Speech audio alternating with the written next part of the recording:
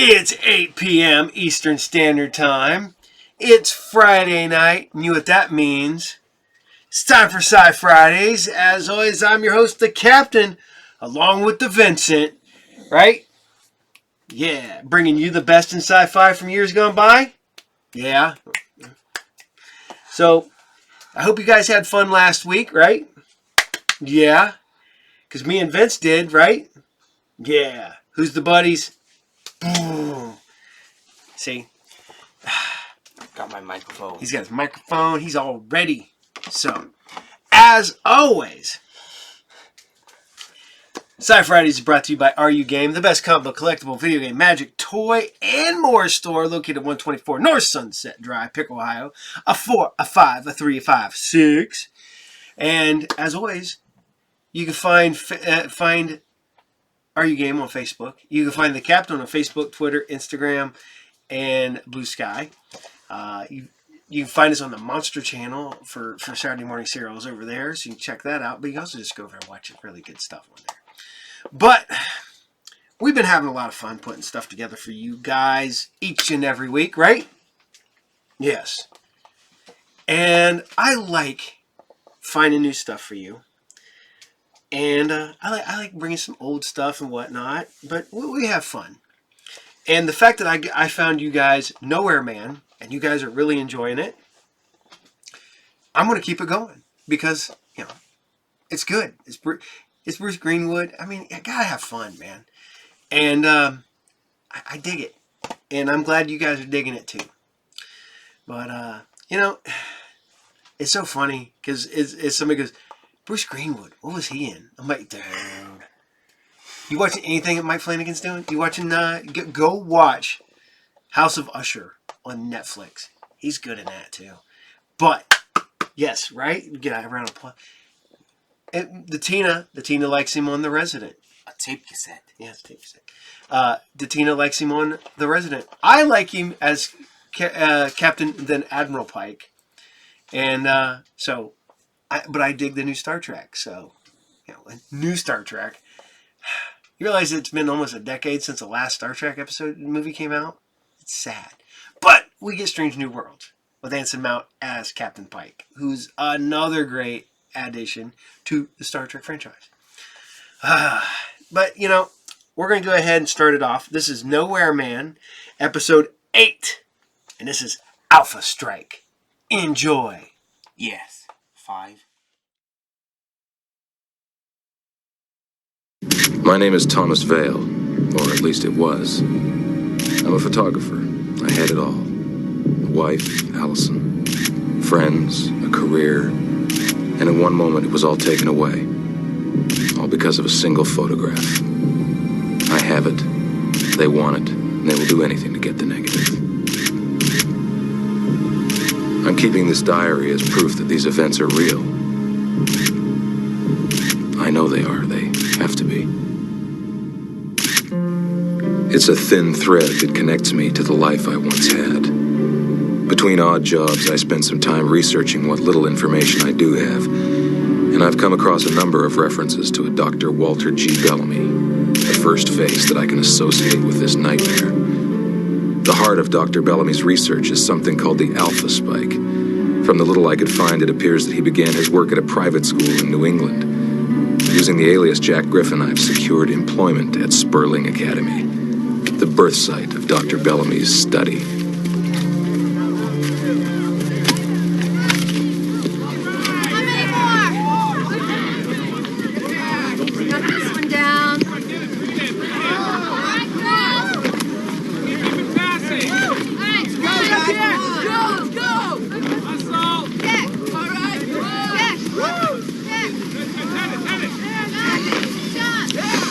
Supposed to be picking up the litter, Mr. Griffin. Well, there's just not much to pick up. They're a pretty tidy bunch. We do try to encourage a sense of community. One person litters and, There goes the neighborhood, right? let's just say it makes things unpleasant for the rest of the group. It is something to see, isn't it? Every move in harmony and synchronization. Well, I wouldn't know. I was always a kid who kind of colored outside the lines. Ah, But then again, we aren't preparing our students here at Sperling You're supposed to to be pass. groundskeepers. I said pass it. That's what we're taught. You're supposed to pass. Get off me. You're not supposed to keep the ball to yourself. What should you have done? Stop it. Get up. But, sir, he kept the ball to himself. He tried to score on his own, sir. He put himself before the team. That may be. But it's not your place to administer discipline. But, sir, he cost us the point. He should have passed. Someone help him to the infirmary. The rest of you back to morning routine. Presentation is in 1 hour.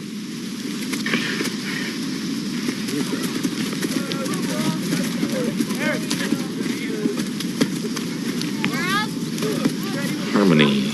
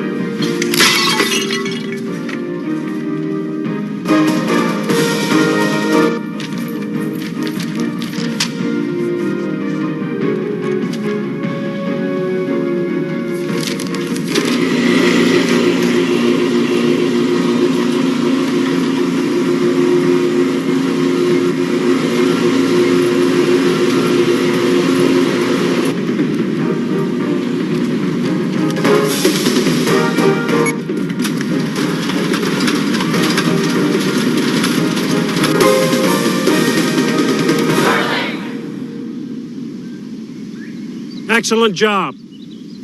Well done. Dismissed.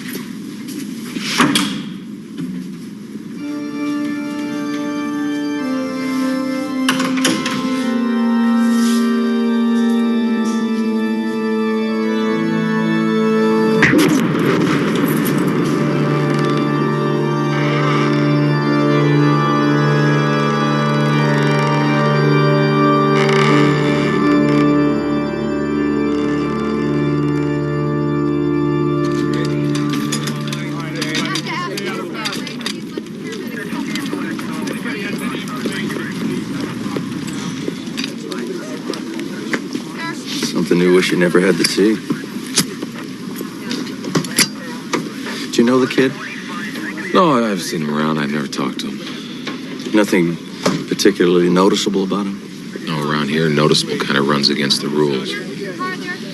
Standing out isn't something they really approve of. It's all very... Uniform. Yeah. What time did you find him? Just under an hour ago. It's 8:45. You're the groundskeeper. You, have a lot of grounds to keep indoors at 8:45 in the morning? Well, the circuit breakers are in this building. They run all the sprinklers. They're in the chapel. No, they're in a utility room. It's in the basement. So then what brought you to the chapel? You have some irresistible urge to make up for past sins? No, I saw some kids coming out of the building, and frankly, I was surprised because everybody's supposed to be out on the field for presentation. Recognize the kids? There were 3 of them. 2 of them I don't know by name, and the third one is Kyle Manx. I'm sorry, Mr. Griffin, but you must be mistaken. I was out on the field with the other students for presentation. Any chance you might have made a mistake in all the confusion? They were there.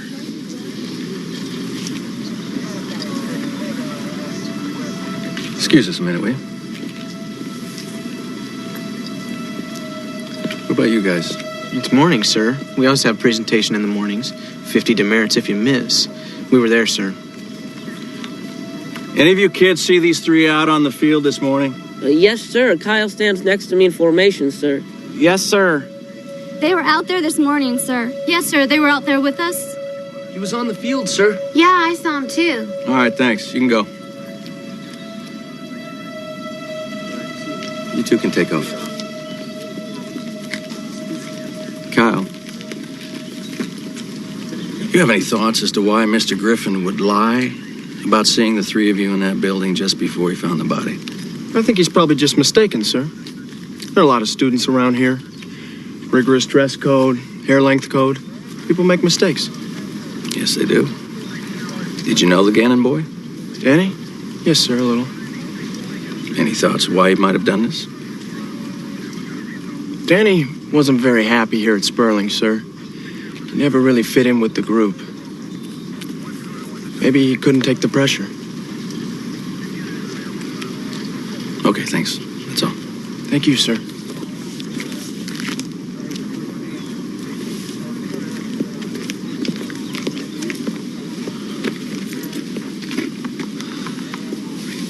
He's lying.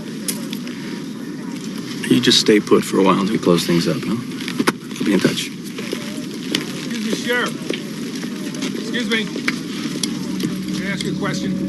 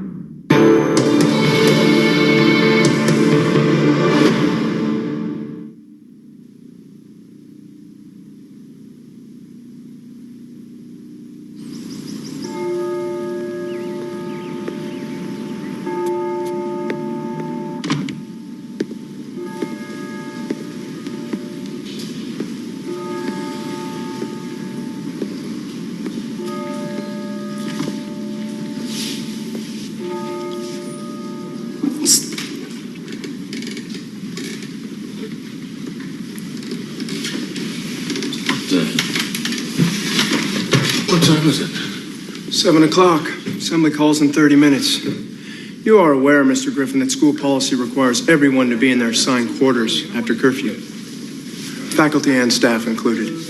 I must have missed that chapter. Thanks for the tip. The disciplinary committee regards violation of curfew as a serious transgression of school policy. Really? How do they regard lying? As squad leader, the underclassmen, it disturbs me when I see a staff member asleep in a student dormitory.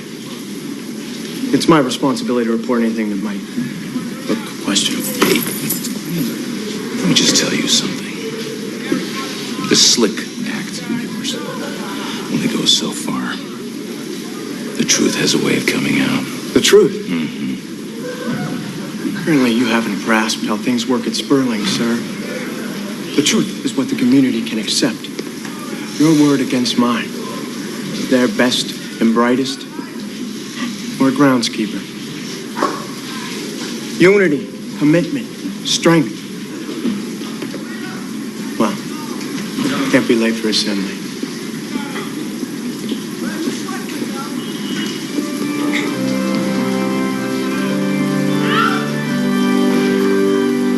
Oh, beautiful for spacious skies, for amber waves of grain, for purple mountain majesties above the fruited plain.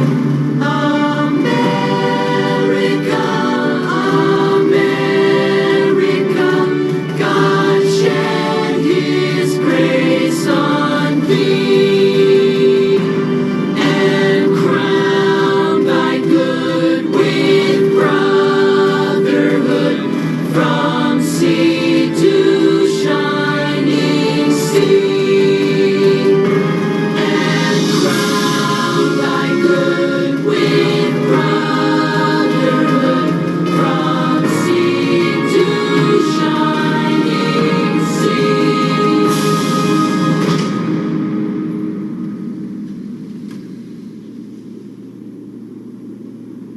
Brotherhood. It is the gift that keeps us strong, unified. People working together as a team with a unity of purpose. Unity, commitment, strength. The key to the success of any group rests on these cornerstones. What is unity? Unity is a cohesive team. Without unity, we are weak. We are individual, without strength. What is the purpose of commitment? Commitment leads to purity of purpose and strength. And where do we get our strength? Through the power of numbers. Unity, commitment, strength. Unity, commitment, strength. Unity, commitment, strength. Unity, commitment, strength.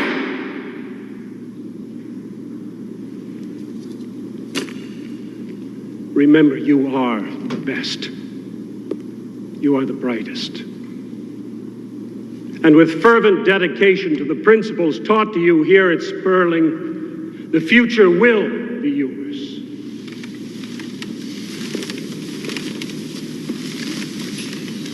Sheriff Wade will be on campus conducting an In my day, it was the Pledge of Allegiance, and how early we're going to skip out of class to grab a smoke. Find some answers. Haven't you heard smoking's bad for you? Your full cooperation is expected. Dismissed.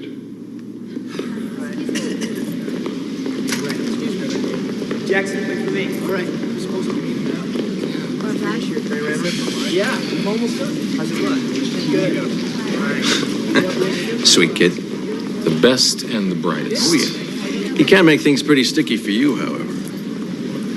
How's that? I ran a check on you when I got back to town. Couldn't find squat on anybody named Jack Griffin. Wait up, guys. Can't smoke in here. Come on. My name isn't Jack Griffin. Look, there's some people trying to find me, and I don't want to be found. You don't have to worry, I'm not a criminal. Okay, so you're not a criminal. Who are you? I mean, I gotta fill out at least one page if we end up having a hearing on this thing. Why do you have to have a hearing if it's a suicide? Maybe because it's looking less and less like it is a suicide. Well, then you don't believe the kids. Look, my testicular reaction to that group is that they're all a bunch of elite little turds whose daddies have too much money and too little time. Off the top, I'd pick you 10 out of 10 times to go have a beer with. But shooting the breeze doesn't answer the questions I've got as to just who you are and what you're doing here. It's personal. Not anymore.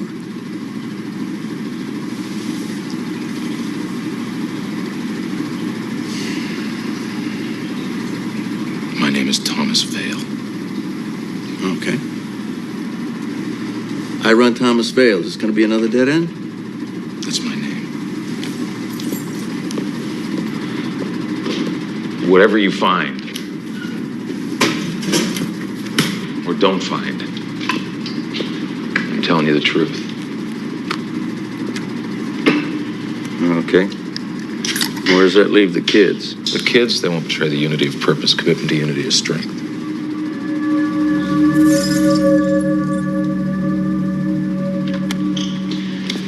Thank you.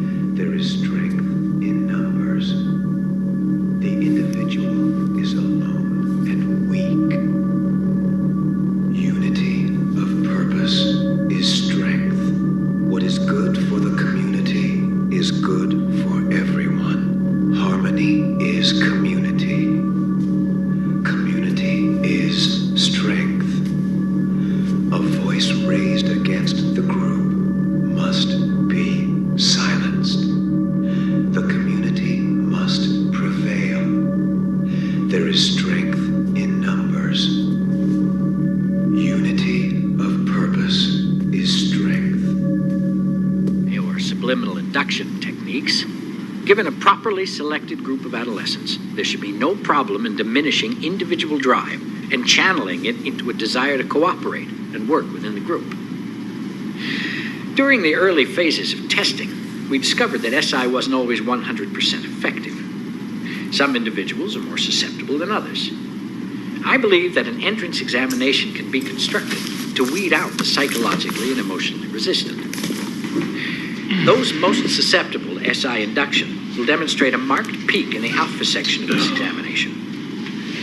If you look at your handouts, you'll notice the consistency in what I call the alpha spike. Students demonstrating a marked alpha spike response are predisposed toward SI improvement. The field techniques utilized in actual subliminal Mr. Griffin, can I speak to you for a minute? Yeah. Hang on a second. I found that oral induction Right there. yielded much better results than visual induction. After several tests on these subjects, the use of sleep-induced subliminal hypnosis proved to be the most efficacious.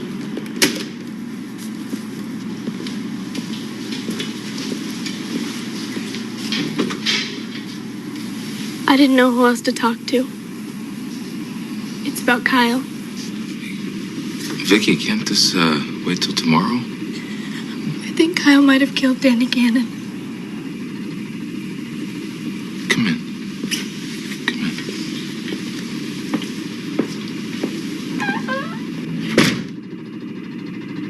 in. Tell me what happened. I heard Kyle talking to the other boys.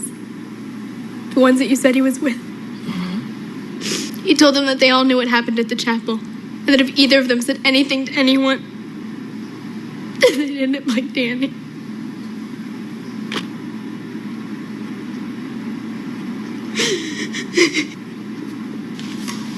I'm so frightened. Vicky, does Kyle know that you overheard him saying this? No. I don't know. I don't think so. Well, all right, then he has no reason to want to hurt you. You don't know him, Mr. Griffin. Nobody does. You don't know what he's really like. You won't tell him I was here. No, of course I won't. I really think he did it, Mr. Griffin. I really think he killed Danny. Okay. All right, hey. All right. Listen, Vicky, I can help you, but not like this. You have to go. You have to go back. I'll call Sheriff Wade first thing in the morning. Please, just hold me. I need to be held. I'll do anything you want. If you'll just let me stay.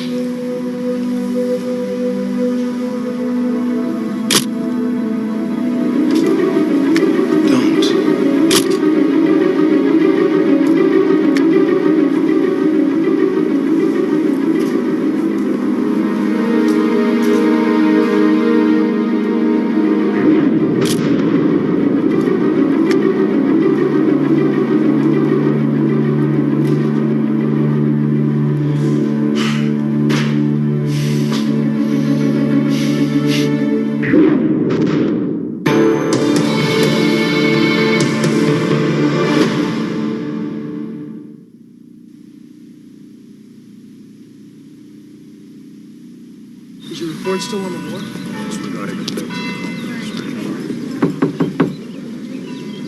Could I just talk to you for a second? Perfect. Just finished the chapter. How do you manage to always be at the right place at the right time? Why are you doing this, Kyle? I mean, what do you want from me? Well, I got what I want. Picked him up an hour ago. It really turned out great.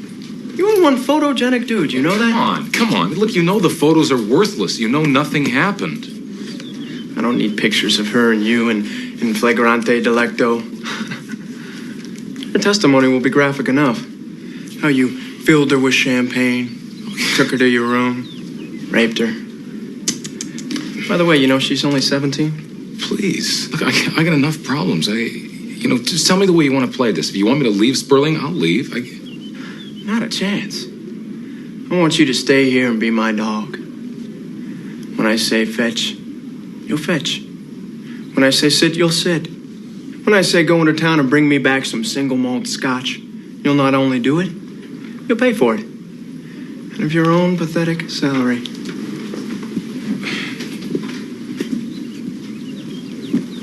What, I got no choice.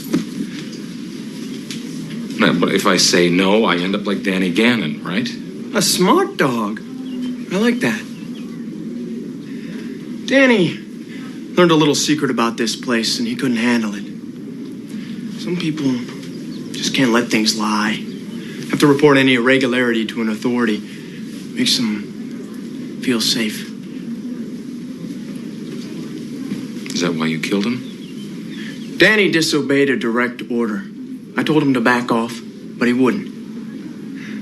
Guess it still pisses me off. You won't make the same mistake, will you, dog? Whatever you say, Kyle.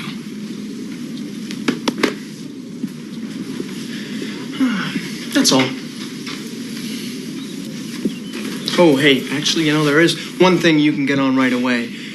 Call Sheriff Wade and tell him you were mistaken about what you saw outside the chapel.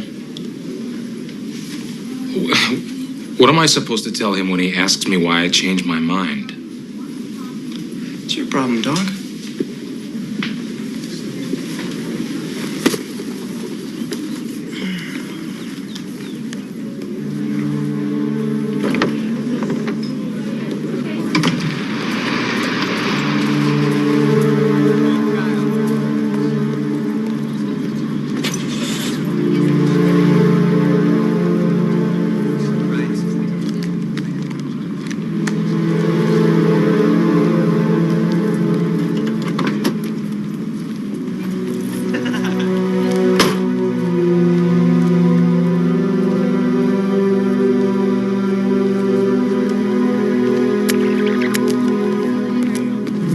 Danny disobeyed a direct order. I told him to back off, but he wouldn't.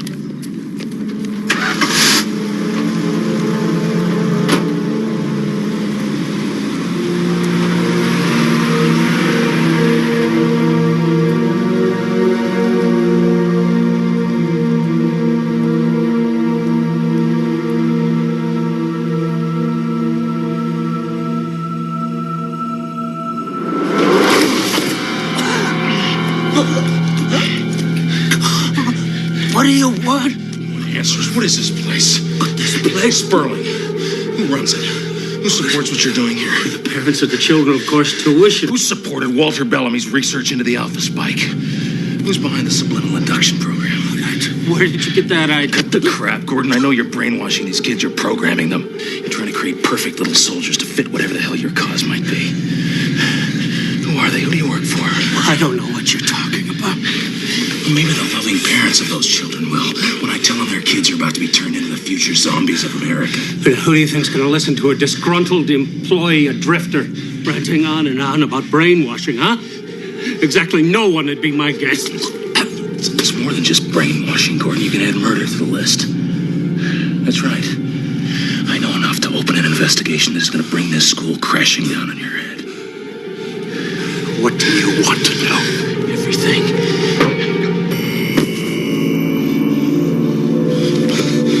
Kyle.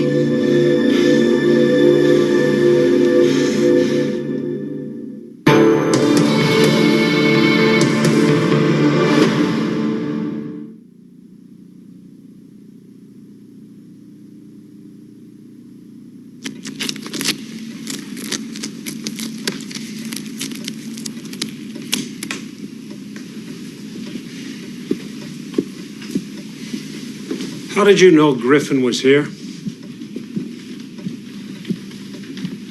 I know everything that goes on at Sperling. Everything. I've been here for what, 4 years now? You should know me better. I may not graduate in top 10 of the class, but I've got something none of the others have. What's that? Charisma? No. Earplugs. You know. Of course I know. How about the others? How far does it go? Nobody. I made sure of that. Danny Gannon? Danny was gonna blow the whistle. I don't get it. I don't want it to stop. I don't have a problem with your brave new world. I like it. It's perfect. You create absolute followers. Soldiers. Only thing missing, someone to lead them. You. Beats the hell out of being captain of the football team. Where does that leave us? It's like Griffin was saying. You don't want anybody to find out what really goes on here. Pandora's box and all that. Meaning what? Meaning, you and I are gonna have a special relationship from now on. You can't blackmail me. Yes, I can. I just did. You're gonna be my dog, Gordon. When I say fetch, you'll fetch. Wait, listen to me, man. I'm through listening to you. You've lied from the start. We've got photographs and a sworn statement from Vicky. I never touched the girl. Listen, I swear to you, she came to my room on the orders of Kyle Manx. He took the photos. Wrong. Danny Gannon took the photographs. No. The headmaster himself gave them to me. He found them in Danny's room. What? You're real scum, you know that? Forcing yourself on a teenage girl, threatening her with a life. That's not what happened. She didn't have the courage to come forward, but Danny did. Come on. Wait, give me a break. That's crazy. No, that's evidence. No, listen, you want evidence? I've got a tape. Kyle Manx killed Danny Gannon.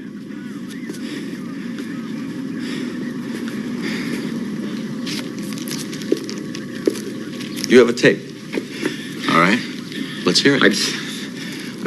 It's not here. I don't have. It's hidden. We got to go get it. Come on, listen to me. The headmaster knows the whole story. So now the headmaster is in on this. Listen to me, man. They're brainwashing those kids. I'm talking about real brainwashing, hypnosis. That speech you hear about, unity and commitment and strength. If they're hearing that subliminally while they sleep, the place is a factory. You are a real piece of work, you know that? Go tell it to your lawyer. Come on, let me play the tape.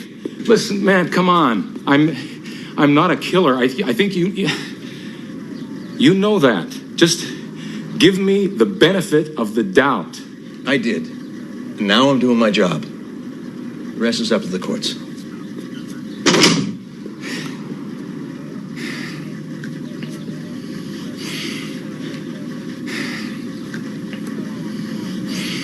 So on behalf of the faculty and staff of Sperling Academy, we would like to invite you to our annual technology fair. The students will be presenting projects which... We'll finish this later, Dolores.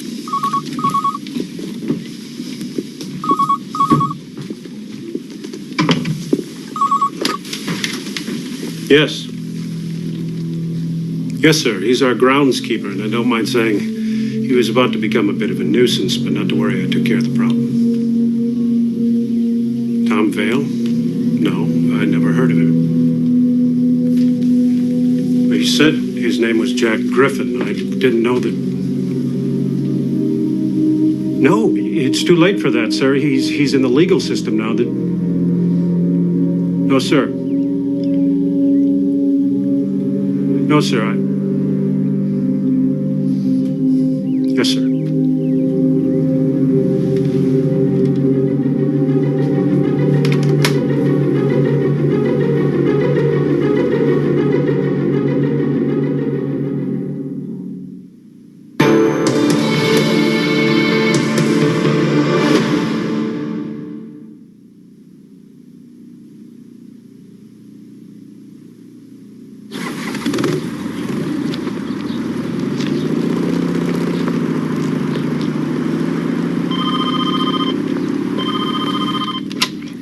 Sheriff Wade. Yeah, he's here. What?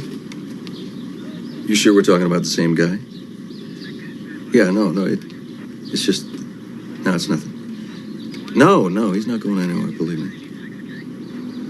Well, hell, you guys got jurisdiction. Come get him. All right, we'll be ready. Yeah.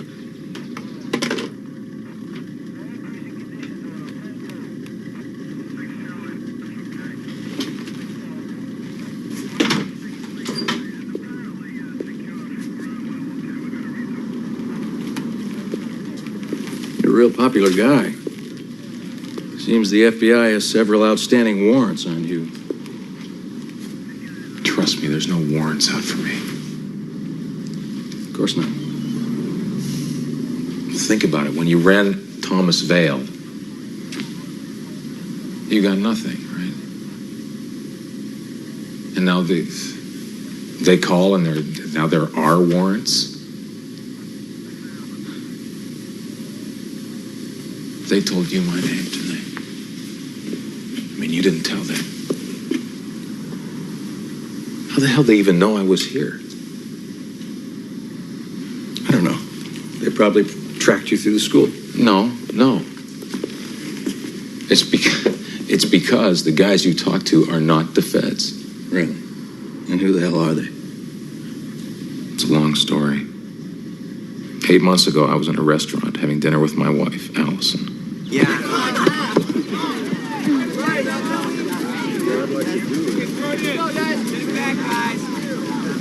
No one informed me.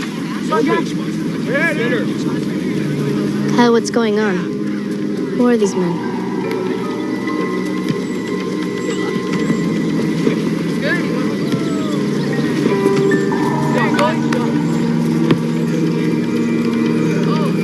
Tom, you're taking a hell of a chance, aren't you, telling me this? I mean, how do you know that I'm not one of those people?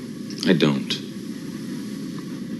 And now I'm supposed to believe that these same people are coming here, posing as federal agents, right? They are going to look, walk, and talk like the real thing. They have all the documentation, but it'll be an act. Tell you what I think. I think somewhere on the road to reality, you took a left turn.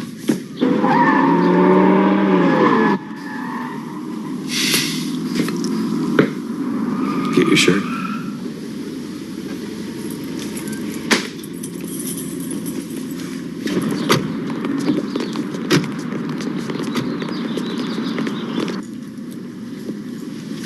Turn around.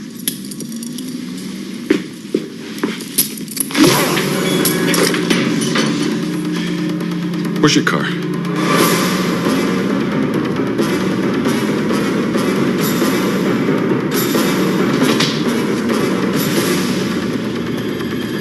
Hello?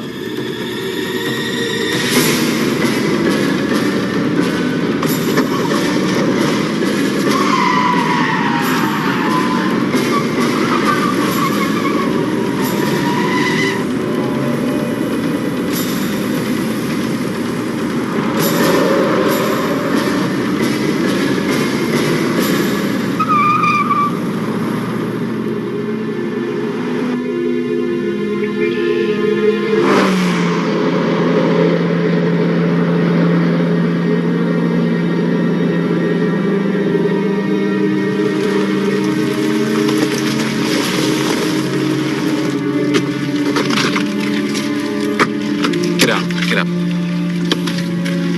Turn right. Let's go around the front of the car.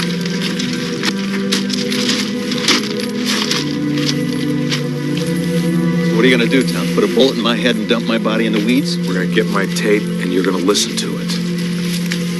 Danny disobeyed a direct order. I told him to back off, but he wouldn't. You won't make the same mistake, will you, dog? Whatever you say, Kyle.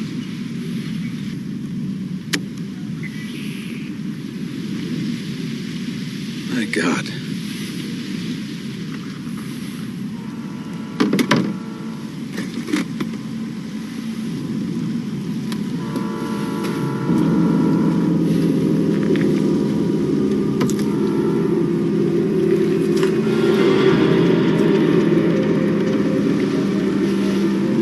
What are you going to do?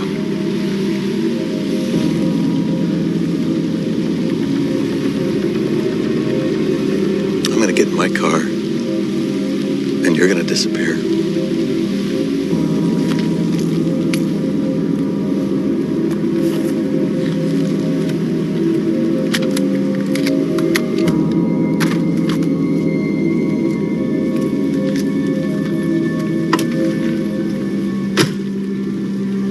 Dispatch, this is C4. Have 2 units meet me at Sperling Academy.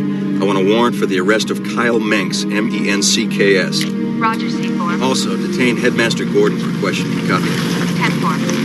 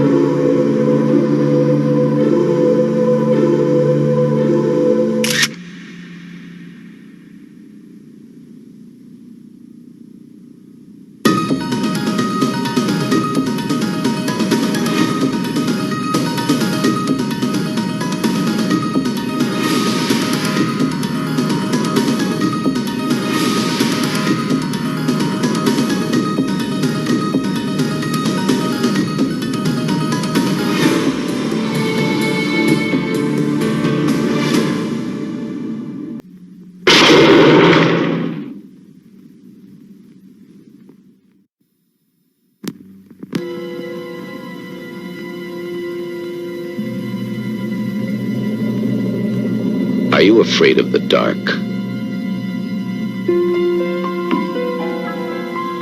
Of being alone?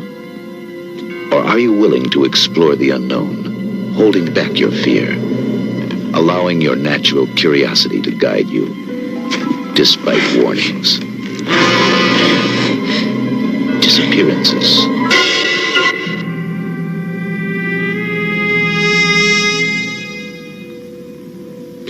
Premonitions.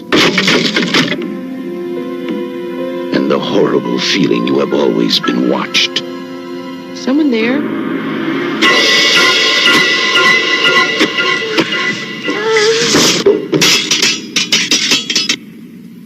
But what if this is a nightmare?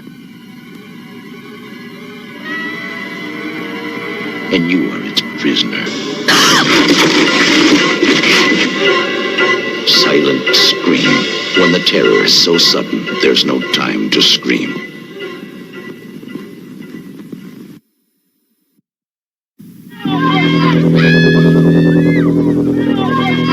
This summer, if you're planning to go camping, don't. If you're looking forward to midnight swims, don't. Sneak on back to the campsite. Get some matches. Build us a hot fire. Don't be long. And if you're thinking about being with someone where no one can see you, don't. Because this summer, the legend of terror isn't just a campfire story anymore. They say he smashed his way through the bunkroom door, just a mass of flames. Burned alive, cried out, "I will return! I will have my revenge!" He lives on whatever he can catch. Right now, he's out there, watching, waiting. Who's there?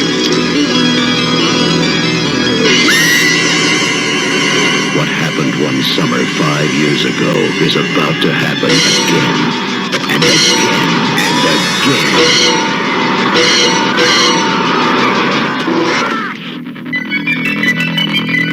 The Burning.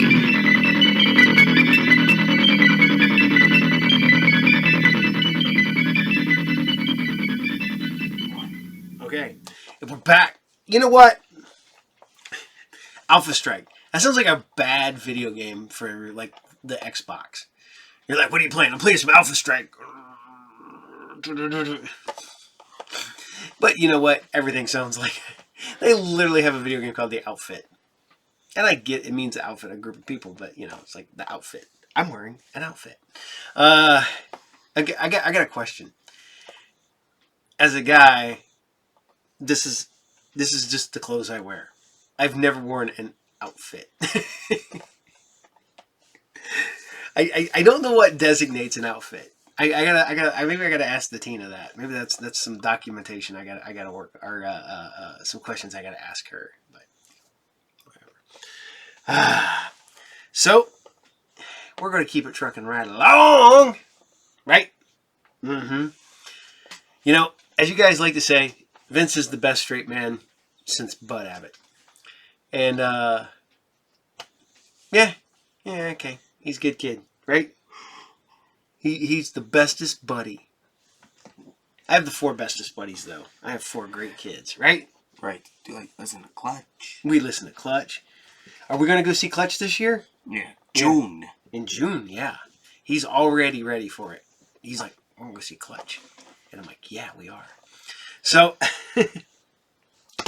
we're going to talk about this. You guys liked it last week. I love this show.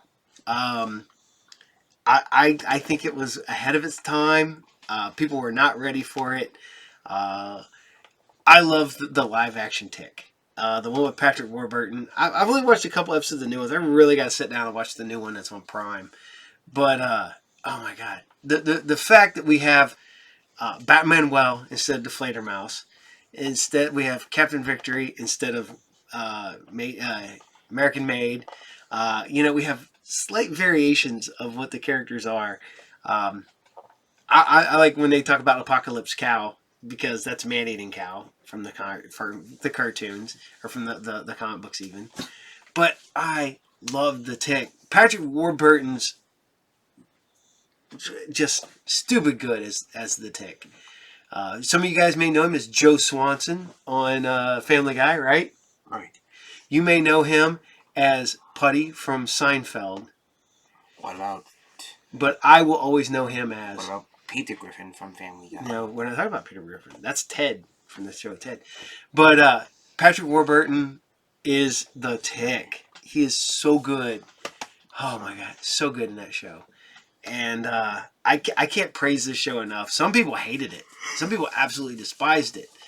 I think it's fun. I love the fact of who got to play the Terror. But I think it sucks because we never got the last episode.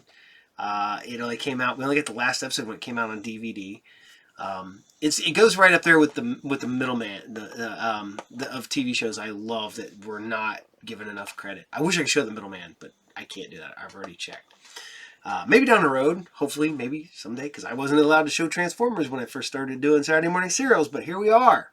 So, here you guys go. This is The Tick, episode 2, The Terror. Enjoy. Yeah. 4. Can I take the blindfold off yet, Jump? Not yet.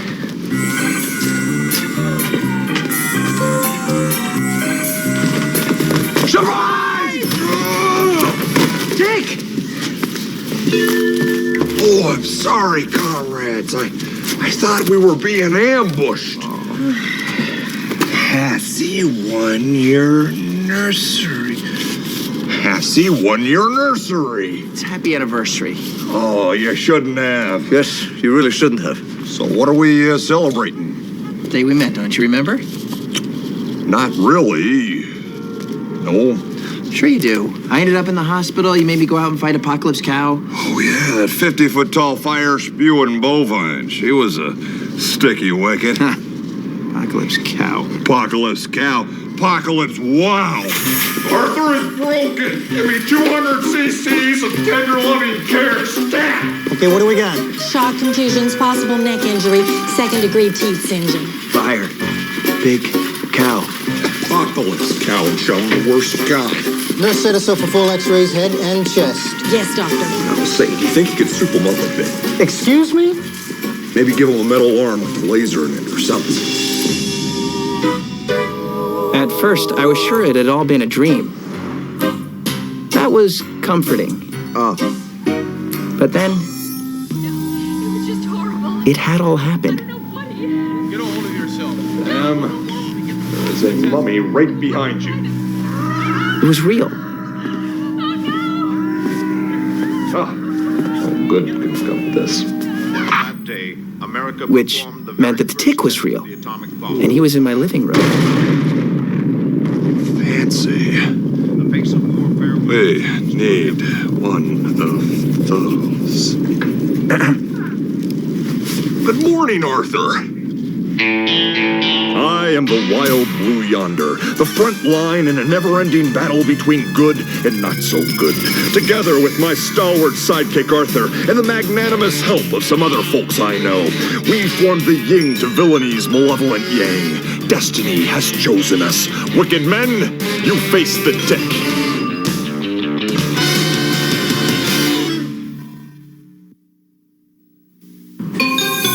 Why are you here? You know, I'm not sure, really. I was over there for a while, and then I was in the kitchen, and I just wandered around for a bit, and I ended up here. But I'm taking stock of our secret headquarters apparatus, making a list of everything we have at our disposal in our two-man war against evil. I believe the talking box will come in handy. Oh. Talking box. Oh, and I dug through your crime library. What? So many villains. A newspaper clipping monument to this city's dire need. Hey, these are mine. They're private. Yes, and alphabetized, color-coded in those plastic tabs. Clearly another one of your special talents. It must be added to our list of resources. Oh. Arthur's driving obsession to organize. Yes, I'm anal retentive. Fine. Believe me, I would change that if I could. Good Lord, man. Retain that anus. One day its fruit may be the only thing that stands between us and total oblivion. I don't know about you, Arthur, but if some guy brought up my anus the first time he came into my apartment, I would kick him out. Believe me, I tried. Tick. About us and total oblivion. I'm not sure I'm ready for all this.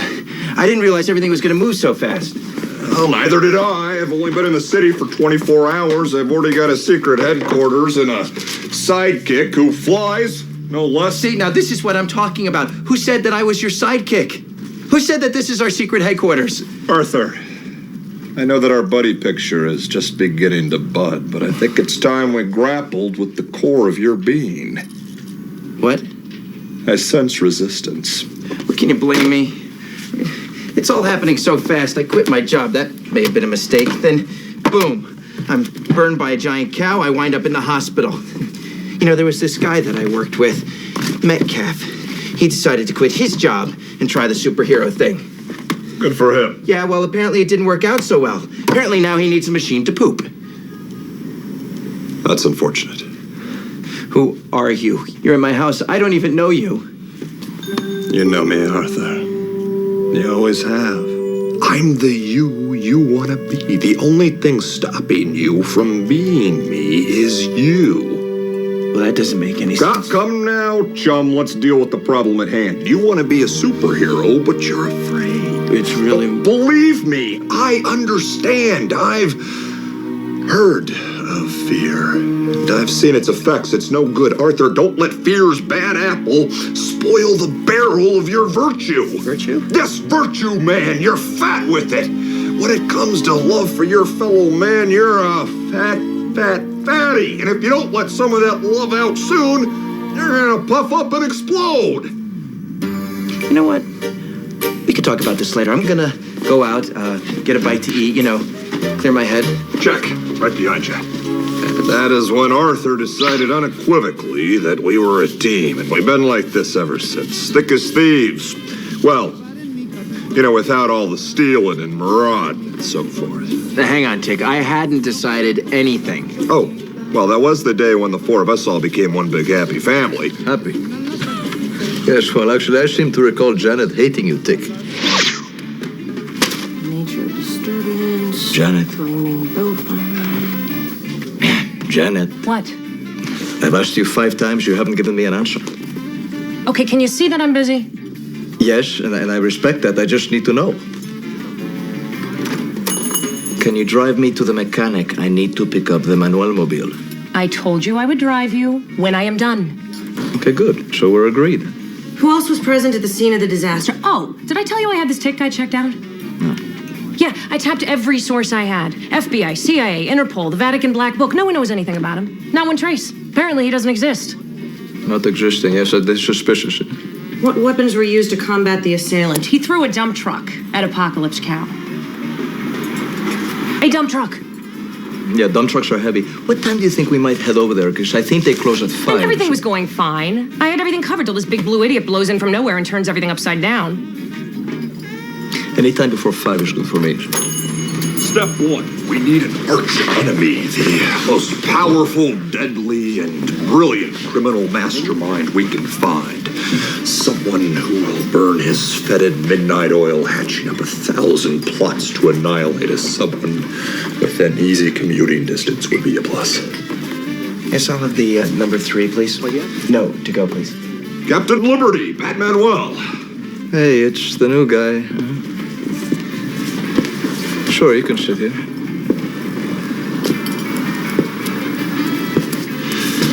Perhaps you two can help. I need a nemesis. The bigger, the better. The biggest, if possible. What, do you think you're just gonna roll into town and clean up our mess for us? Yes, I do. Well, you're just great. Maybe someone should introduce you to a real supervillain, Tick, and stop all this fooling around. Well, yes, that sounds right. Lay it on me. I did not hate you. I just... Well, this is embarrassing. Please, we're all friends. Well, now, I didn't know you, and I was a little jealous, and frankly, I was just trying to kill you. Let me see.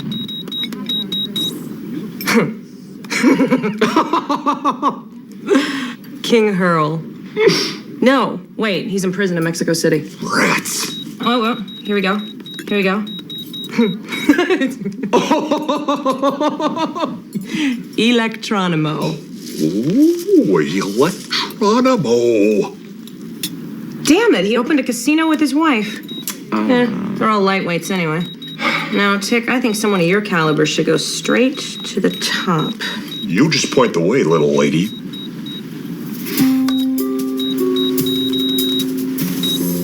The terror. No, Janet, don't even joke about a thing like that. What? I'm not joking. You're not joking, are you, Tick? No, ma'am. No, the terror's not a good choice, Tick. Sure he is. He's the biggest supervillain of the 20th century. That is what you want, isn't it? Absadoodle. Janet, no. Don't Janet me. Here, it's the number to the Terror's private phone line. You should give him a call. Sounds perfect. No.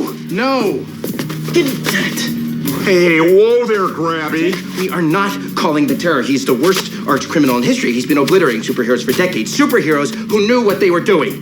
That's my napkin. Hold up. Tick. There you go. Tick, let's go. Yes, let's go indeed.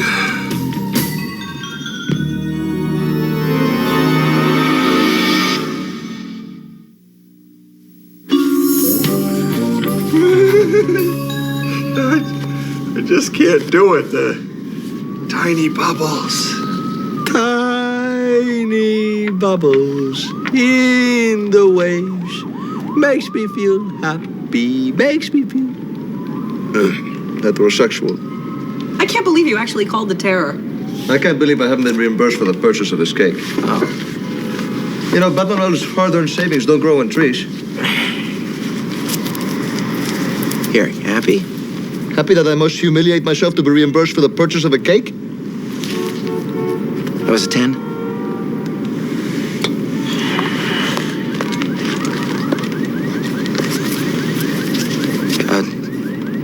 Just keep the change.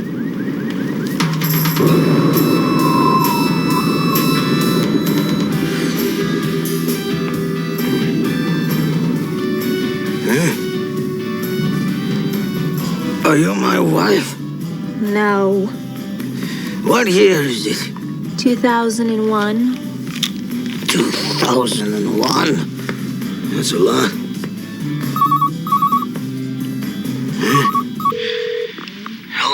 Hello? Uh-huh.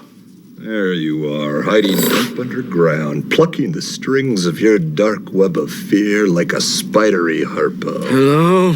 Terror, you now face the Tick and his fearless sidekick Arthur. We'll put an end to your reign of terror. Your reign of you! I just took my drowsy pills. Ha! Evil never sleeps, mister. Oh, leave me alone. I'm 112 years old. I'm done. Don't be an Adolf Quittler. Can't talk to me like that. Yes, I can, Quittler. I'm the Terror. The world gasps at the mention of my name. Big deal. You think you can take me on, do you? You got that right, you big weenie. Bah! I'll fold you into my wallet and spin you on a whore. I say ha again, a hollow threat. I am the swift arm of justice, and she's got a bee in her bonnet, buddy. That tears it. I'm gonna tuck you in for a dirt nap, you Betty. You don't scare us, Terror. We've got right on our side. Oh, gotta go. Was that the Terror? Yes, but... Oh, we got him on the ropes, chum. You called him on my phone? Well, isn't that what it's for? Tick, it's my phone! Caller ID! Ah, now he can find out exactly where I live. He can do that. Yes, of course he can. Magnificent beast. What other strange powers must he possess? No, give me that. Hello? You're gonna have a boot print for a face. Do you hear me, princess? I'm coming to get you. And your pansy sidekick Arthur, too. Giving the Tick the Terror's phone number was like giving a child a loaded gun, pointing at me. I'm sorry. I was just a little hormonal. Rally, Arthur, rally. I should brush my teeth. I'd like to die with clean teeth. Well, that is no way to talk. Well, hygiene is very important to me. No one ever said the job was going to be easy, Arthur. We'll be facing every conceivable sort of adversity. But inside that wretched nut of doom lies the life, the very life that you've always wanted. Come on, chum, don't be a crybaby. Be a try-baby. That's when I convinced you to form an inseparable bond of anti-villainy. I had an anti-villainy. She lived in Queens. She liked cake. Actually, I still had not decided. Oh, don't be modest, chum. Your mind may not have been made up, but your heart was. I could tell by the way you unleashed that glorious, high-pitched battle cry. Oh, the gnashing of his knifey teeth, the flame shooting from his nostrils. He was 10 feet tall if he was an inch. He wasn't 10 feet tall. He was 7 feet tall if he was a day. He was a head shorter than me. You're making this up. No, I'm not. I'm making it good. You've been paralyzed by my terror gas. Now you're at my mercy. No, we're not. Wrong skull. You can't win, Terror. Because we are not afraid. Wow, you got old. I mean, I know you've been around for a while, but wow, you're extra old. You know, maybe we should wait until you feel better. Drop you like a bad habit. Really, is there anyone you want us to call? Bite me. Oh. It's a little disappointing.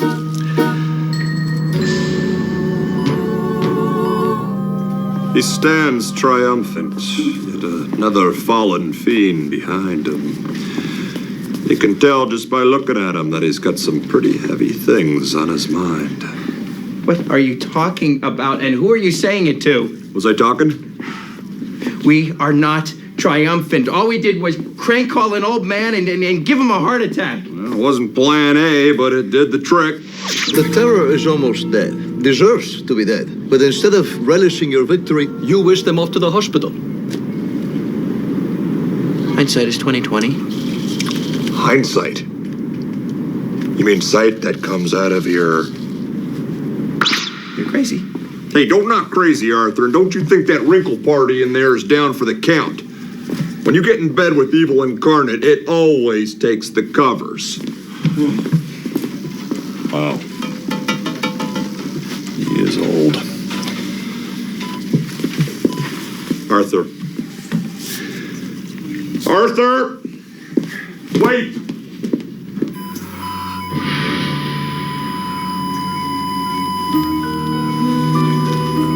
Flatline. Come on, you little red bastard. Give me a pulse.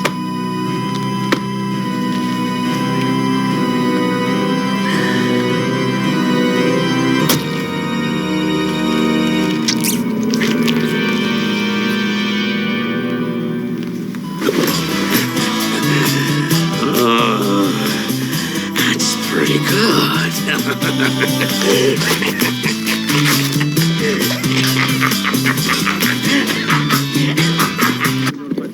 If you told me in the first place that you couldn't drive me, I would have taken a cab, okay, or a taxi. I'm sorry, I didn't realize how late it was. I'll take you tomorrow. Tomorrow is not tonight, okay? And how am I supposed to get home from here? I will drop you off, okay? Just give me 5 minutes. Janet! I just found out that the Tick and the Terror both wound up in the hospital. What? I gotta check it out. But Manuel had to take the subway 3 times that night. Oh, please. A superhero on the subway is very embarrassing. I almost got mugged, you know. Almost. Someone hit you over the head and took your wallet. I will not debate semantics with you, Cupid doll. Especially since it was I who first went eyeball to eyeball with the Terror that night in the hospital. Vending machine coffee. It's come to this.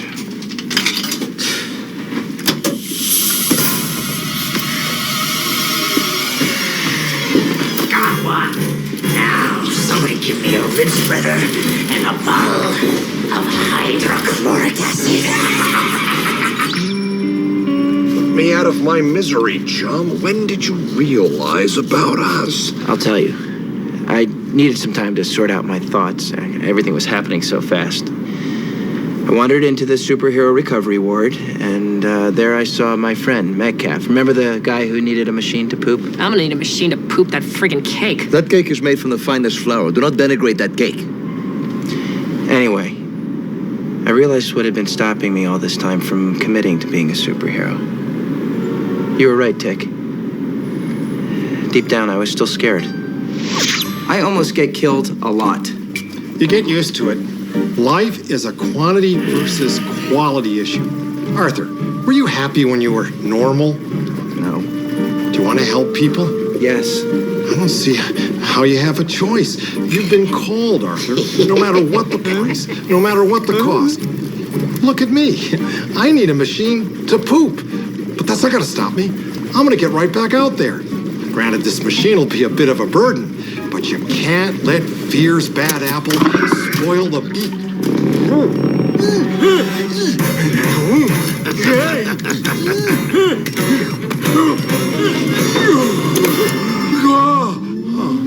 Good save. And that's when I did it.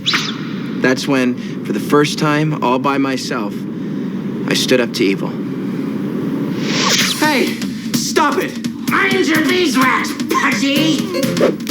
Oh, hey, you don't do that. You don't throw blood at a person. Yes, I do. I'm the terror. I'm famous. Oh.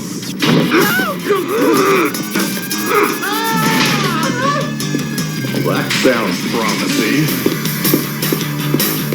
Hands off my sidekick, spotty devil!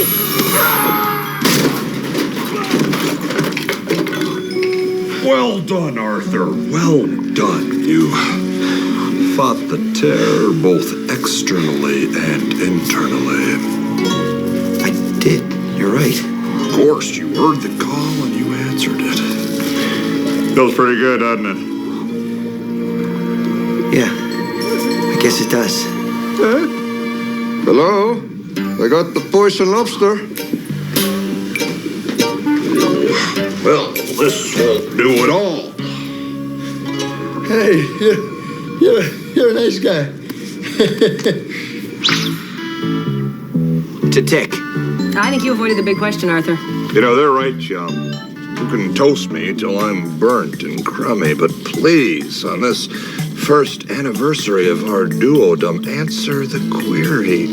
When exactly did you decide to make the leap of faith? Okay. It's when I realized, Tick, that even though you were dangerous, homeless, and potentially insane, you're also right. We beat the worst supervillain in human history. Admittedly, somewhat after his prime. Okay, way past his prime. But still, we emerged triumphant. It was then that I realized we were destined to be a duo. Could you run that by me again? I am sorry, but I wasn't listening.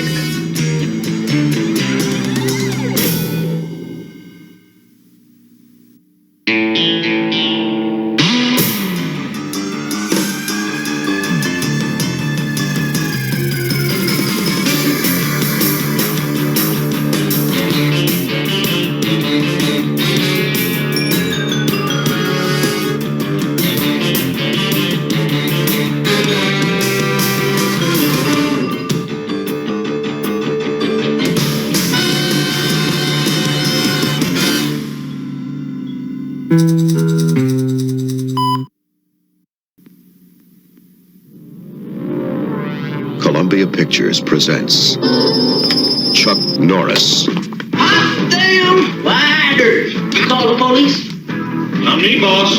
Nobody call the police. You must be a mirage. The master fighter of our time.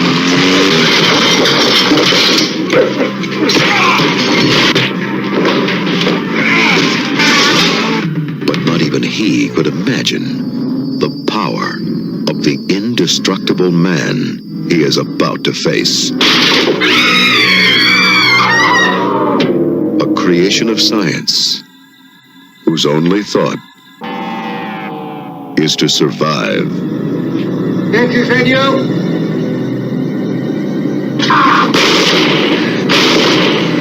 The unstoppable terror of silent rage. Now, Chuck Norris must destroy him. Dan, watch out! In a final battle to the death and beyond. Silent Rage.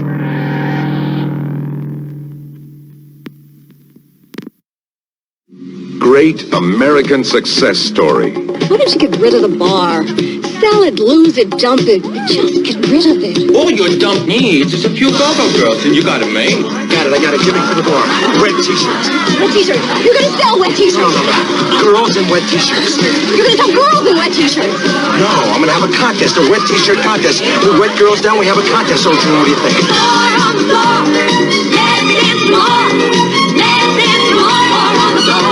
Hot t-shirts.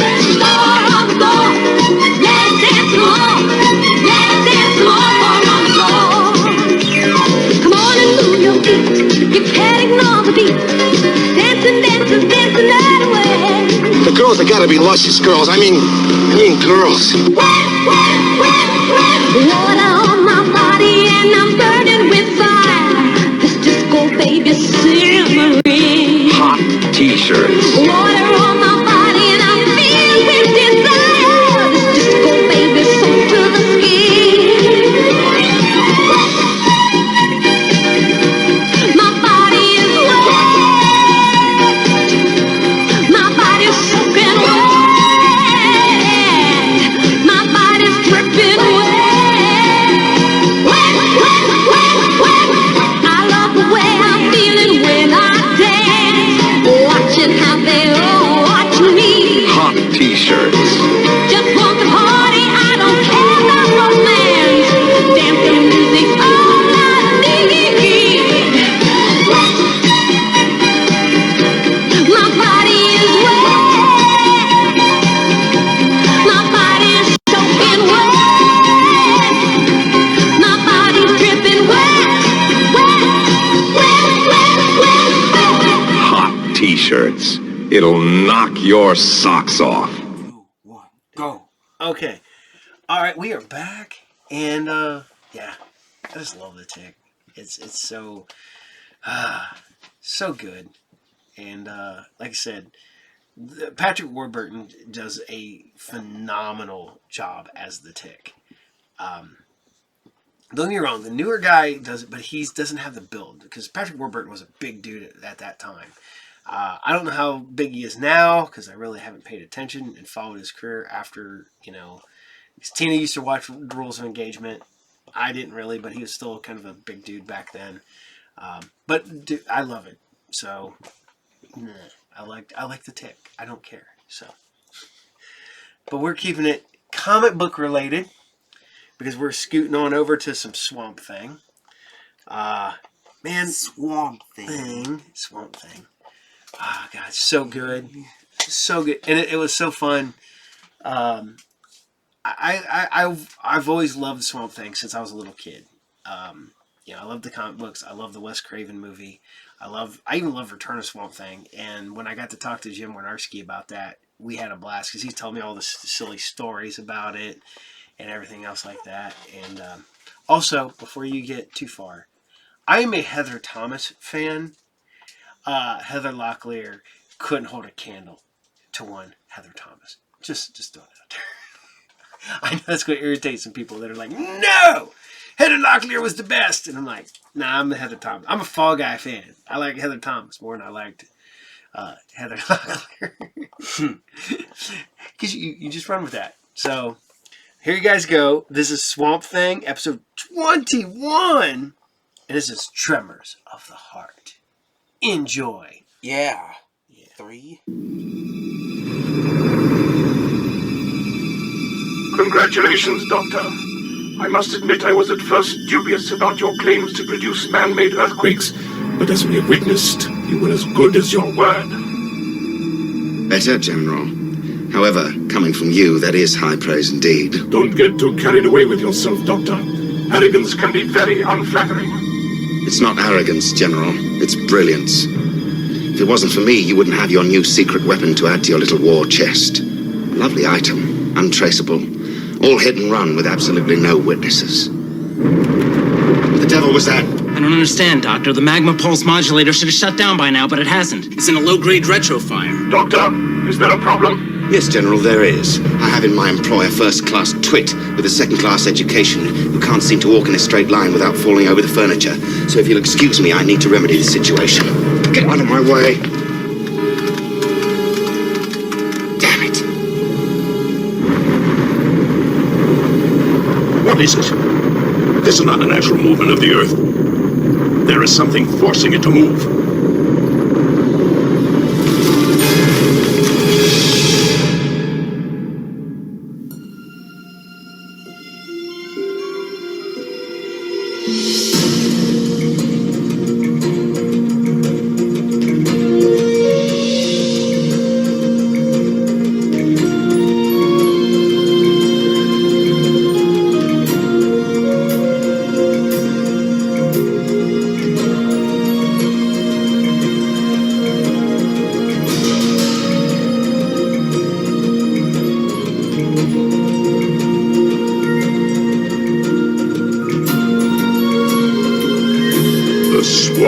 Is my world. It is who I am. It is what I am. I was once a man. I know the evil men do. Do not bring your evil here. I warn you. Beware the wrath of Swamp Thing.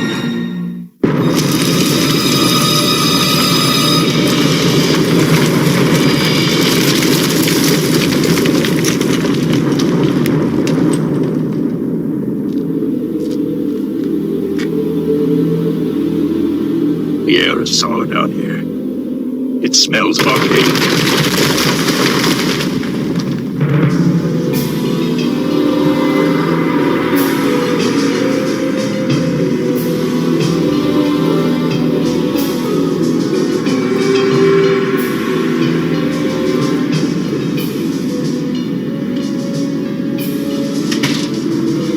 Move it! What was that last shockwave about, Sienna? I'm talking to you! You ever touch me again like that and I'll cut your heart out. Now, we are in the middle of refueling the magna pulse modulator with protoporphyric acid. It is, as you are well aware, unstable at best, and I have got exactly 26 seconds to complete the process before the acid neutralizes. Now, without a full charge, we can't even make a seismic hiccup. I apologize, madam. I stand rebuked. Well, don't stand rebuked. Stand about 3 feet to the left and hand me the infrared beta driver. I really don't think you need that. If you're trying to access the modulator, perhaps you'd like to try this. The dark particle spectrum key. You're quite right. Much more efficient. I admire the way you handle my machine. It's a thing of beauty. You didn't hire me or my staff for our collective beauty, Doctor. We are engineers, not concubines.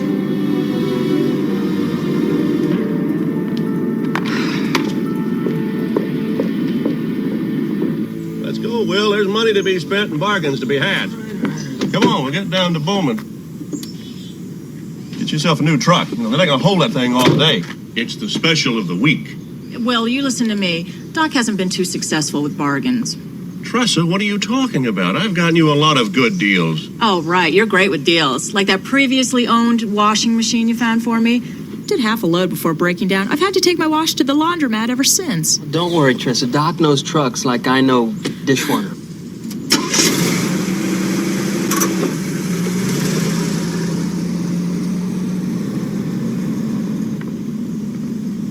I missed them. I packed him a snack. Oh, Abigail, they'll only be gone overnight. I think they'll manage. Hey, did you feel that? Feel what? It felt like the porch was shaking. Nope. Well, I'm going to go down and pull out some of those rotten timbers that are shifting down on my dock. See you later.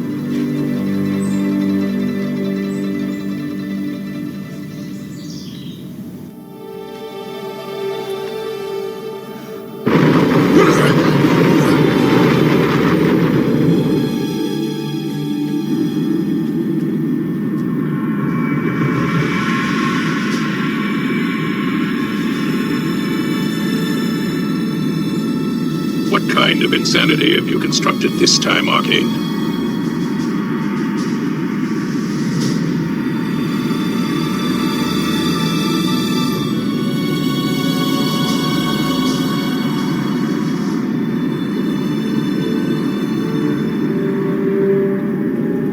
The man is playing with the core of the Earth.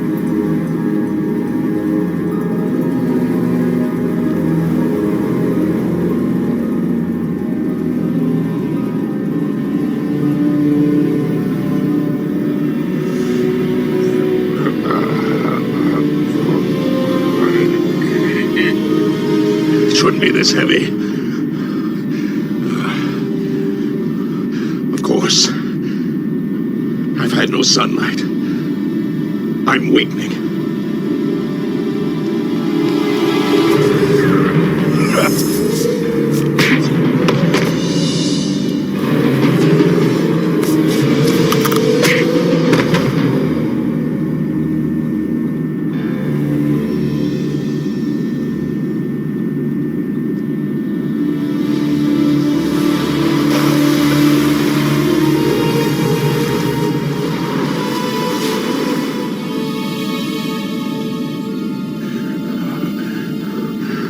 I can't last much longer. I must get sunlight.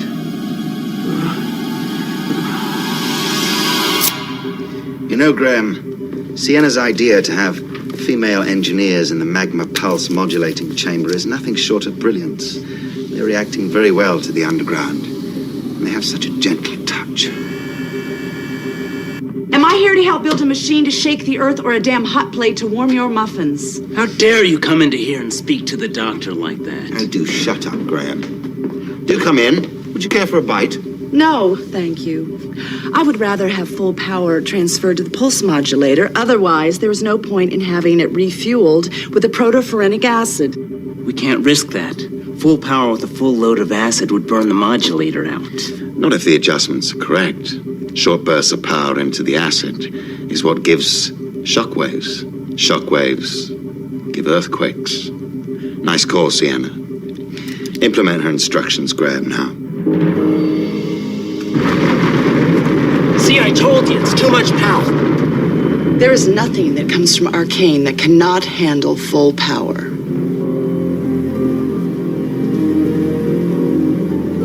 Nothing. Nice buns. What are you looking at?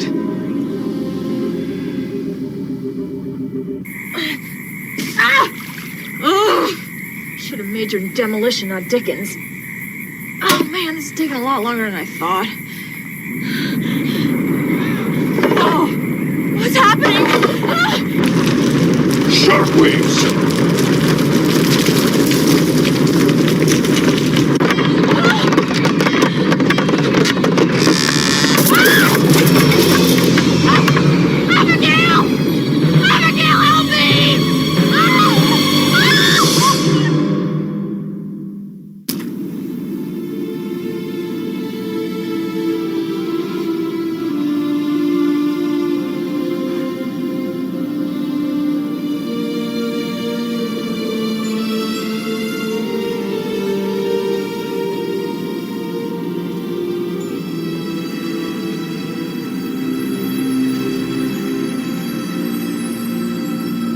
Good night, my darling. Sleep tight.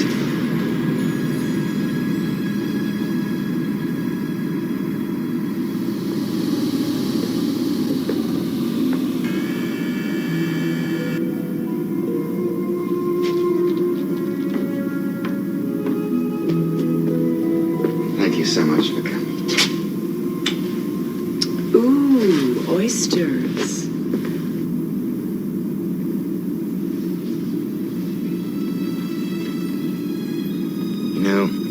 The most delicious oyster I think I ever had was brought to me from the shores of Hokkaido. A young Japanese pearl diver plucked it from the ocean depths. She fed it to me with her oyster knife. The edge of the shell was jagged and cut my lips slightly. My blood mixed with the sweet brine. So the ensuing flavor of the meat had the taste of victory. That's very interesting. Arcane, we have work to do. That last tremor bothers me. It should not have occurred. By all means.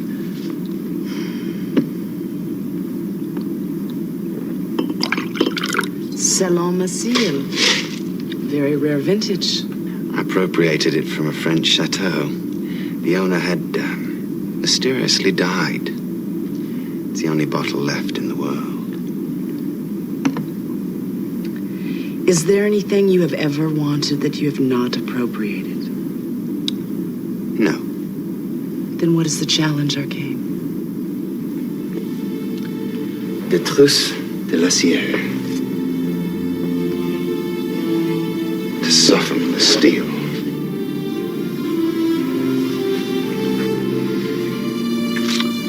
And in this case, am I the steel? Carbide.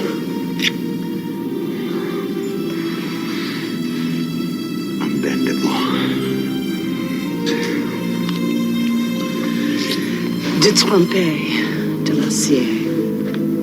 I beg your pardon. You're French. Slightly flawed. I've corrected it. Well, thank you. But I'm no schoolboy.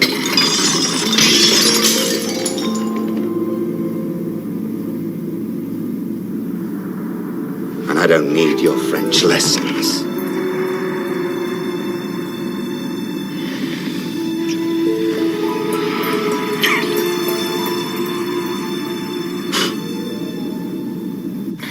Now, Tressa, come on, can you get your leg out? Ah! Tressa, I'm trying, I can't, I'm wedged under this beam. I'm not strong enough to pry this thing up. Oh, the water's higher up again. It's just your imagination, Tressa. Now, come on, you gotta pull. Oh, God. Ah, no. Tressa, you know, if I could drive, I'd take your car and get help. Oh, it's okay, Abigail. By the time you got to town and back, I could be... Now stop it, okay? I don't want to hear you talk like that. Come on, Tressa. Have you tried the phones again? Yes, and they're still out. And so's the electricity, and I didn't get to hear the end of the news bulletin. What did you hear? What'd you hear on the news? Well, Tressa, it's just... They're letting the water out of the reservoir until they feel that the dam is safe. Oh, God. I shouldn't have asked.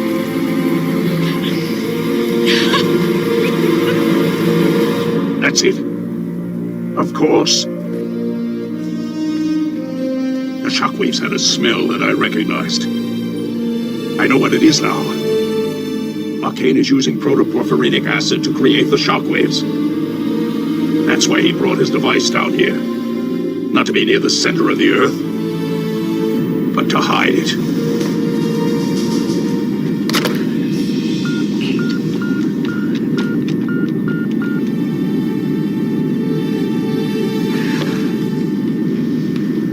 Very clever, Arcane. But there's more than one way. It'll just take longer.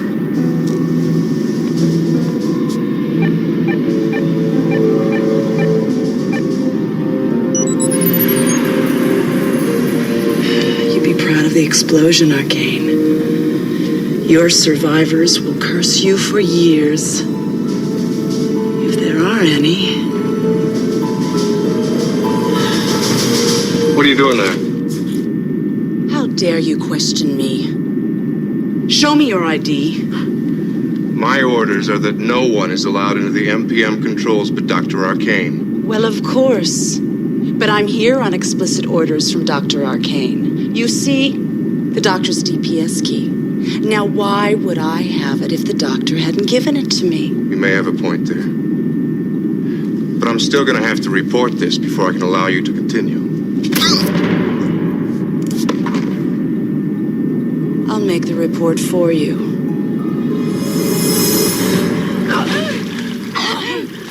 I tried, Tressa. I really tried. I can't get you loose. I won't let you drown. I'm down to my last chance. My next to the last breath. It has to work. The first time.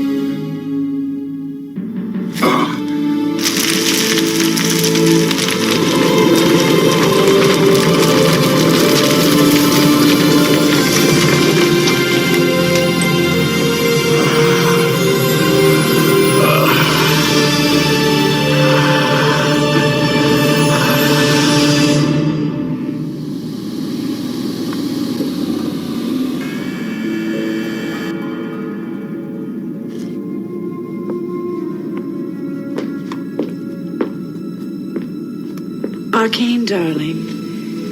Let's make the Earth move again. I suppose you mean the magma pulse modulator. Sure you do.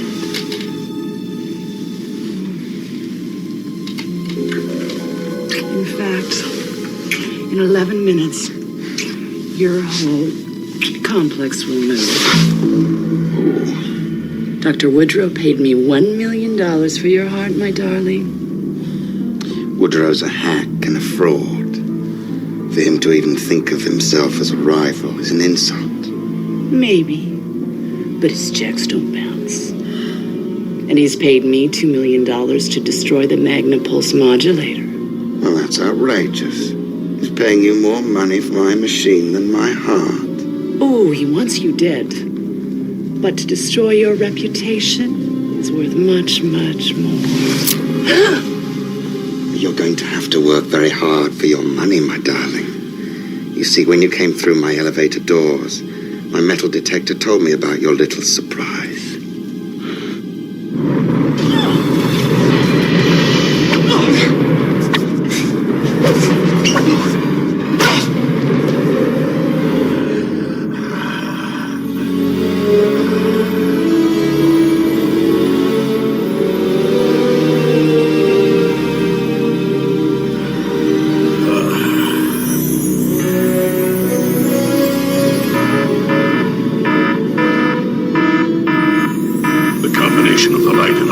Should put an end to this machine.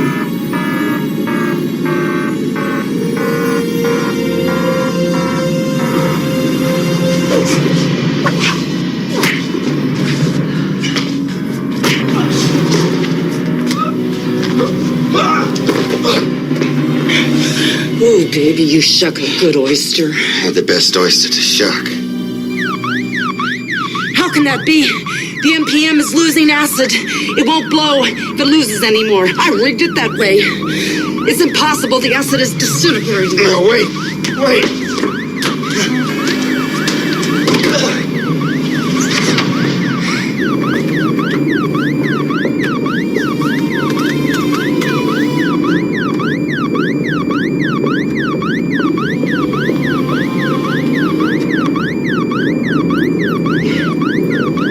What are you doing? It's too late. It's too dangerous now. You forget I built this machine. I know its strengths. I designed it. I know its weaknesses. I mean it. We get out now. This acid's unstable. The fumes can kill you. Don't bluffer, my darling. Sienna!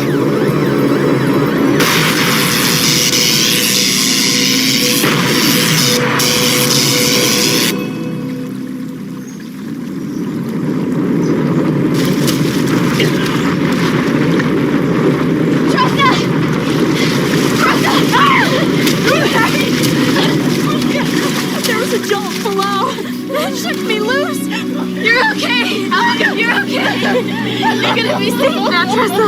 You're okay. Why? It's only business. You really have cut my heart out.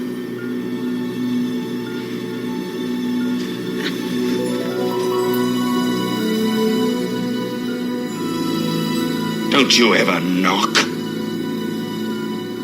Suppose I have you to thank for all of this. Poetic justice, Arcane. To be precise, it was sunlight. The very thing that gives me life destroyed your precious protoporphyric acid. That's why you built it down here, isn't it? I'll build it again. With what? The acid you use takes years to synthesize. You'll be a very old man before you feel the ground move beneath your feet again. Get out! Leave me alone.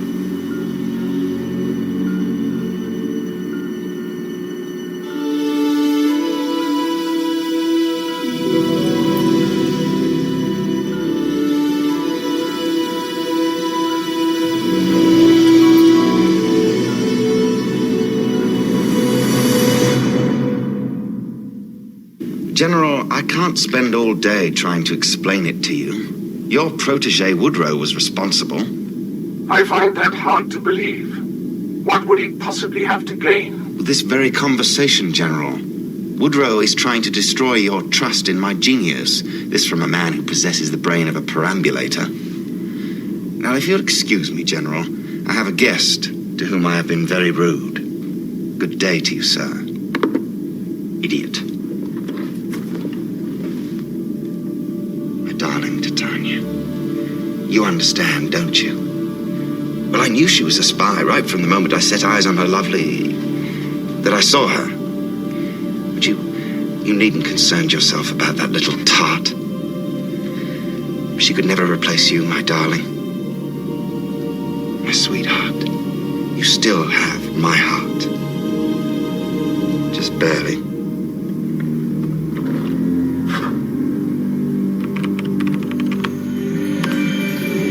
This pond gives me life, but it's the sunlight that gives me the energy to live.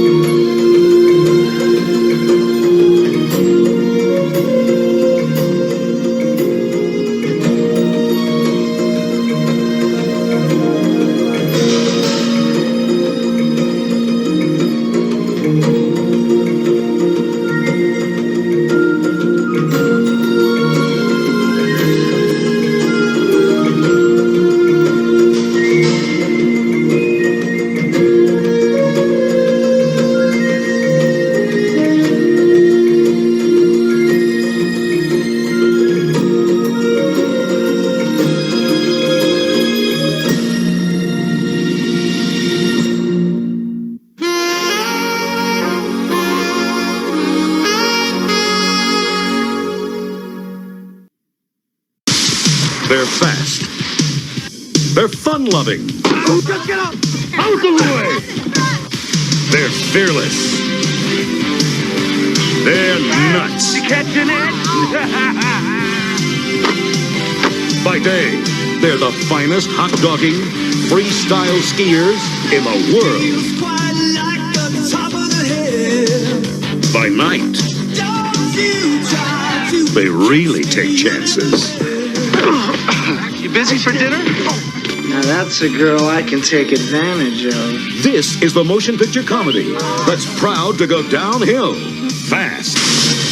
Out of the way! The movie that defies the forces of gravity,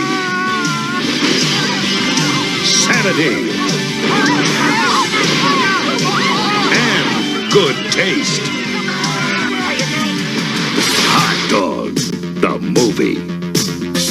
Experience all the ducking, flipping, turning, chugging, jumping, sliding, gliding, speeding action you can take. And that's just in the hot tub. Oh boy. Gasp at stunts only a team of world-class madmen would dare to attempt. The dreaded Chinese downhill.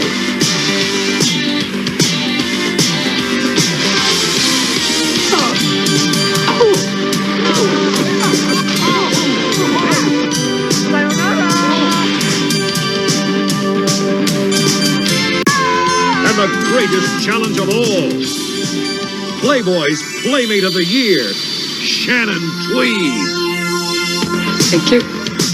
It's the fastest, hottest, feet in the air, head in the hot tub comedy of the long, cold winter.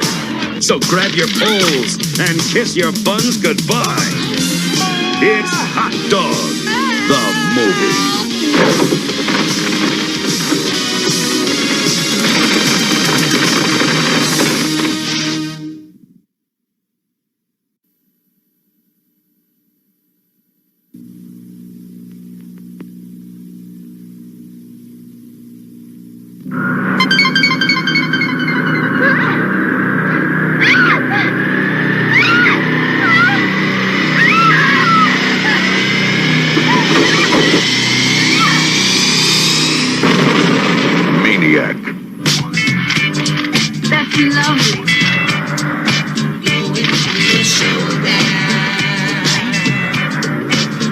can lock your doors, but you can't lock the madman out of your mind.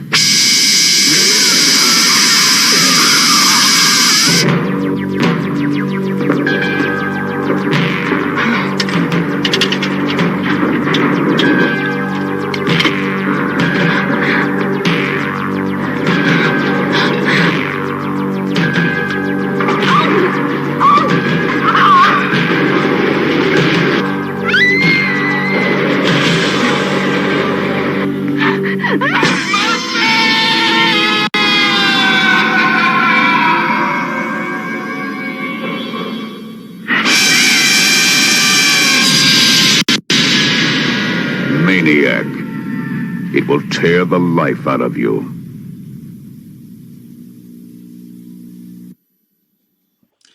So, I love talking about Swamp Thing. We converse about Swamp Thing all the time at the shop because several of us at the shop love the character Swamp Thing.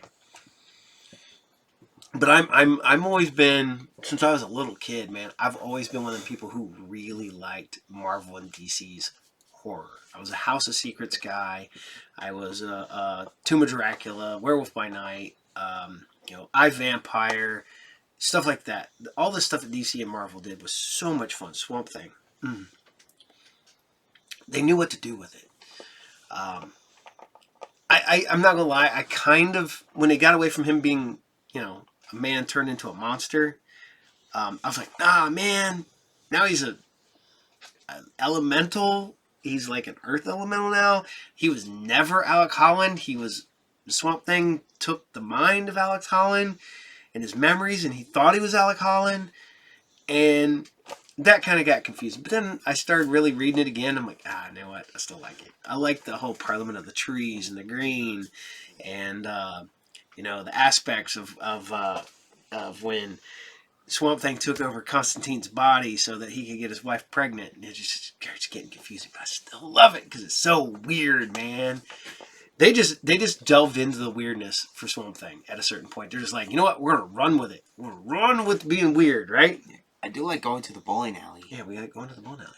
But I love the weirdness of Swamp Thing at a certain point. So, but we're going to the seas, and we're going to go to some Sinbad, The Adventures of Sinbad. Somebody goes, yeah, it's definitely whitewashed. I'm not going to lie. This is 100% all white people in the show. And Sinbad was not a white dude. But, oh my God, they had such fun with this show, and you can tell. There's shows that you can watch, and the people are just there because it's their job. When you start watching this, and they're having fun. You gotta admit, they gotta be having fun on that show. And, it doesn't hurt that there's a lot of eye candy for both the men and the women. So, depending, whatever you like. I dig it. I love it. It's fun. And we're going to sail the seas tonight with Sinbad, episode 17, The Bully. Enjoy.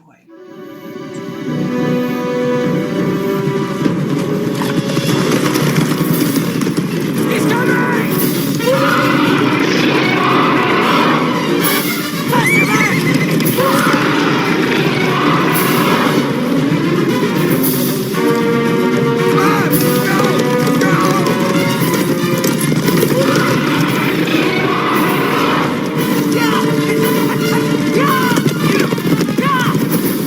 Hold the course, southwest.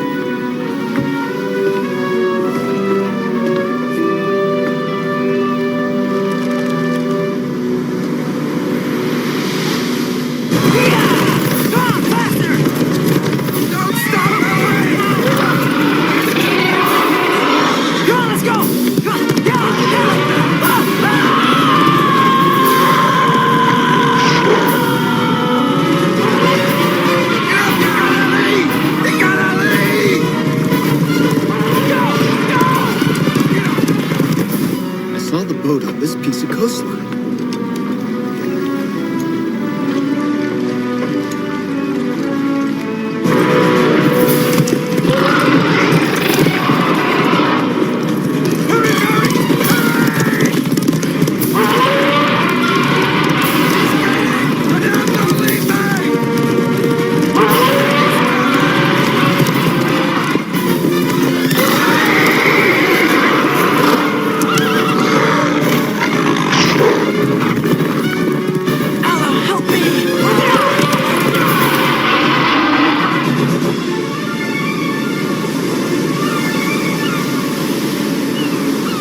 Here, try the magnoscope. I didn't see anything, though. I'm sure this is where that ship ran aground last night. There's no sign of any wreckage. I know. That's what puzzles me. Well, it was very dark and cloudy. Maybe it's just a trick of the night sky. I saw what I saw. Well, Dubar didn't see anything. Did you, Dubar? No, but that doesn't mean anything. But in your experience. Sinbad might be younger than me, but he's had a lot more seafaring experience. He first went to sea at 12, captained his first ship at 15. If he says he saw a ship run aground, believe it. Come on, let's look for survivors. Ugh, you men, you're all so stubborn. Sinbad, over here!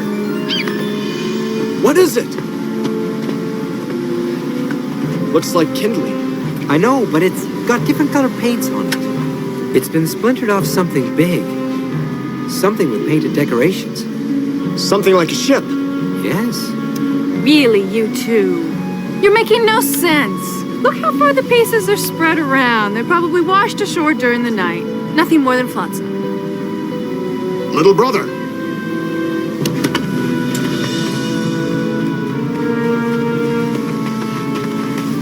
Unless I miss my guess, this is what's left of a mainsail. Never seen a sail shredded like this before. Not even in the strongest of storms. The wood, it's been pulverized. And this mark on it. An insignia of some sort.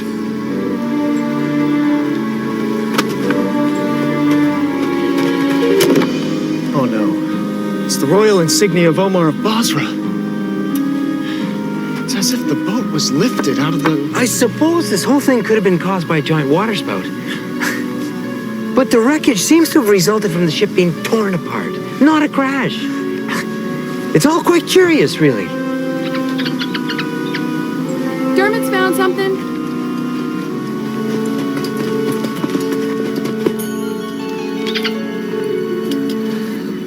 Must be a king's ransom in there. You can rule out foul play then. No pirate would ever pass up such a fortune. Sinbad, look. I'll get him.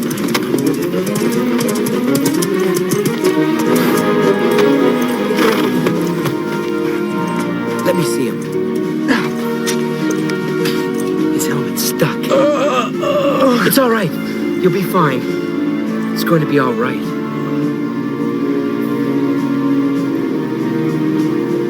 His helmet's been caved in. Isn't there anything we can do for him?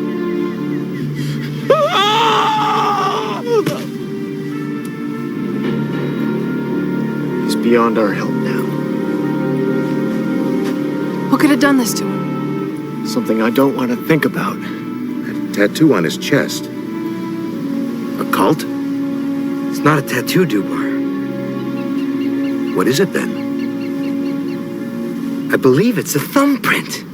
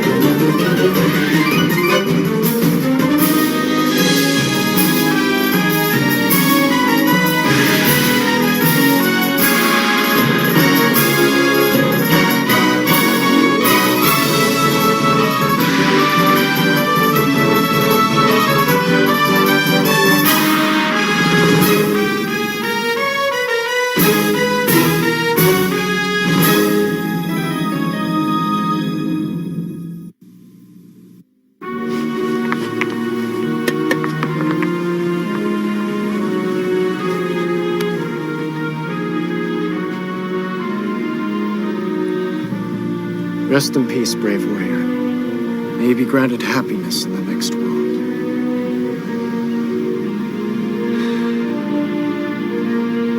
Whatever you're thinking of doing, I'm with you, brother. I have to find out what happened to Omar. After all the trouble I brought to his kingdom, I owe him that much. Surely no one could have survived the shipwreck or whatever of this magnitude. That soldier did. Besides all that wreckage on the shoreline, doesn't add up to an entire ship. Meaning what? Meaning that something picked up the rest of the ship and took it in there. Interesting concept, but physically impossible. Furs is right. It would take something as big as an elephant to carry a whole ship. No. Something bigger. Those men on board. The horror. Omar was called the Savage Sultan for a reason. He's strong, resilient. He may still be alive.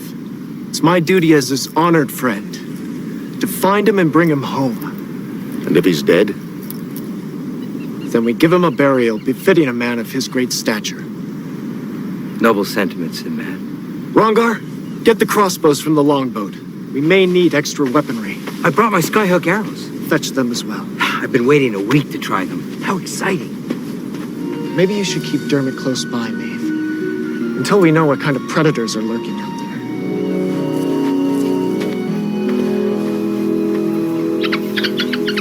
Don't worry, my sweet. You'll get a chance to stretch your wings when we return.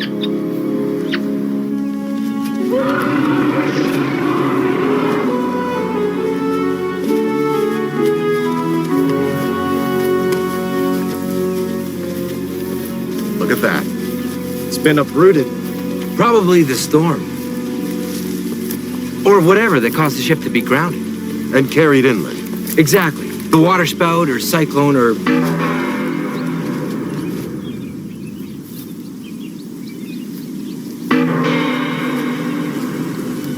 Not the most festive bells I've ever heard. Sounded like a funeral in progress. As long as it's not ours.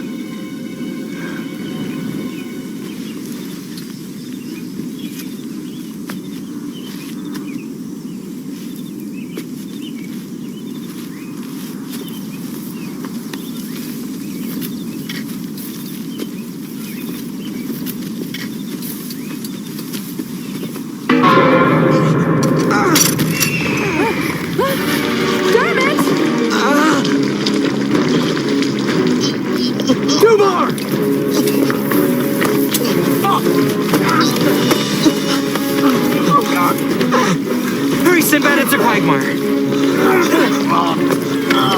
call it a bog where I come from. Bog? Bog. Or quicksand. The more you struggle, the faster you sink. Stay calm, good friend. It's a loose bed of sand mixed with water. Its soft, shifting mass yields to pressure, swallowing anything that rests on its surface. The tremors make it even worse. Don't struggle, Rongar. We'll get you out of there in no time. Won't we? Theoretically, if we make Rongar buoyant, he has a better chance for survival. Rongar, don't move until I throw my sash to you. When you get it, grab it. And hold your breath, as if you were swimming. Try to get your body in a horizontal position. Understand? Good.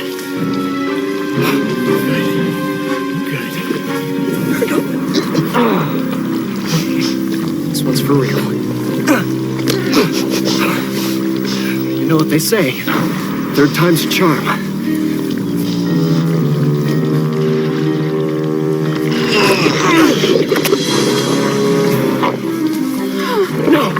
No, Farouz! Sinbad!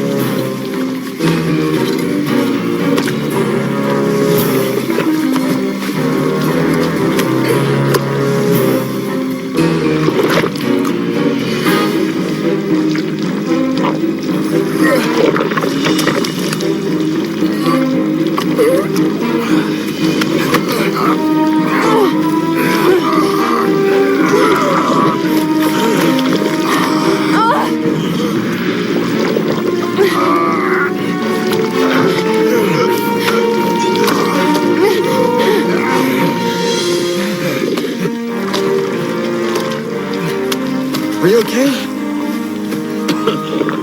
That was positively inspiring, Dubar. You managed to... Farouz, whatever scientific principles I applied, I learned from you. Why, thank you. I I figure that saved us about 5 minutes of mumbo-jumbo.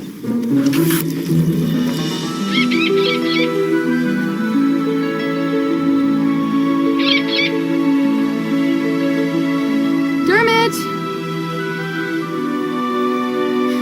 where are you?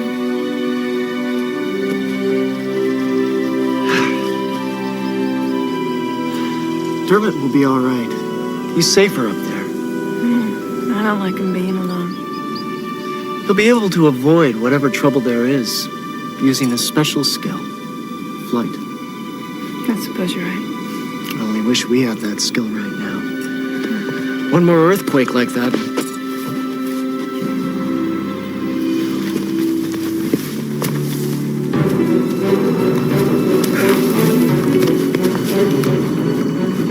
I think we found what happened to the rest of Omar's ship.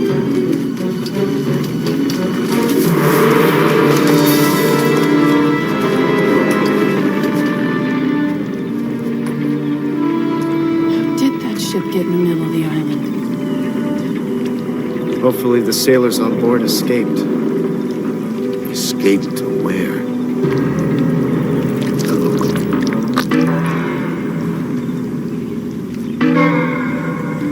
I think we're about to find out.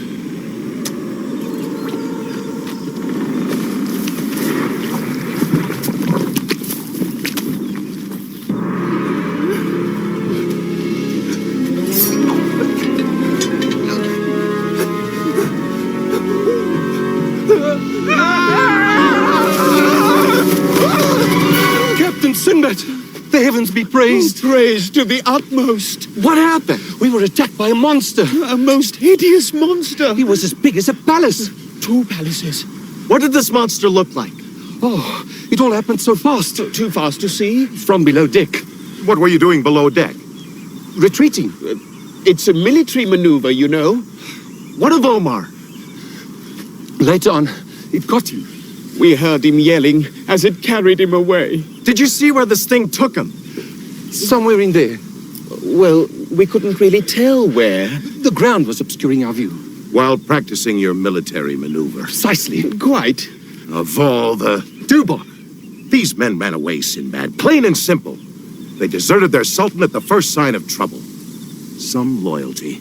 Bah! We will help in whatever way we can to search for our sultan. We will endure any hardship or suffering.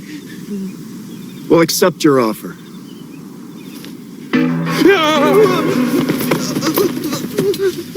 Let's teach you a new military maneuver. Defense. This way! Come on!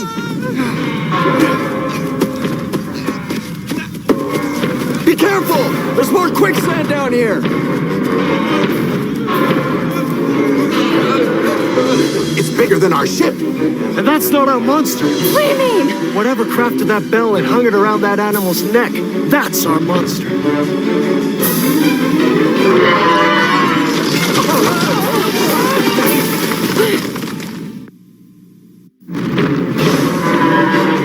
Looks like we'll have to make a run for it.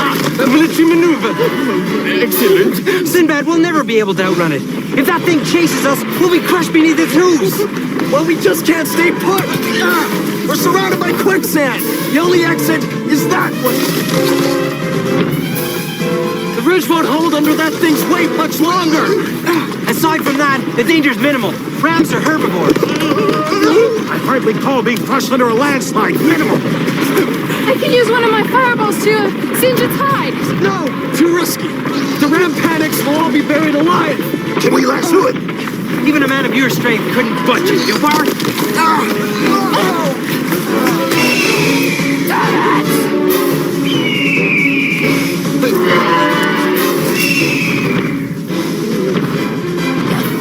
Come on, Dermot, one more pass.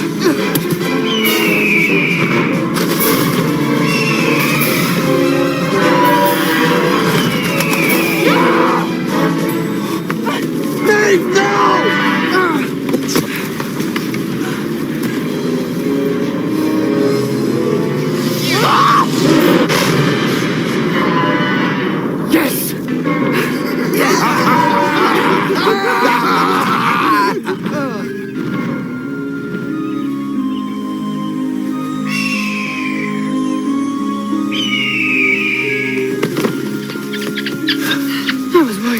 you. I was worried about you, Maeve. You never cease to amaze me. I think the feeling's mutual.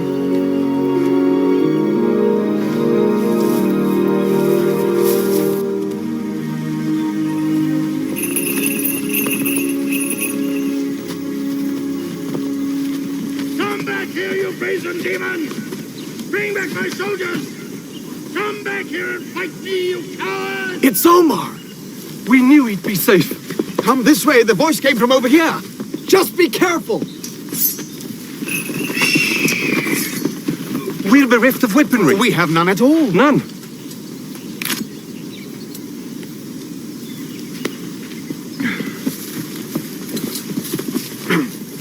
My men! My men! Bring back my men! Omar! Sinbad! My Sultan, where are you? We have come to rescue you, set you free. Oh, my brave men, I knew you'd get help. Now to get you down. But you must hurry, Sinbad. I fear me the creature will return any time. The rest of your men? Sadly, I am the last. That thing has an appetite for flesh. It's coming back. Don't worry, Your Highness. I'll climb this tree and have you down in no time. There is no time. Off you go. Hurry. Save yourselves. Omar's right, Sinbad. If you climb that tree, you'll be stuck up there with him. The skyhook. Quickly! Brother.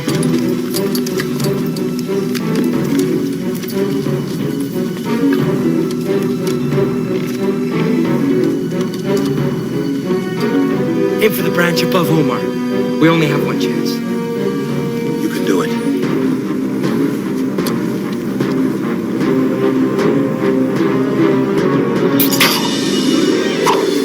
Yes!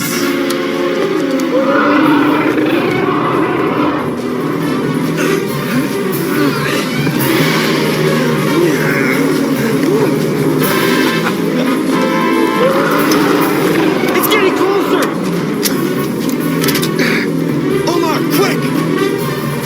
Hold on!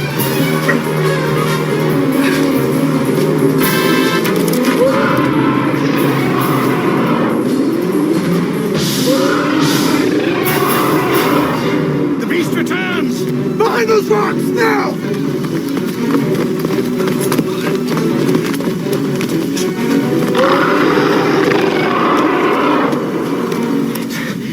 We shouldn't overreact. It's probably just an ordinary human being afflicted with some strange disease. I know of one disease, elephantiasis. It could explain a very large fellow. Some cases grow to be 8 feet tall. And the thumbprint on that soldier's chest, it was as big as a horse's head.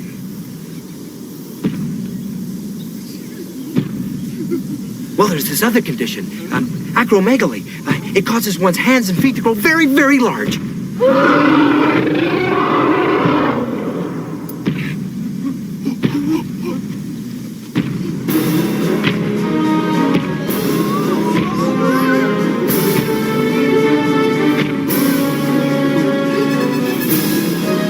all that is holy.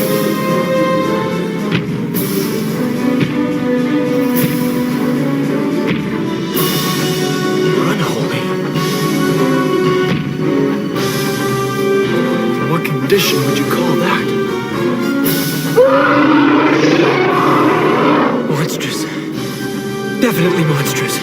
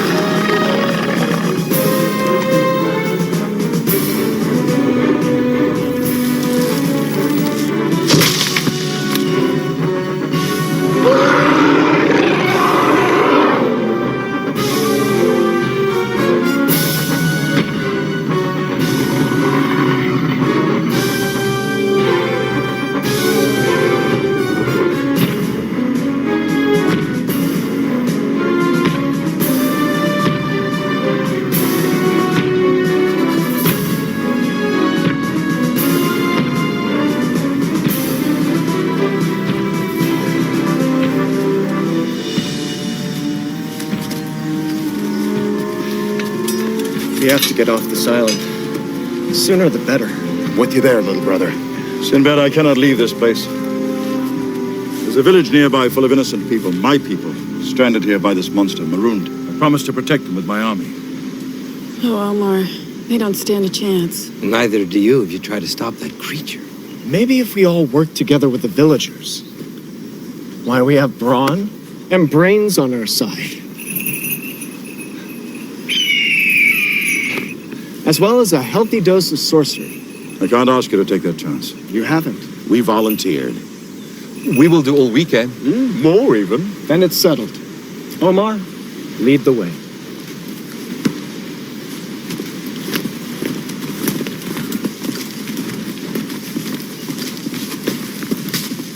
On the plus side, this thing should be easy to track. This is all my doing, Sinbad. I should have taken action sooner. You knew about this beast? Ah, for a few months, yes. The colony was begun 2 years ago as a farming community to supply us on the mainland. Then I heard rumors that a terrible monster had landed, human yet not human. The reports varied, of course. Citizen of the land of Amblyopia. I've never heard of such a place. Supposedly on the other side of the world. And when this one-eyed behemoth landed with some of its livestock, it consumed the harvest. When it was done with the harvest, you began consuming the harvesters. At first I thought the reports were exaggerated, but I had to do something. I planned on goodwill to negotiate with the creature, man to man, yeah? The treasure chest on the beach. Is for the taking. Didn't even make the shore. It was on us in an instant. You did your best. And 100 brave men died as a result. You behaved nobly, Omar. I've found you can't reason with a wild beast. Being a bully is just part of their nature. With a wild beast, death is the only bargaining tool, my friend. Your Highness, is this village much further? Not far now, Dubar. We're taking the longer route to avoid the bog pits that infest this place. I hope we make it before nightfall. I hate to think what that thing can do once darkness falls.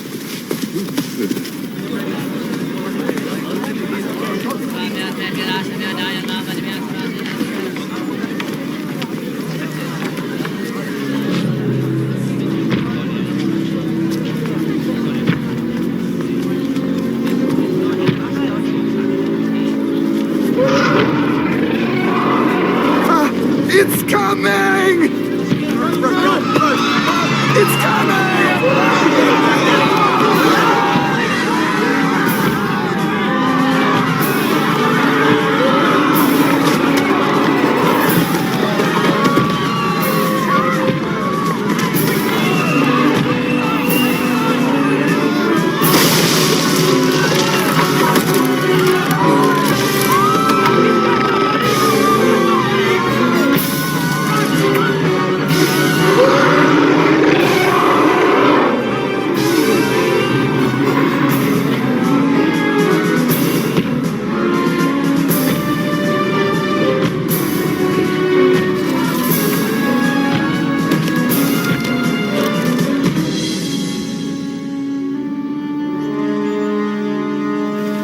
Looks like we're a little too late.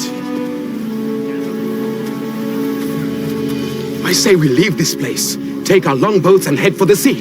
The creature would never allow it. He's always stopped us before. I'd rather take my chances out there. We have to let the Sultan know. The Sultan is supposed to kill the beast, but the beast is killing us. Omar's deserted us. He doesn't care about poor farmers. He only cares about the rich, the powerful. Keep a civil tongue in your head, man. Oh, Your Highness, I had no idea I spoke hastily in grief. I understand. I speak also in grief, my soldiers and sailors all slain by the monster. Only these brave men survived. They brought help, Sinbad and his crew. I cannot order you to stay.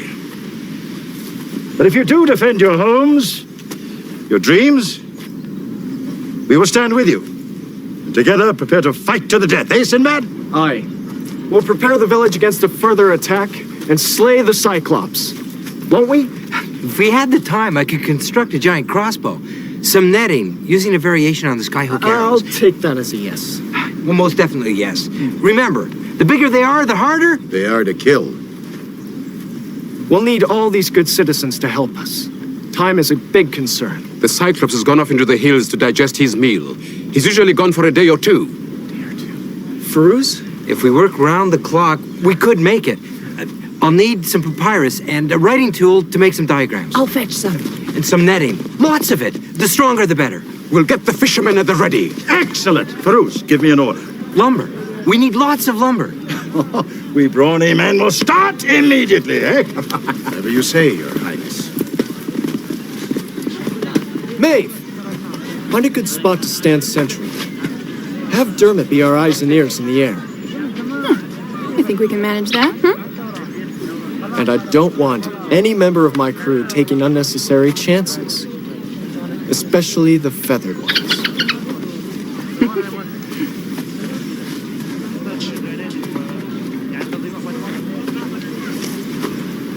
Is there a problem? Our mayor, Haroun al-Dessar, took his family into the hills for safety. I hope the Cyclops doesn't find them.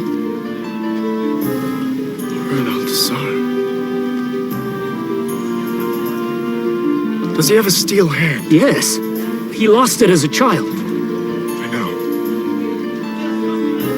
He was careless making kindling.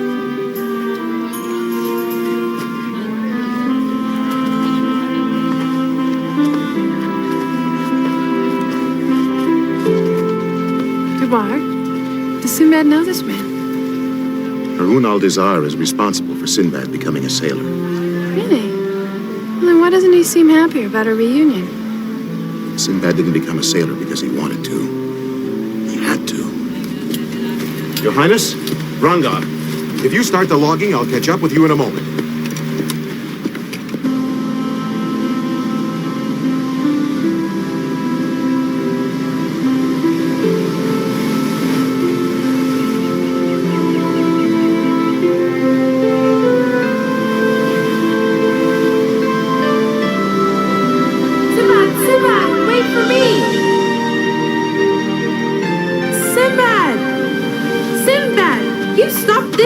Lee, I can't play today.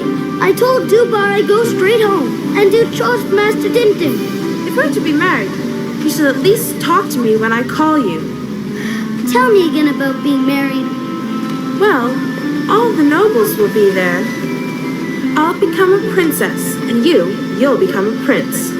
Just like that? Just like that.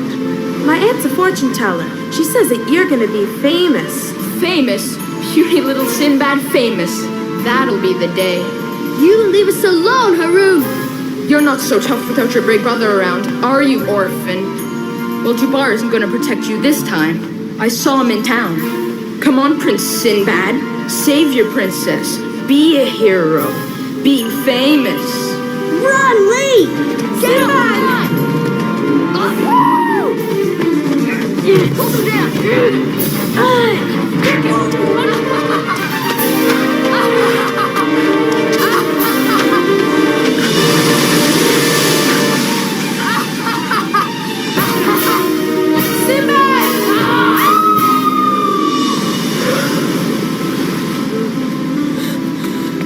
What? Come on, let's get out of here. Lee! No! Lee! Lee!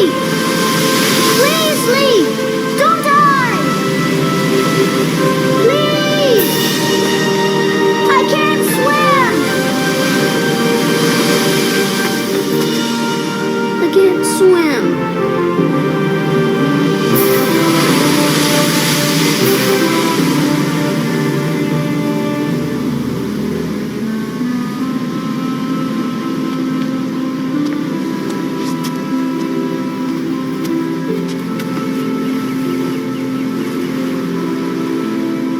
Found Lee, little brother. It wasn't your fault. Haroun has run away.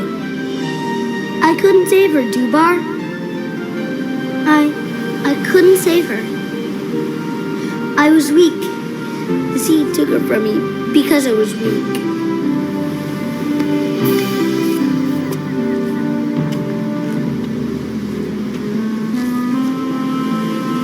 But you just wait. I'll learn to be you. I'll train. I'll study. I will be your master. I will become Sinbad, master of the 7 seas.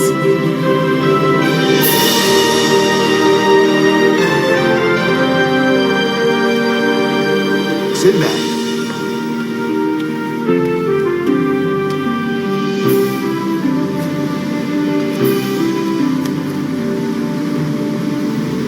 Thinking about Lee.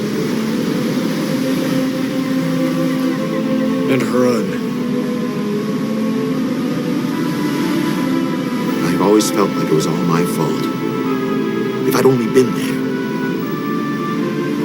Dubar, you've always been more than a brother to me.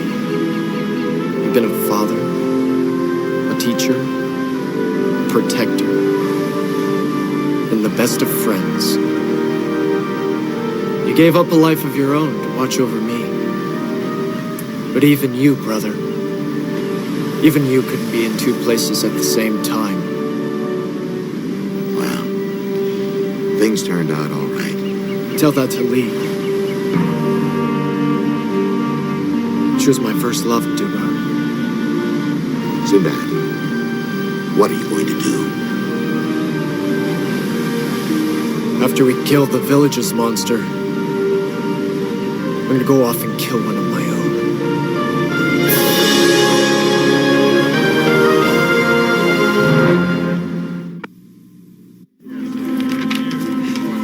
Hurry! Get the defense set up outside the village. We don't want the Cyclops to get inside. Do I have to do everything myself?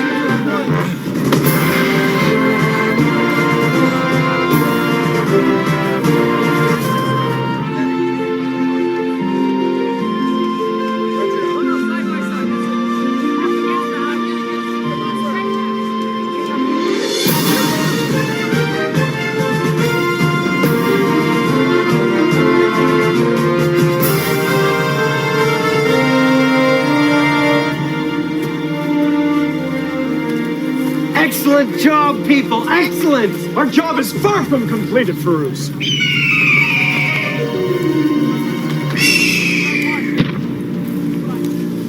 I think completion is on its way. Well done, Dermot. Take your places.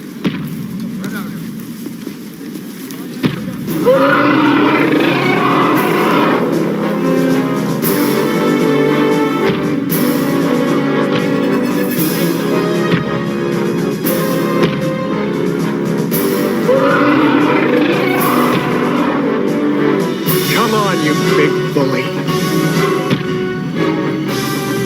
Archers!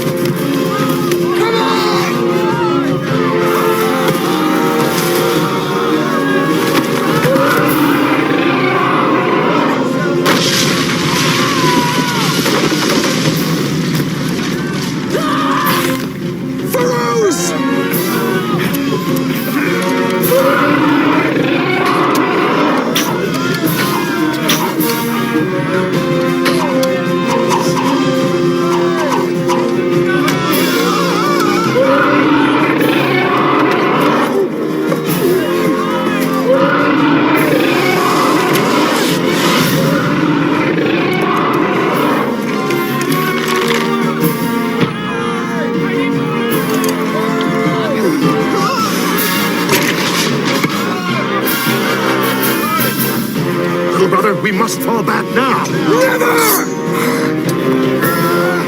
Look out! Down here!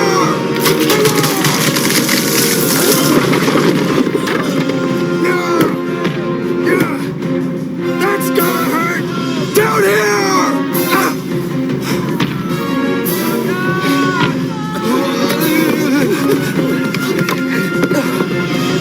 Over here! Come on! Come and get me! Sinbad, come back! I'm leading him to the mud! Oh, my brave lads! I will reward you with diamonds, rubies, dancing girls!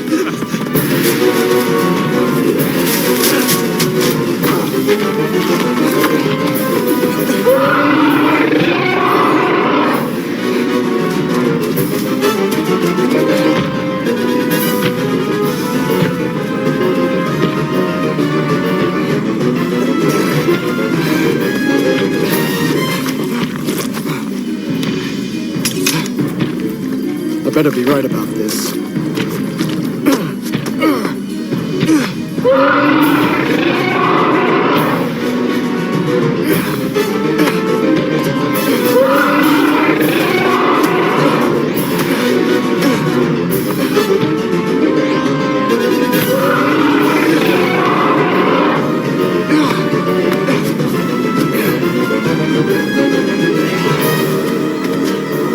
Come on, big man!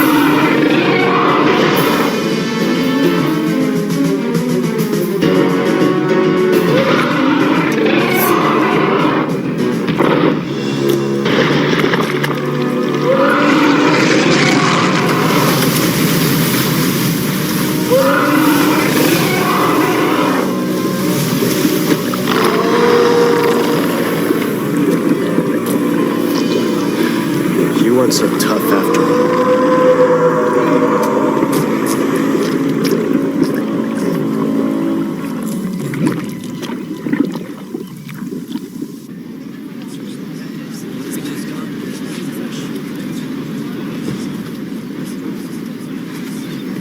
Creature's dead. Brother, I have some unfinished business, Dubar.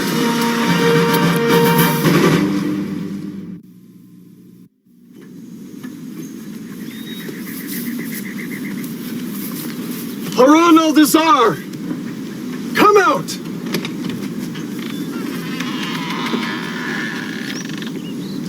I am Harun al-Dizar. There's no time for idle chatter, Harun. We have to get out of here. The Cyclops will get us. I told you we shouldn't be out here all by ourselves. You're a fool, Harun. Yes, dear. Right away, dear. Do I know you, sir? Was there something you wanted?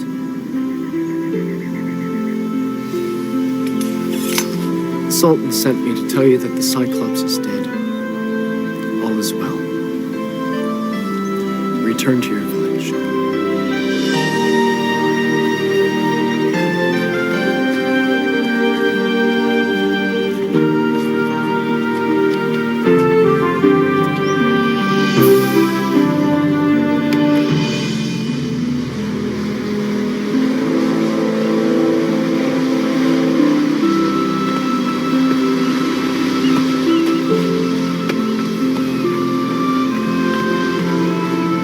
Why so glum, brother? We have a tide to catch. Did you find your monster, Sinbad? Funny thing, Dubar. That monster died years ago.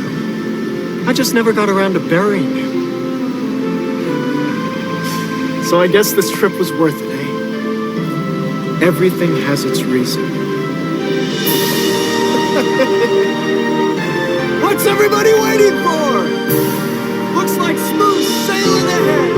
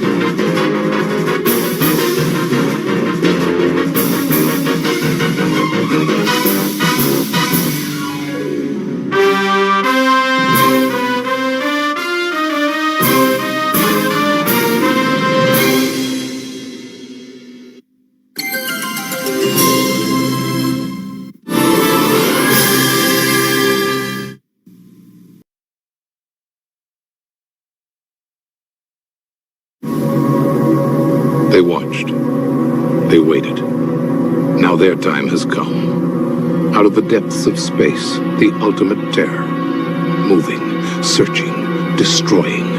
From body to body, from life to life, from man to woman, changing, growing, burning for our life force.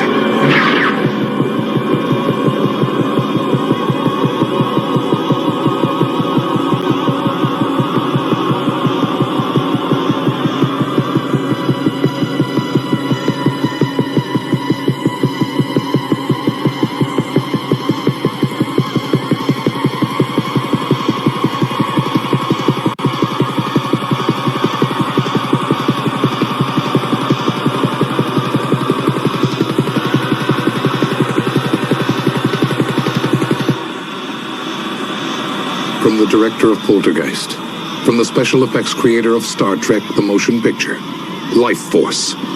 In the blink of an eye, the terror begins.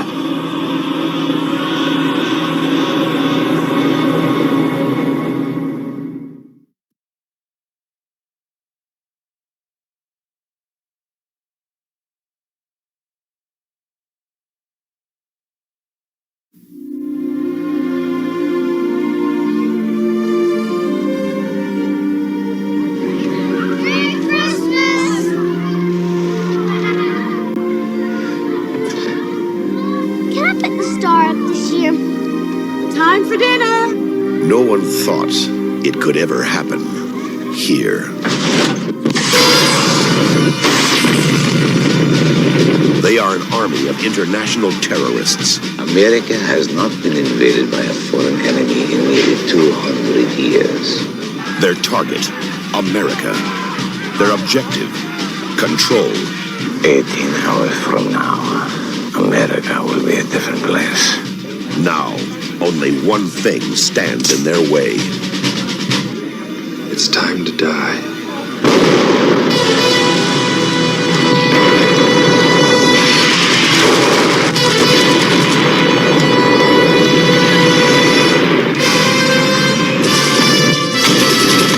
Didn't work, huh?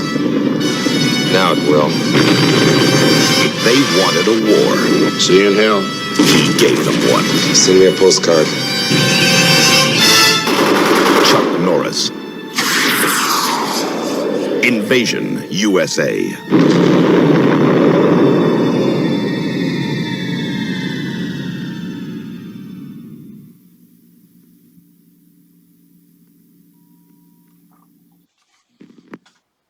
I like this. 2000 AD rules it. British comic slightly obscure but solidly ahead of their time. The top says, fabulous British comic is the beginning to make waves in the US of A in 1980. Oh my god. I found, I probably found Judge Dredd not too long after that. I think junior high-ish. Oh no, it can't be that because this is 1980. I found Judge Dredd about 1986, 87-ish. So, yeah. I love these things like Game for Thinkers. Like back before board games were for everybody. For everybody. These. Alright. So I've brought this up before. Classic films on videotape. The sheer price on these is insane. You could get like The Adventures of Captain Marvel. 12 episodes, 4 hours, black and white. For VHS or Beta 2 for $129. Jeez. You can get Mighty Joe Young for $189.95. King Kong, the original Fay-Ray version for $199.95. Oh, that's Super 8. Classics on Super 8 when sound. Oh, wow. The Sinbad the Sailor with Douglas Fairbanks. Stuff that's now on those DVD box sets or literally like on every streaming channel for free. People were paying 1980s money. 1980s money. They were spending almost $100 for one movie. One movie in 1980. That's insane. But it's the difference, man. I remember when The Crow came out on VHS. I had to have it. I wanted it so bad. It was a rental only when it first dropped. It was $99.99. I legit bought a $30 Laserdisc so that I could take it to my buddy's house, burn it, and then run it to VHS so I could have a VHS tape immediately when The Crow dropped. So that's my super brain that I have. When I get super high focused on things, I got to run with it. And that's what I did. So, yeah. But I hope you talk about Sinbad. Man, I just watched the 7 Voyages of Sinbad the other day. The Ray Harryhausen ones. Still good. Still good to this day. Yet again, nothing but eye candy in that movie. Carolyn Monroe. So, I hope you guys enjoyed it, because we're going to outer space and we're going to go above and beyond. And it's so cool because I've been talking to some people about Space Above and Beyond recently. Mr. Pasha, if you're watching this, I'm going to talk to you. My guest on the show, we talked about Space Above and Beyond, and I have a huge love for this show, big time. I believe that this show would have thrived in syndication. I really kind of sat down and thought about that maybe 2 weeks ago. Because, man, that was about the time syndicated shows really started taking off. That's about the time we had, at this time we had DS9. We had Babylon 5. We had the start of what would become like the Hercules and Xena and Sinbad and all that stuff. I really think that if it would have been in syndication and not on Fox, we would still be talking about Space Above and Beyond to this day. I think it would have went multiple seasons. I think it would have been on more networks. I think more people would have known about it. But yeah, I really kind of sat down and really thought about this. This is totally a show that would have thrived in syndication. Thrived. And no, one Fox-made show. Got one season. Done. Because Fox was that way. And it's sad. But on that note, here we go. This is Space Above and Beyond, episode 18 of 24, as we are rapidly getting towards the end of the show. We're getting there. And this is episode 18, Dear Earth. Enjoy. Yeah. One more.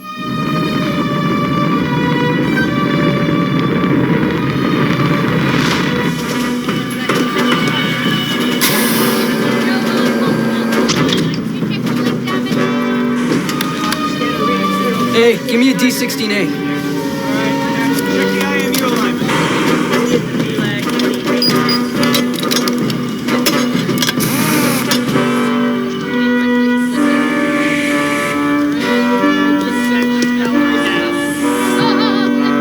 Saratoga Control, this is ISS CV-4656 inbound, requesting landing clearance.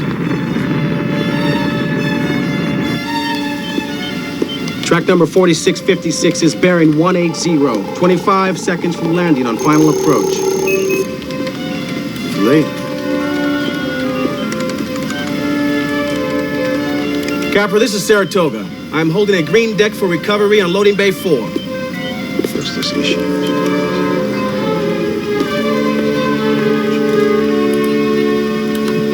Only on board, loading bay 4.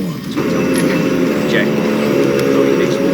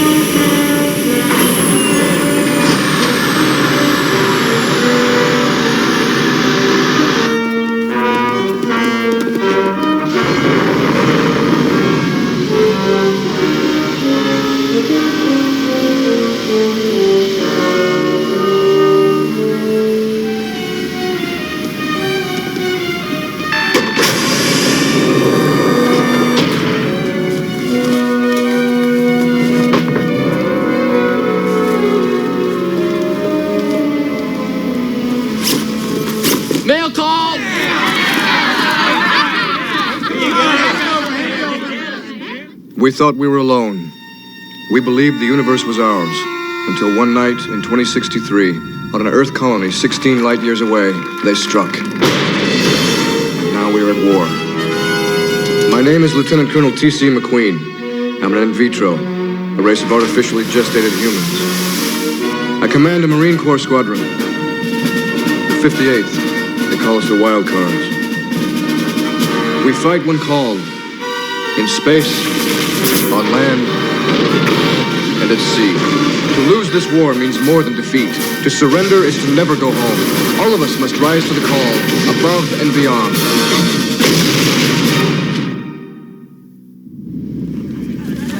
Wes, Nathan! Mullins, James! Let's go! Savino, Joe! 10, 11, 12. Wait, Paul! Right here! Hey, what's the big hoo-ha? It's only mail. Right. You'll find out soon enough. Mail call's the only thing we have to look forward to. What are you waiting here for, Hawks? Letter from Ma and Pa saying how proud they are? Mail calls, no place for tanks. In 15 years, all I ever got were divorce papers and letter of congratulations for being a finalist in the Publishers Clearinghouse sweepstakes. Hawks, Cooper! Come on, let's go! Hawks, Cooper! Here. McQueen, TC, sir! Zensky, Christopher! Take a little money away.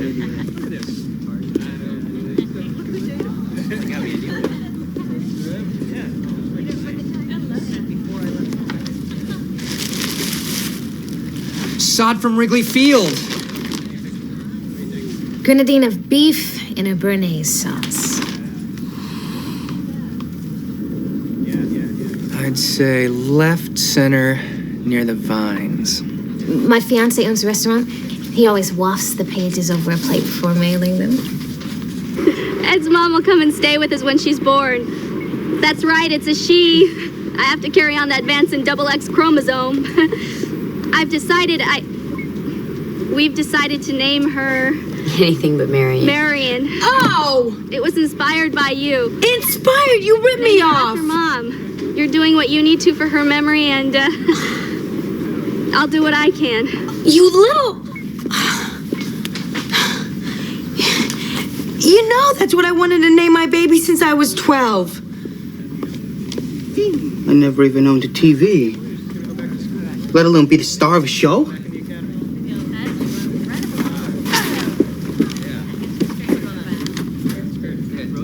Look at this.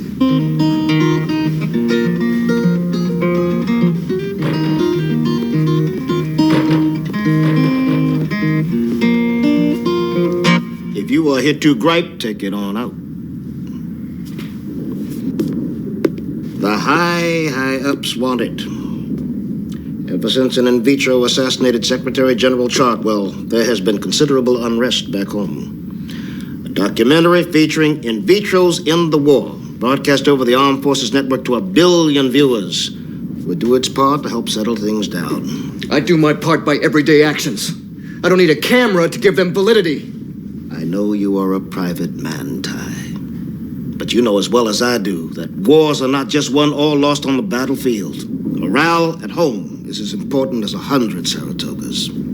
A project such as this one is the most powerful way to let the folks back home see those everyday actions. Just think of it as going into battle, and you'll be fine. I'd rather face an entire jig division than one digital camera.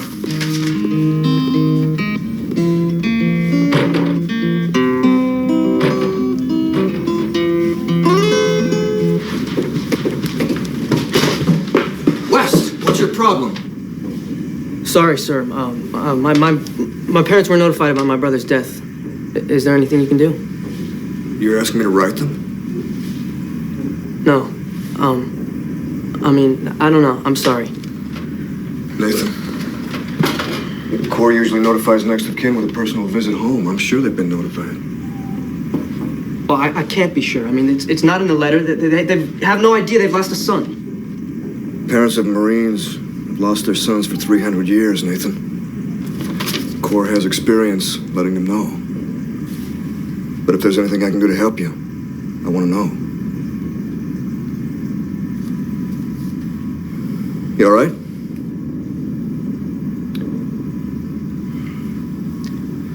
Mission briefing in 10 mics.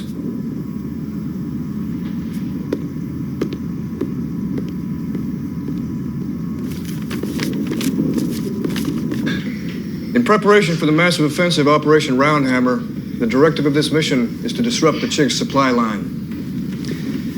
The planet Memnon is rich in Mercansium 5, and ore the Chigs mine for use in their weapon system. What they mine, they store, along with other supplies and materiel, in deep underground bunkers. Because of the depth, it's considered questionable that a bombing mission would have maximum results.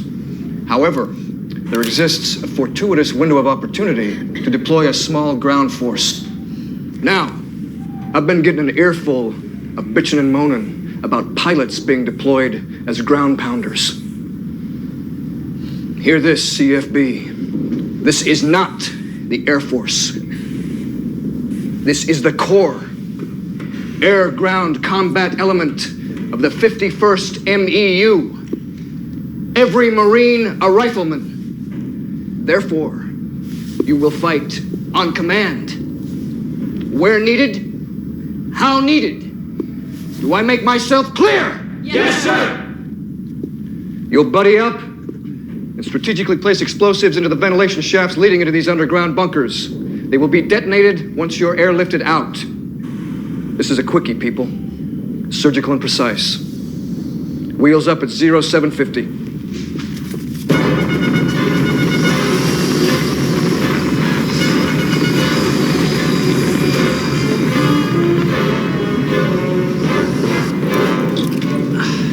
So G.I. Jeek's gonna be on TV. Lieutenant Hollywood, you pair up with Hill. Take the northern point. Wang, Goose, you take the central point. West and I will take the southern point. Lieutenant Vance and I feel more comfortable with a partner other than Hawks. What's your bitch, Hill? Yeah, Hill. If you're with Hawks, you can pop off Chigs no problem when they come up for his autograph.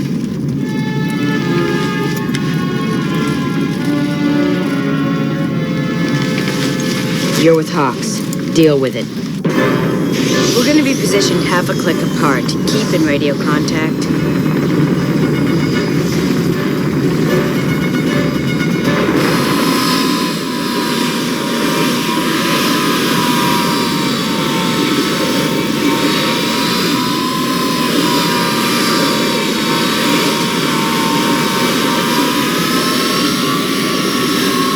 Can't believe out of 250,000 Marines I get buddied up with a nipple neck.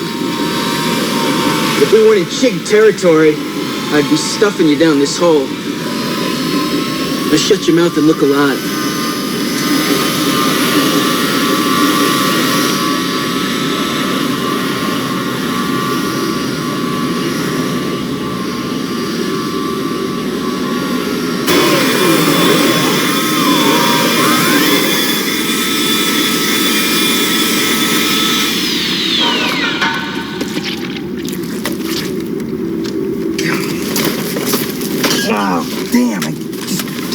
Stepped in, I don't know what. Ooh, it stinks.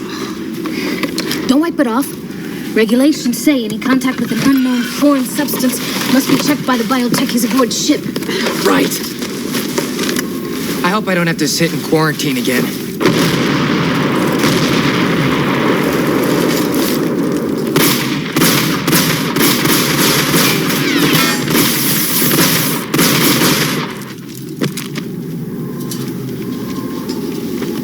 Incoming!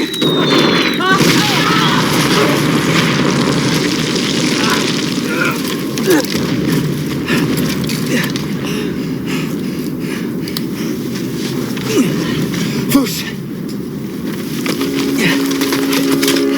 Vanessa. Vanessa?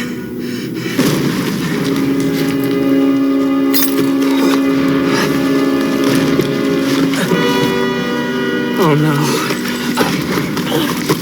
I can't see. I can't see. By how many? How many? How many what? Okay, hold on. I'll get you out of here. As soon as possible. Queen of Diamonds, this is Joker.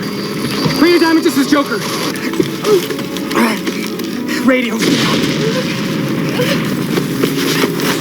Easy, Vanessa. Now I'm right here. I'm right here. 1 second. Hold tight. They sound close.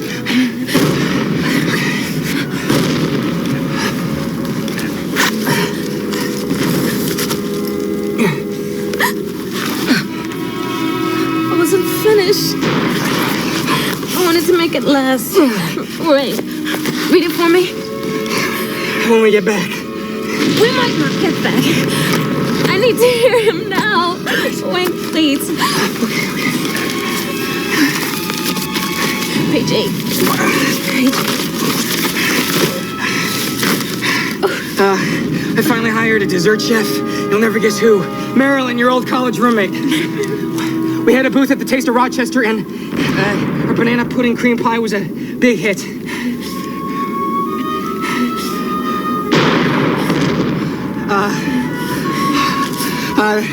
And he says business is up.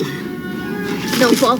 I need to hear his words. Yeah, Foos, this is not the time or the place to be getting in. Read it to me! After Marilyn started working for me, we became good friends. We had so much in common, just like you and me. I never have to explain myself as I do now. There's no easy way to express what I have to say, Vanessa, but many things have changed. It's been a year, and no end to the war appears to be in sight. I can no longer wait.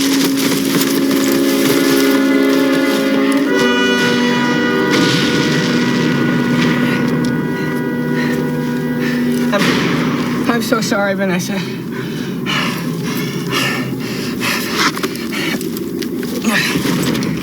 Vanson and West are half a click from here, and we need to get you some medical attention. Now, if you go along and it gets hairy, I'm scared. I mean, you can't see, Foos. Go! Go!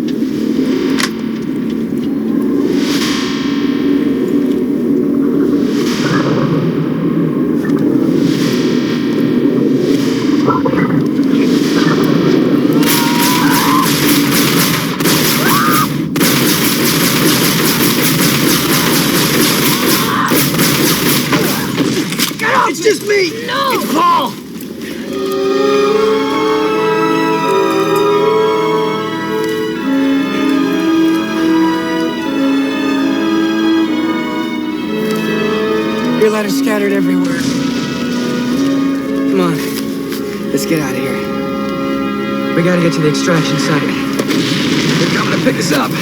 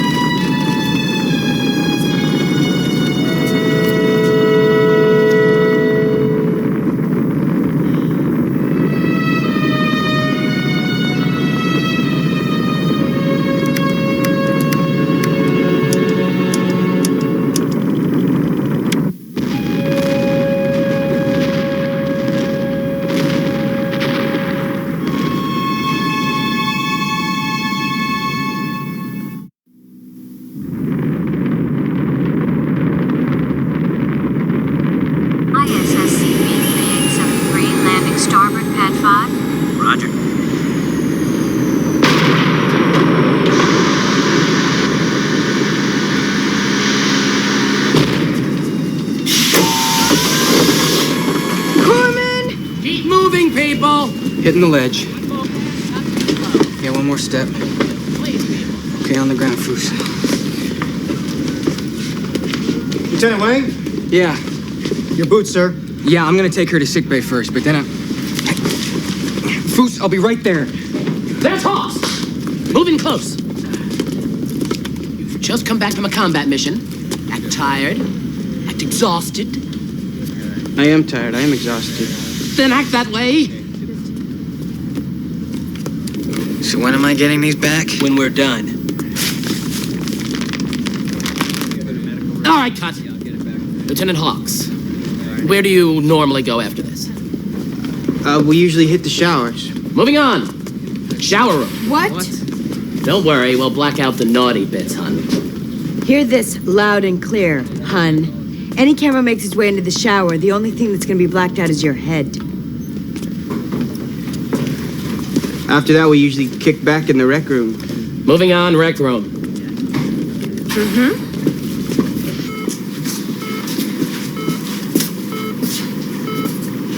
How is she? Fragments of her night goggles are on her corneas. Doc says he thinks he got them all, but he'll know more tomorrow. She'll be all right. It's 2064. Doctors can cure just about anything, but they still can't put together a broken heart. We've decided to name her Marion.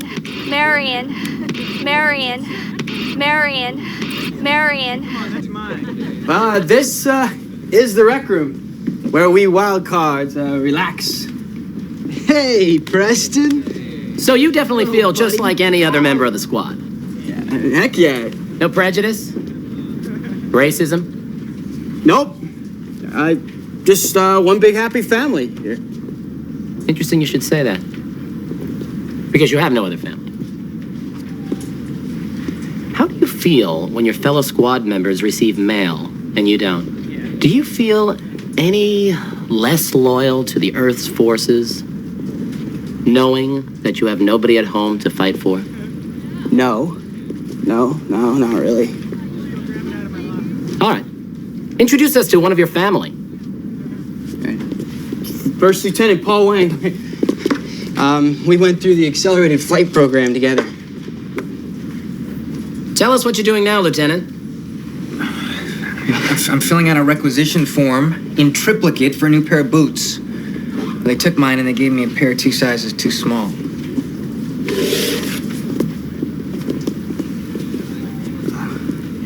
Oh, there's my buddy Nathan. This is First Lieutenant Nathan West. We have flown many a dangerous sortie together, fighting chicks side by side, me and this guy. Sent a notification letter, the wrong Neil West. It's N-E-I-L, not N-E-A-L. How about reading news from home? News. Home up. Dad cares about some dumb thing. Close in. What did he say? Yeah, before the war, he worked in a bank. News.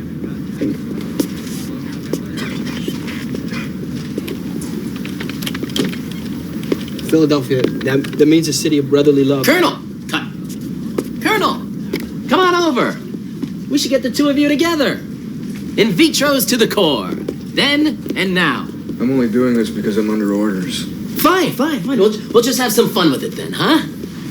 We'll start with the usual info, your name, age, where you're from.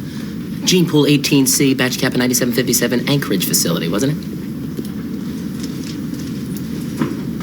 Right. Well, we'll get all that in a voiceover. Colonel McQueen, why don't we start with you telling us any positive experiences you've had in the military? I'm a lifer. That should tell you it's positive enough. Lifer. Yeah. No, that's good stuff. Lieutenant Hawks says he feels like the 58th is his family. Is that how you felt when you first joined the Corps? Why don't you begin with your experiences in the AI war? In 47, during the AI rebellion. Natural-born losses were greater than anticipated, so in vitros were sent in to fight the silicates. I was shipped to Port Riskin, the largest ammunition depot in the United States. All of the munitions handlers were in vitros. We were worked around the clock, 24 hours a day in 3 shifts, stacking live explosives in bunkers. Natural-borns never went in those bunkers. One night, faulty wiring caused sparks inside.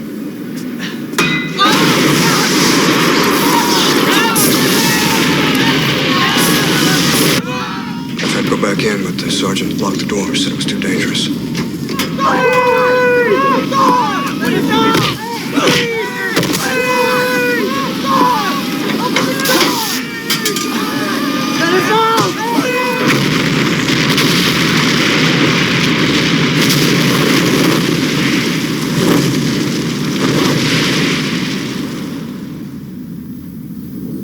Seven in vitros died at Port Riskin. The official statement on the incident was faulty wiring and a jammed bunker door. Natural-born sergeant was never disciplined for his actions. I was brought up on charges for striking my squad leader. Started out as a court-martial trial, which for in vitros back then, if convicted, meant death by lethal injection. But the old man must have had a spark of conscience, because I only ended up with 120 days in solitary. They say in vitros, tanks are disloyal, lazy, and unable to dream. The soldiers who were lost in that bunker gave their lives loyally for this country. As for dreaming, I hear the cries of those soldiers, see their faces, screaming for help, begging for their lives, every night in my sleep. But, I wouldn't call them dreams. Cut. Did you get all that? Cooper, why don't we move on to the VR game?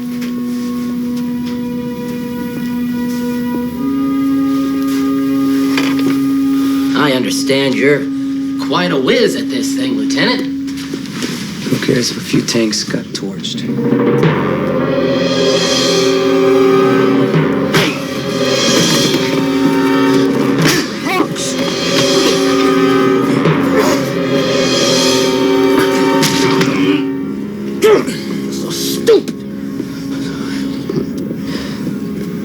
Got in some pretty good looks there. Nobody ever paid any attention to me like that. I thought this TV stuff was gonna change all that. I thought I'd be somebody. Cooper, you are somebody for what you do every day.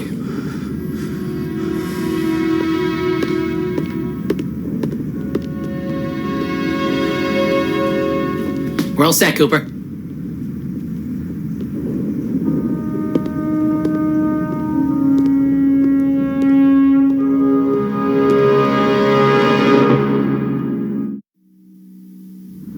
Okay, Vanessa, your eyes will be sensitive to the light, so open them slowly. Good, that's good. It'll take a while for them to adjust, okay? All right. Huh. Looks to me like we got all the glass. But it's all blurry. And yes, it will be for a while, okay? Now put these drops in once every 6 hours and stay away from bright lights for a few days. And put on these BCGs. BCGs? Mm-hmm. Birth control glasses. They're so ugly, no one will hit on you when you wear them. Great. That's all they sell at the PX.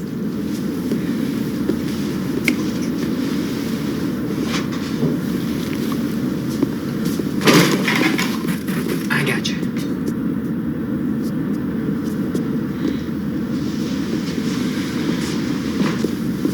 And well, she got a little upset, you know, but it was a minor bump, you know. So the next thing that happened was she asked me if I wanted her phone number, and I said, guys don't do that anymore. You know, I mean, I know that was wrong, and it also wasn't a very good excuse to use, especially with a really sensitive girl who'd been hospitalized as many times as she had. I'm number 154? Oh, I can't wait that long. My call's a personal emergency. Personal? Anyway. Really? Anyone else got a personal emergency? My sister's baby is due any day now. The dish she sent me is 3 months late. She could have had the kid by now. My advice, send a teddy bear in a fruit basket, then get at the end of the line. So by the time you get to use the phone, the kid will have pimples and be wearing dumb clothes. How much for your spot, Ensign Boasberg? Ain't cheap. Name it. Anything. Anything. Strawberries. A bowl of strawberries and heavy cream. Rich, thick, heavy cream. You want fruit? I don't know what kind of groceries the wild cards chow down on. They serve us Navy personnel freeze-dried, preserved, dehydrated, powdered mystery meat with a shelf life of a light year. So, yeah, I want fruit.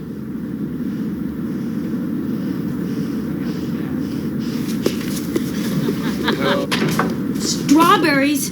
He might as well be asking for diamonds. Look at this. Even clowns have better fitting shoes. Talk to Mank and get you anything. Mank, that guy is a greasy weasel. Yeah, but he came through with Chicago deep dish pizza when I was craving. Really? No. This is a legitimate family emergency. My parents were Marines. I grew up on bases. The only way to do this is to go through the proper military channels.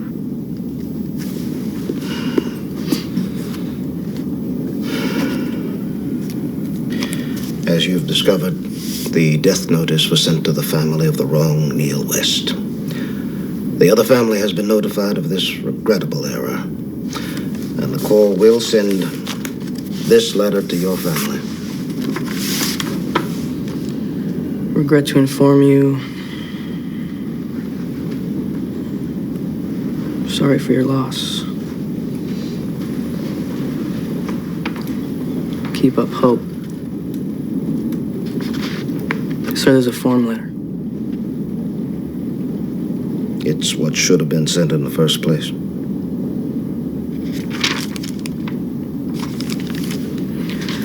Sir, my brother's not just some number in a book or a statistic for the nightly news. He fought, defended, and died for the cause he believed in. I am sorry for your loss, Lieutenant. I truly am. Your brother was a good Marine. But this is proper Corps procedure. Proper Corps procedure isn't good enough for my brother, sir.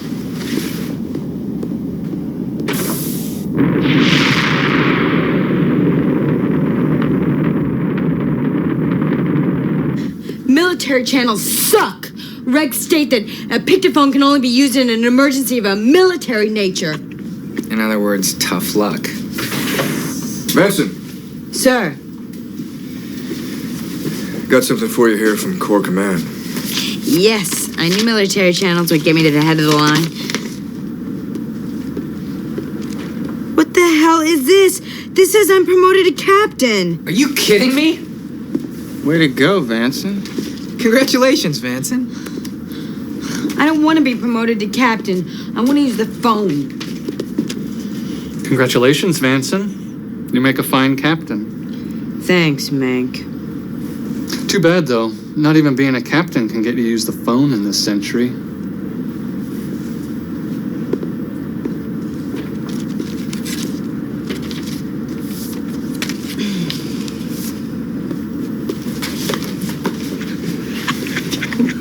Mank, you disgusting piece of black market spooge.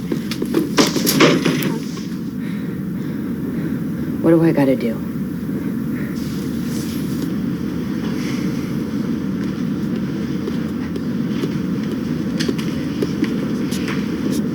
I made it happen.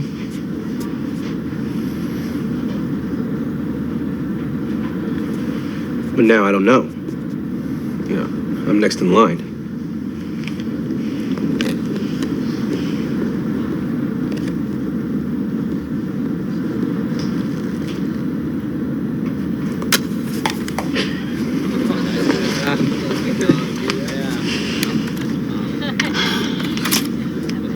Nicole. Nicole is pretty.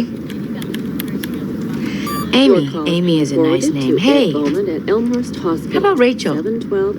Hello, Shane. I can't believe it. Anne's in labor. Ed. It's happening. Well, hang on. Ed, yeah. What the hell's going on? Anne, look, it's Shane. Shane, I can't believe it. What timing? Yeah, what? Okay, Anne, I need you to push as hard as you can. Cleansing breaths. Okay, rest. Shane, I was so worried when you didn't respond. Are you okay? Yeah, well, today I was promoted. A big push. Push down toward me. Okay, one more big push.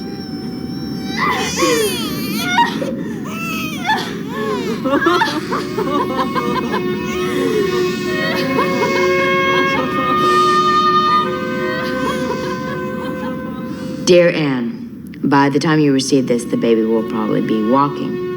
I hesitate to call her Marion because I'm surprised you're using that name since you've always known I was going to use Marion when I had a child.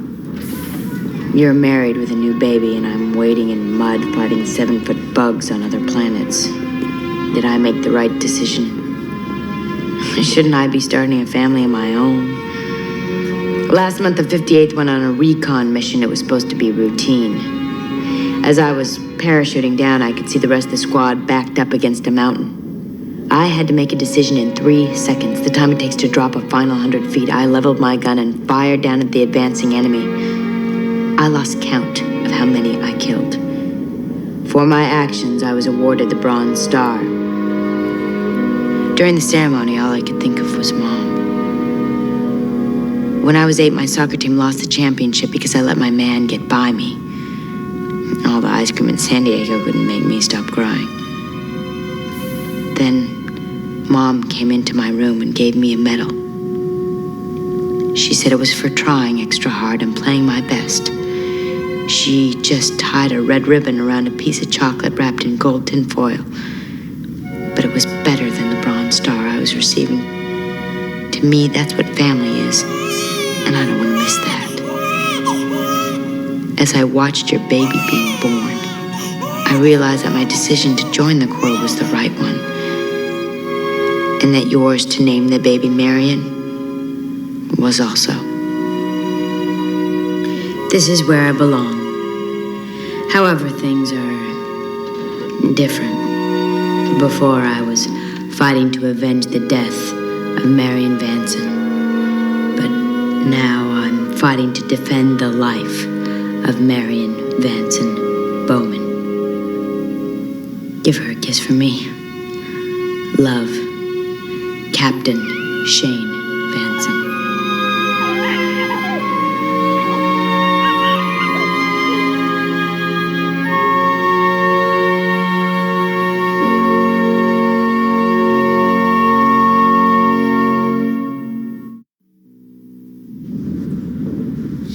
I thought he wanted them. I think he ate one. No, I just counted them. All there. Boasberg, you're gonna eat them or just stare them into your gut?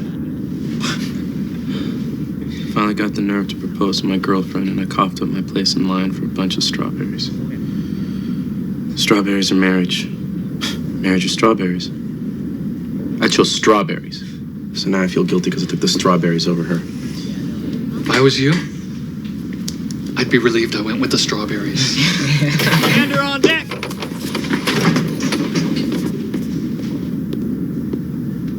At ease. I am not here as your Commodore, but as a comrade in arms, bereft of family, friends, and most of the comforts of home. I am missing one bowl of fresh strawberries in thick, heavy cream. Gentlemen, if you know the whereabouts of the stolen fruit, you may place it outside my cabin door within an hour. No questions asked. If after 1 hour the strawberries are not returned, I will resume being your Commodore. A shipboard search will be conducted. The guilty parties will be found, bound, quartered, and cast overboard.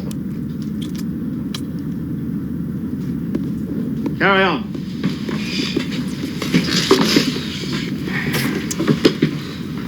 Good move, Swabby. With one swallow, you just saved your butt twice. Lieutenant Wayne, your boots. Thank God. They look great. What was on them anyhow? Jig done. Sir, you stepped in an enemy latrine. Oh, man. And they still stink. You know, they are softer.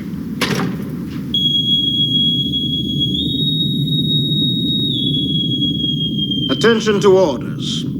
To all who shall see these presents, greeting. Know ye that reposing special trust and confidence in the fidelity and abilities of Shane Vanson, I do appoint her a captain in the United States Marine Corps, to rank as such from the 16th of April, 2064. Ready? Congratulations, Vanson. You deserve it. Promise you'd do the same for me someday? Ready? First Lieutenant Cooper Hawks is an in vitro that's just another one of the guys.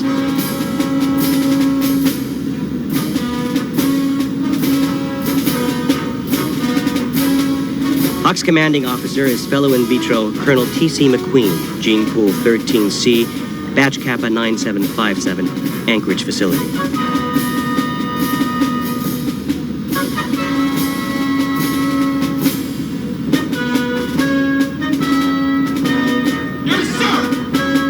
Colonel McQueen and Lieutenant Hawks have come to have a father-son relationship, a closeness that has extended to the rest of the 58th. It's a bond that the Marine Corps has encouraged as they send these brave men and women into battle.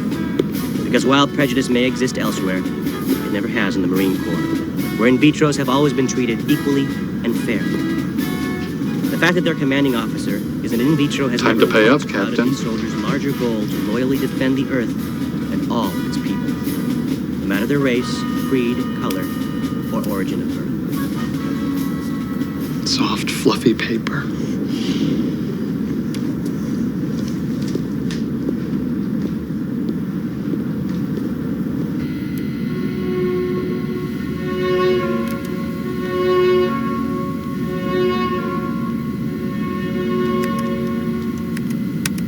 Dear Mom and Dad, I'll never forget the first time I saw my brother. Mom said she had a dream she was going to have a daughter, that I was going to have a new baby sister. But that day you told me the stork fooled us. You even formally introduced us. Nathan, this is your brother Neil. 20 years later, I can remember thinking, his hands are so small. I can return to that moment in the time it takes to close my eyes. And in that instant, no time has passed. Not a minute of my life or Neil's has gone by.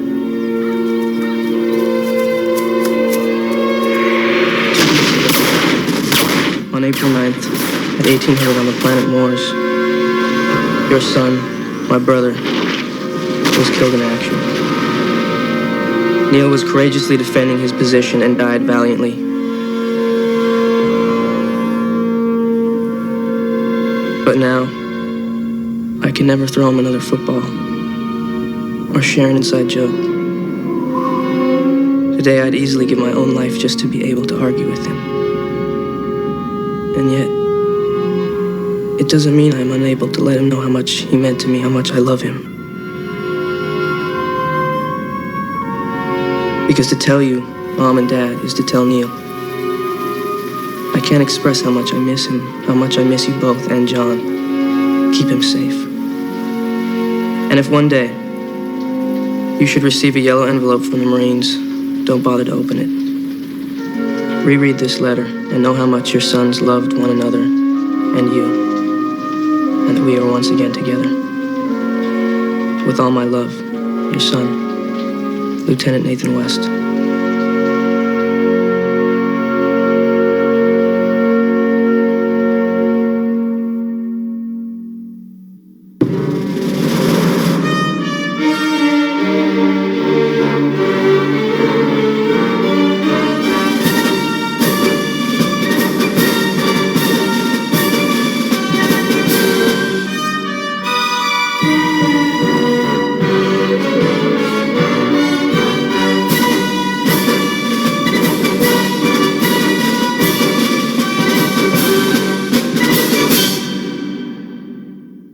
Watch your hands, watch your hands.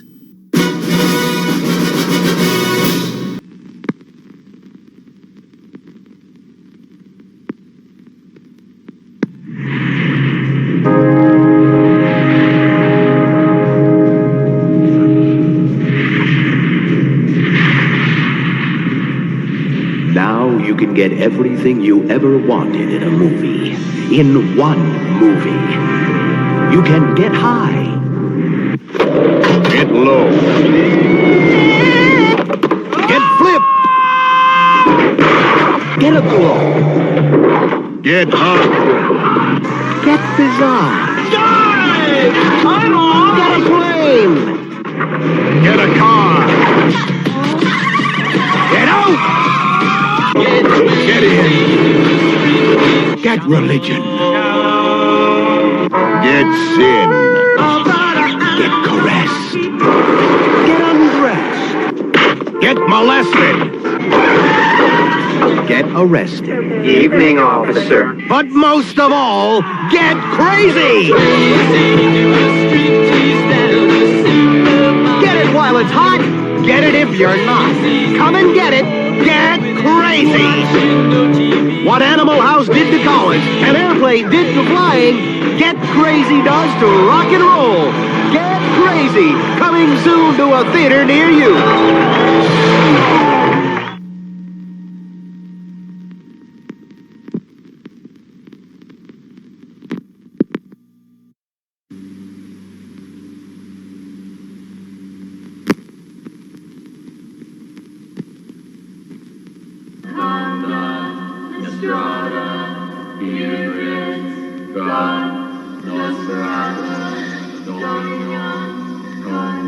"4 years ago, in this quiet forest, in this cozy cabin, something happened.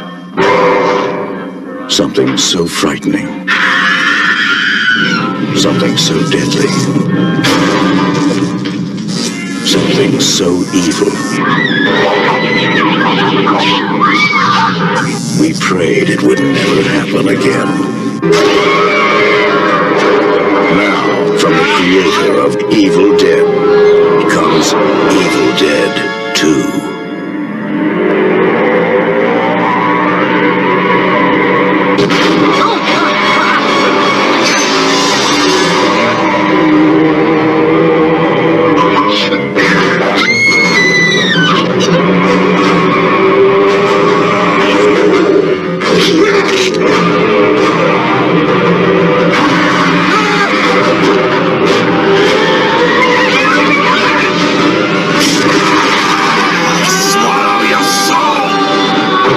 Evil Dead 2, Dead by Dawn.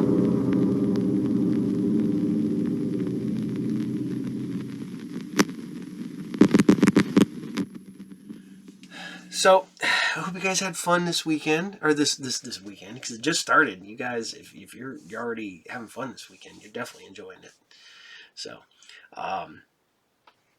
I do. I have a lot of fun putting these together for you guys. I love finding old sci-fi for you and continue to bring you stuff.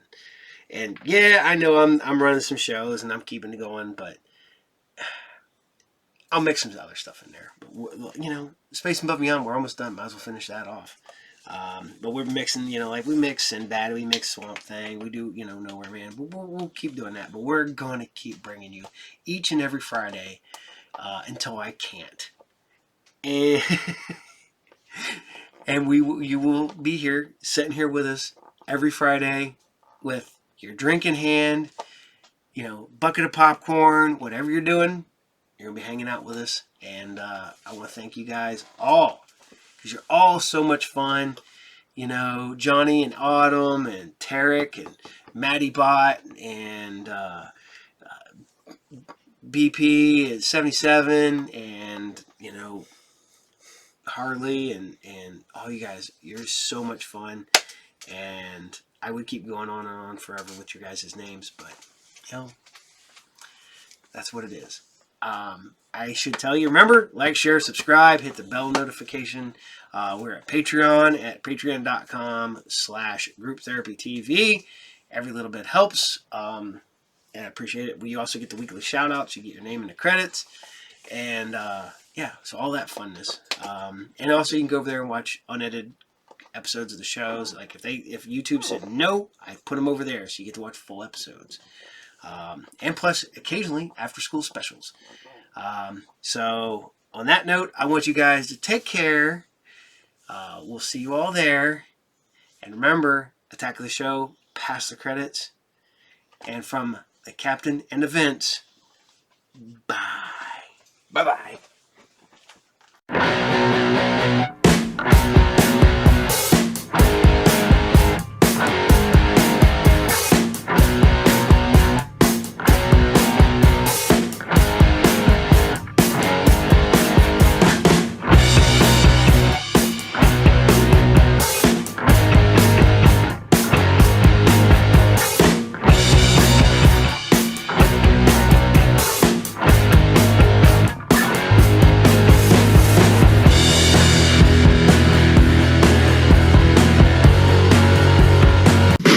It's TV Tuesday, which means Chris Gore will be here to discuss Nicolas Cage's distracting hair plugs. Plus, Brendan lines up for some priceless Star Wars autographs. Oh, I'm sorry, did I say priceless? I meant a couple of bucks on eBay. Yeah, and if you like shrooms, and you'll love meeting the creator of the popular cartoon Rise of the Mushroom Kingdom. Of course, if you like shrooms, then you also like pretty colors, which means you'll watch anyways. Now, fear, pain, and defeat do not exist in this dojo. Attack of the Show strikes first. Strikes hard, no mercy. Pick up on this.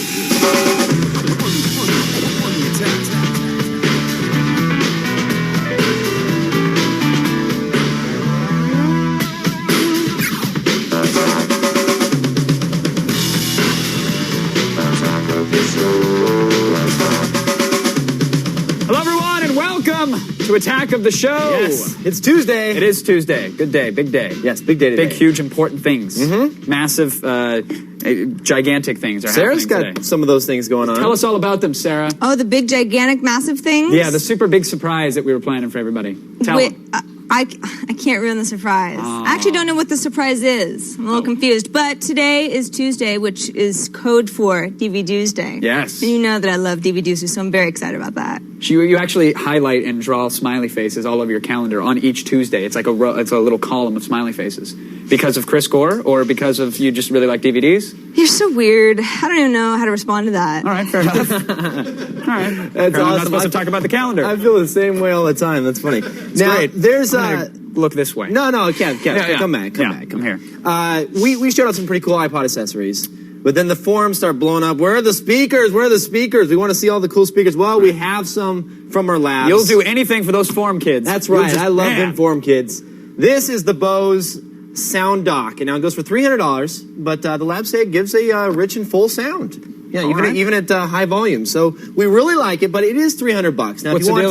Okay, so not battery powered, nothing like that. Okay, no, so plug it in. There you go. It's pretty straightforward. It just sits there. It charges. You got volume up, volume down. And that's it doesn't sync to your Mac or your PC though. Oh, okay. So you can't add music while it's sitting in the dock. It's not a true dock. All right. So now this little guy right here, this is a pretty cool little one. Check this one out. This is the JBL On Stage. Now it's only $160. Now it's the smallest speaker set that you can find available, and actually it's the cheapest. It's actually much cheaper than the Bose, obviously, about about half the price. But it has better highs than lows. It's not really good with the bass. I mean, the speakers are extremely small. But one thing I do like is that there's a couple different features. Take a look at the back right here. It has an audio in, so that even if you don't have an iPod, you can hook in, another third-party player there. The iPod actually comes and just sits right in the dock, just like that. Nice. Volume up and down, and this does actually act as a sync. So it charges your iPod, it syncs with your iPod. And it's omnidirectional too. There's speakers everywhere. Right, exactly. So this has to kind of just be facing you. Yeah. I don't know. I like that one a little bit better. I mean, it's not quite as good as sounding as the Bose. Sure. But it's a lot less expensive and it does more, which is always cool. Value then is right here then. Yeah, and it's easy to carry around. I mean, you can throw that in your backpack and it's super lightweight, so it's like a little Frisbee almost. There you go. Cool. All right, now, lots of people do the Flickr apps and make Google Maps apps. You know, they're all doing APIs, little plugins and whatnot. And one popped up last night. It really got popular online. It's called GeoBloggers. Now, this site combines Flickr images with Google Maps so you can search for locations, you know, longitude and latitude. Let's take a look at Chicago here. So here's your Google Maps interface. You know, the little pegs, just like you'd have on a regular Google Maps. But when you click on one, you get a photo that's been tagged in Flickr with that area, with that longitude and latitude. Now, how does it find the tags of the longitude and latitude? People have to enter those tags. How do they get that information, though? Well, they can search for on the internets. Is it kind of, well, you know what I was really curious is, like, eventually at some point they'll start having little GPS units built into the phones that kind of, and then it'll tag it automatically. Right, well, they have digital cameras that have the GPS built in already. Yeah. So they're taking the pictures, they upload them later, it has the information already embedded, the metadata, and then boom, you're good to go. Exactly. That's so cool. it's like A9.com times 10, because now you can have whatever photos were taken People there. still use A9.com? On the OC they do. Yeah, I guess that's about the gist of it. But they're adding zip code searching now too, which is really great. So that when that feature comes out, you'll be able to go to your neighborhood and see what photos are there. Oh, it's pretty. Oh, speaking of tags, Text America just added tags as well. Oh, nice. So now you have like Technorati, Delicious, Text America, like all these sites, Flickr, they're all starting to add tags and start talking with each other. It's gonna be pretty interesting to see how people start categorizing all this stuff. Up. That's right. All right. Now, there's a new version of the ever so popular, now I have no idea how to say this. Is it Azarius? Azarius? You know what I'm talking about. It's the very popular BitTorrent client. Yes. And the coolest new feature has to be for the fact that they've actually gone trackerless. So now you can create torrents that aren't reliant upon a tracker. So if your favorite site gets shut down, Supernova, then the download is going to continue on. So let me show you how it works. Basically, you do file, new torrent, and then rather than using an external tracker, which you still can do, you just choose this little option right here that says decentralize it. Now, this only works with their client. Right. This is some proprietary tech, but it is open source. It is open source, so anybody can take it and put it into their client. So we choose there, it says choose a single file. So we can go in next here. It's going to ask us for the name of the file that we want to actually create a torrent out of. We'll just say this file. I don't even know what that is. Thrilling. Choose next, and then we'll say open this torrent for seeding when it's done and host the torrent on the built-in tracker. Choose finish, and then you can see it's going to instantly create it and add it, and you can see at the very bottom here, I'll click close. There's the file. I'm now seeding the file. It puts a little happy, or like a little guy, a little picture there with a little hand underneath him, letting you know that you're actually seeding the file. And there's no tracker. There's no tracker associated with this, so you start giving the torrent out to people, and then... And is the point of this anonymous, or to keep it anonymous? It's not anonymous. It has nothing to do with anonymity. Right. It has to do with, like, decentralizing it. So that basically, once I start seeding this to other people and they download it, they are then kind of like the trackers, because that database gets spread across all the users. So if I drop out of the loop, even though I was the original seed or the original tracker, it's still going to continue on and keep sharing with other people. And how many times have you clicked on a BitTorrent and gone out there and it says a bad tracker? Right. Or the tracker's busy, like, oh, you got timeout and you're screwed, even though there's tons of people sharing it still. This is huge. This is going to be amazing. Good to hear. I love the Azarius. If you know how to pronounce it, let us know. Please help out. Now, real quickly, back to the old Flickr. The 7 deadly sins, Kevin. They are greed, lust, envy, gluttony, pride, and sloth. And here they are represented as gummy bears. They're just going to say it. There they are. There's the gummy sloth. You can see he's kind of lounging there. Let's go on to, I think this is Gummy Pride. Hold on, let's see if Gummy Pride will load. Pride's a great one. I love these guys have tagged it too. 7 deadly sins. If you go /tags. Yeah, there's like 12 tags for each photo. Nice. But there's Pride. He's kind of looking off boastfully. People were excited about this morning. It's kind of cute. The guy used the gummy bears, and that's lust. Yeah, clearly. I love how you always bring like the cute things to the show. Look, the kitten wars. Cute stuff happens. Yeah, you gotta look this way. Envy's great. Envy's really well done.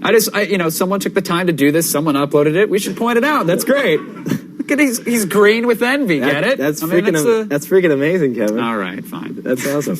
All right. We're taking your tech calls today. The number is 800-839-7880. And you can email us through our web form, g4tv.com/askaots. Yes, and of course you can chat with us in IRC chat room. Just tell Firefox to go to chat.g4tv.com. Yes. Yell at it angrily. Yeah. When we come back, a classic space opera filled with daring rescues, dark forces, and rogue heroes? That's right. Screw George Lucas. Chris Gore shows us his shorts.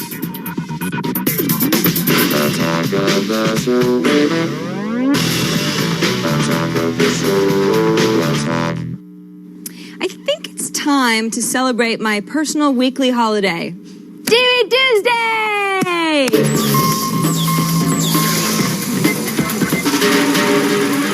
And of course, Chris Gore is with us again. Welcome back, man. You keep bringing me back. You're Duff. I'm Duff. You're Duff today. I'm Duff. If I was in Shelbyville, I'd be drinking FUD. That's an course you in-joke would. for all you Simpsons geeks out there. Yeah, darn it. I haven't watched The Simpsons in a few seasons. Oh, you got to watch it. I It's know. consistently good. I've got no excuse. All right, so let's get right into this. We've got lots of DVDs to talk about today. The first one, Star Trek Enterprise first season. Has some sentimental value now, doesn't it? Sentimental, I guess, if you like the show. Well, to those particular fans. Honestly, yeah, I was not a big fan of this show. I liked the pilot episode, Broken Bow, however you want to pronounce it. And there's some cool commentary on it, actually.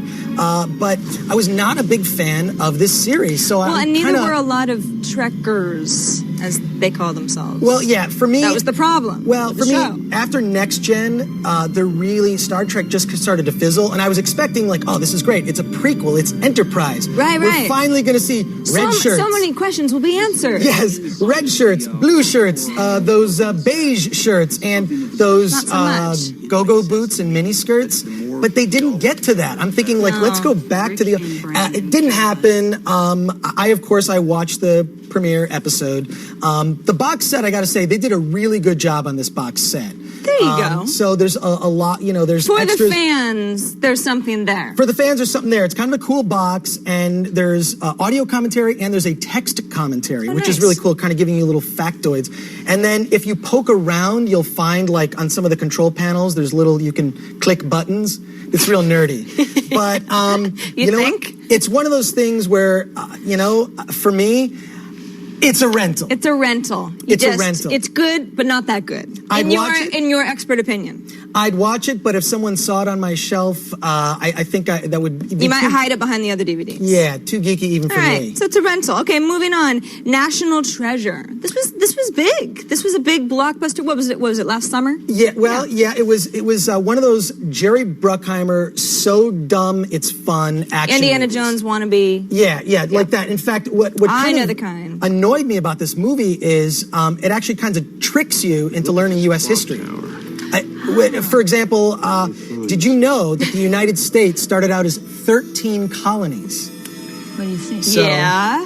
Yeah, just... I took U.S. history. So, but who else knows that? Who else knows that? Right. But if you go see this Jerry Bruckheimer action movie, you're actually going to get tricked into learning U.S. history. Well, that's kind of fun for the kids. It is fun for the kids. Yeah. And you know what? Because who wants to know U.S. history unless it's fun? And made by Jerry Bruckheimer. I was shocked that I actually had a good time watching this. The DVD itself, I got to say, kind of sparse DVD. There's no director commentary. There is actually an alternate ending that comes with commentary, which is... I hate those, though. But the alternate ending is kind of cool because it sets up a sequel. Is there a treasure map on the back of the Constitution? But it's so why didn't they just release that ending? I don't want the movie to change up on me. Well, no, that was kind of a cool extra. Yeah. But for my money, unfortunately, I gotta say, with the extras being so sparse on this, you know where I'm going with this? Go ahead, you do it. A rental? It's a rental. Yeah. It's a rental. Not so bad it's a pass, but again, might go behind the other DVDs. Yeah. But it's one of those things where it's you know what? This is going to come out in a double disc, tons of extra set. Yeah, just forget this one. You can This smell is the first round. This is alpha. Yeah, you can smell that there's a special edition coming down the road. Gotcha. Well, as far as collector's editions go, we have Spaceballs, the collector's edition. Who doesn't like Spaceballs? Spaceballs. Well... Don't disappoint me, Chris Gore. You know what? I saw this when it made the rounds at theaters the first time around. When was that? Like which 1984? Was it was the late 80s. I was around back then. Yeah. I was too. I was a kid. But I saw it. It's one of those things that actually, to me, kind of felt dated when it came out. It was like... It was supposed to be. It was campy. Yeah, and it's the Mel Brooks. I'm not sure he totally gets all the geekiness. A lot of the humor is, that sort of cheesy, your uncle making jokes kind of humor. Sure. One of the funny things, the original title for Spaceballs was called Planet Moron. And they changed it to, and they were going to do a sequel. Spaceballs 2, The Search for More Money. But this is what I found out on the disc. There is some really cool extras. Very useless trivia. And there's lots of useless extras. On the menu screen, you can find these Easter eggs that are pretty easy to find. On the view screen, you can go into ludicrous speed, and you can actually watch the entire movie in 30 seconds. Yeah, right. That's fun once. But the commentary, you really don't learn a lot about Mel Brooks' process other than he doesn't like to direct. Directing's not fun. One of the things that I found cool, they point out the flubs. This is what we're seeing right now. Is these are mistakes that Mel Brooks was driven insane by, and he felt the need to point them out. Here's ludicrous speed. We're watching the entire movie in 30 seconds. Oh, that was such a good movie. I loved it. Yeah. So, what do you think, Chris? Bottom line. I don't know where you're going with this. For me, I hate to say this. It's a rental. It's a rental. You know, I know. We're 3 for 3 in the rental category. I'm so sad. I mean, we didn't have a real standout winner here on DVD Tuesday. You know what, though? I got one for you. All right. I got one for you. Here's my recommend for this week, which actually comes from my daughter, Haley. I raised her right. Hi, Haley. She's not into Barbie. She's into Godzilla and Invader Zim. My daughter's cool. She'd do well on this show. You should bring her by sometime. We should have her on the show. She's got a future. She actually lent this to me. Believe it or not, I had to borrow it from my own daughter. It's the Invader Zim box set. Invader Zim. They have this new box set. It's actually Zim's house, and it comes with a Gur action figure. And you can buy it one of two ways. You can buy it with 4 discs, or you can buy it with just the 4th disc, and you can take the 3 disc, which you presumably already have. Tons of extras. There's audio from episodes that weren't released. It's one of those things where it's like, this is an investment, because if you buy this box set, it's going to be worth 3 times as much, on eBay a year from now. You get a little house. And you get a little house. So it's cool on the shelf. It's like a piece of art. Kids love it. And it's either, like the Enterprise box set or the Invader Zim box set. I mean, which one's going to get you more action? I think we know the answer to that, Chris. That's right, yeah. Thanks so much for coming. Thanks again for Always having a me. pleasure. Cool. Remember to visit filmthreat.com or chrisgore.com. You can get anecdotes from him on either site. Chris Gore sings the hits. Working out with Chris Gore, also 2 big favorites here at Attack of the Show. Only $29.95. What is that? You just put thoughts in my head and make me say something bizarre? I felt like something got beamed on me. On the way, it came from eBay, sobers up just long enough to bring you some auction oddities. And Brennan experiences the best part of Star Wars Celebration 3, waiting in line for stuff.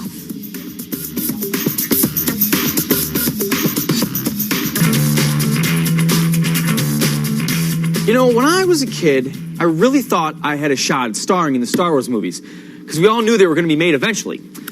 Alas, the dream was never realized.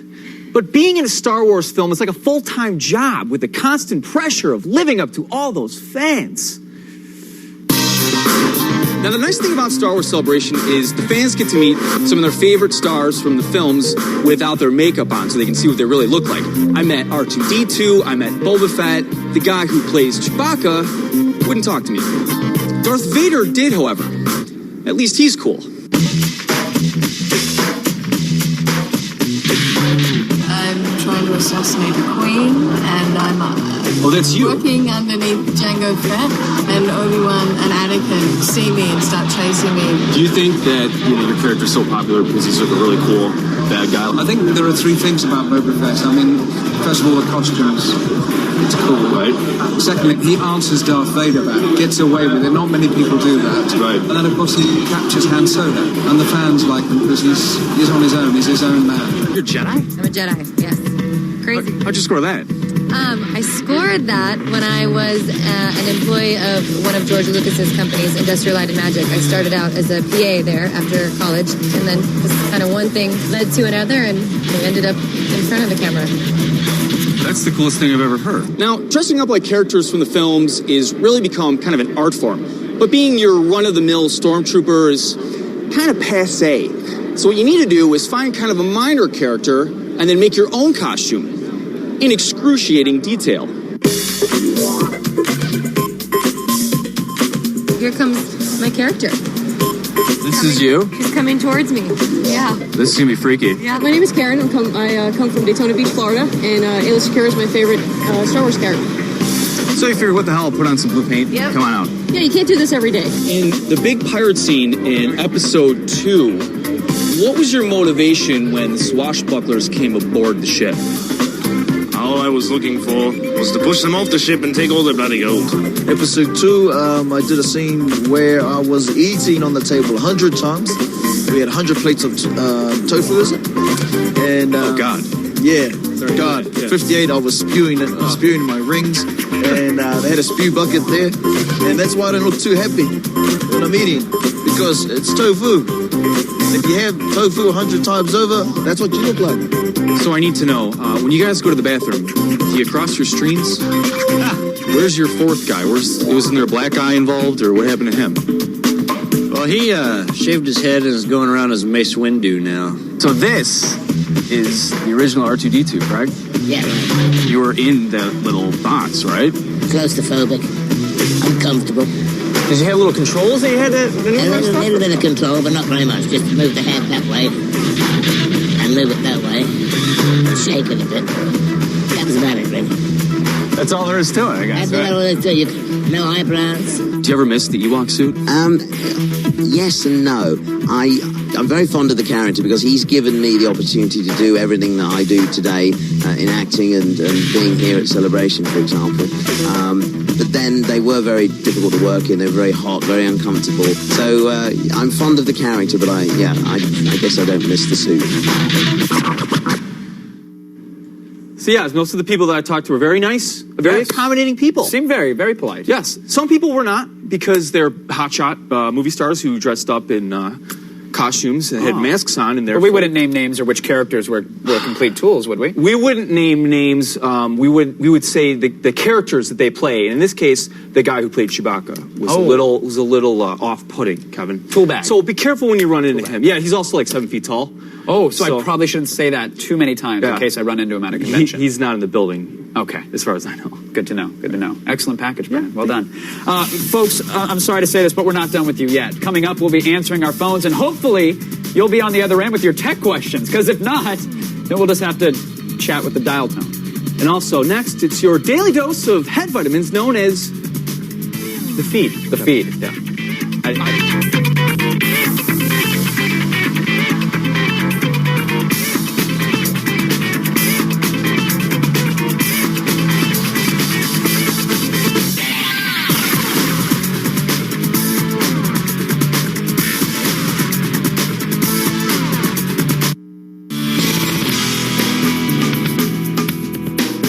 Welcome back. We're still busy attacking everyone with our show. Later on, we'll get into some serious mushroom madness with animator Randy Solom. Nice. And we dig into the mechanics of the Vogon puppets in the hit movie Hitchhiker's Guide to the Galaxy. Yes. Have you seen it yet? I have not seen the movie yet. No, I was gone all weekend. But and I'm drifting this weekend, so I won't get to see it this weekend. You're drifting? I'm going to do a little drifting. Wow. But we'll tell you more about that later. But right now, it's time for you to bow your heads in honor of the feed.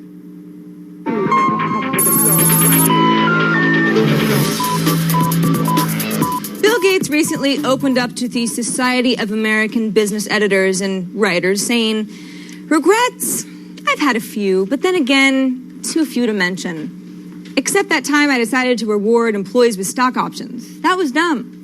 Claiming that Microsoft is much more savvy about its accounting practices these days, Gates admitted he never should have used stock options as a motivational tool because apparently finding parking spaces for 800-plus limousines got kind of rough, and personal valets kept getting confused with interns, and lunch breaks became 4-hour affairs of martinis, pâté, and ribald tomfoolery. Microsoft halted this policy in 2003 and now rewards exceptional work with punch and pie. Residents of Florida, concerned about the hurricanes and tropical storms that give their homes frequent extreme makeovers, thought they'd be able to get the drop on Mother Nature by signing up for emergency weather email updates. And it might have worked, if not for AOL. Yes, it seems the nation's largest ISP tagged these weather alerts as spam and sent them hurtling into the abyss alongside Viagra ads and offers of exotic sex, that sort of thing. More than 4,200 people signed up for the alerts last year, and all were more than a little surprised when no emails came to tell them about Hurricanes Jean and Francis, which huffed and puffed and blew their houses in. AOL is now telling customers to put their county's email address into their contact list so that the filters know to let them through. It's all true. And finally, Boy Scouts in Hong Kong are earning merit badges, but not in pottery or personal fitness or wood carving or anything normal like that. No, these kids are earning merit badges in intellectual property. If the Scouts prove they understand the ins and outs of copyright law, they get awarded the badge. And we're not 100%, but we think it looks something like this. Like that. Now, this can only set a horrible precedent where Boy Scouts are taken out into nature, into the harsh world of corporate business. They'll be earning badges in litigation, Or perhaps work delegation and avoidance of responsibility. We know that one. Or maybe a badge for necessary downsizing. Or most importantly, the coveted weighing the pros and cons of a 401k versus a Roth IRA when planning for a retirement badge. That's right. That's today's feed. I'm all out of time. Like we scouts around here like to always remind each other, be prepared. Yes, Boys? be prepared. That's right. I guess no more selling VCDs instead of cookies. No. For the scouts. Well, they didn't. That was the Girl Scouts did the cookies. Oh, do they? Yeah. What do the Boy Scouts do? I don't know. They do the other miscellaneous little things. Do they sell stuff? They can, I guess. Weren't you a Boy Scout? Yeah, I was, but we never sold anything. You didn't do anything? You're like, no, forget it. we had the little fundraisers to go to camp and stuff like that, but it wasn't like, we were going door to door or anything like that. You rip your patches off other people's no. clothes? No. All right. I wasn't a mean scout like that. Just checking. I mean, it's viable. They're out there. It's viable. Yes. All right, when we come back, we take a closer look at the making of Hitchhiker's Guide to the Galaxy, and the man behind the video game director's cut is here to explain himself and hopefully his actions. The Feed is brought to you by the U.S. Navy. Navy, accelerate your life.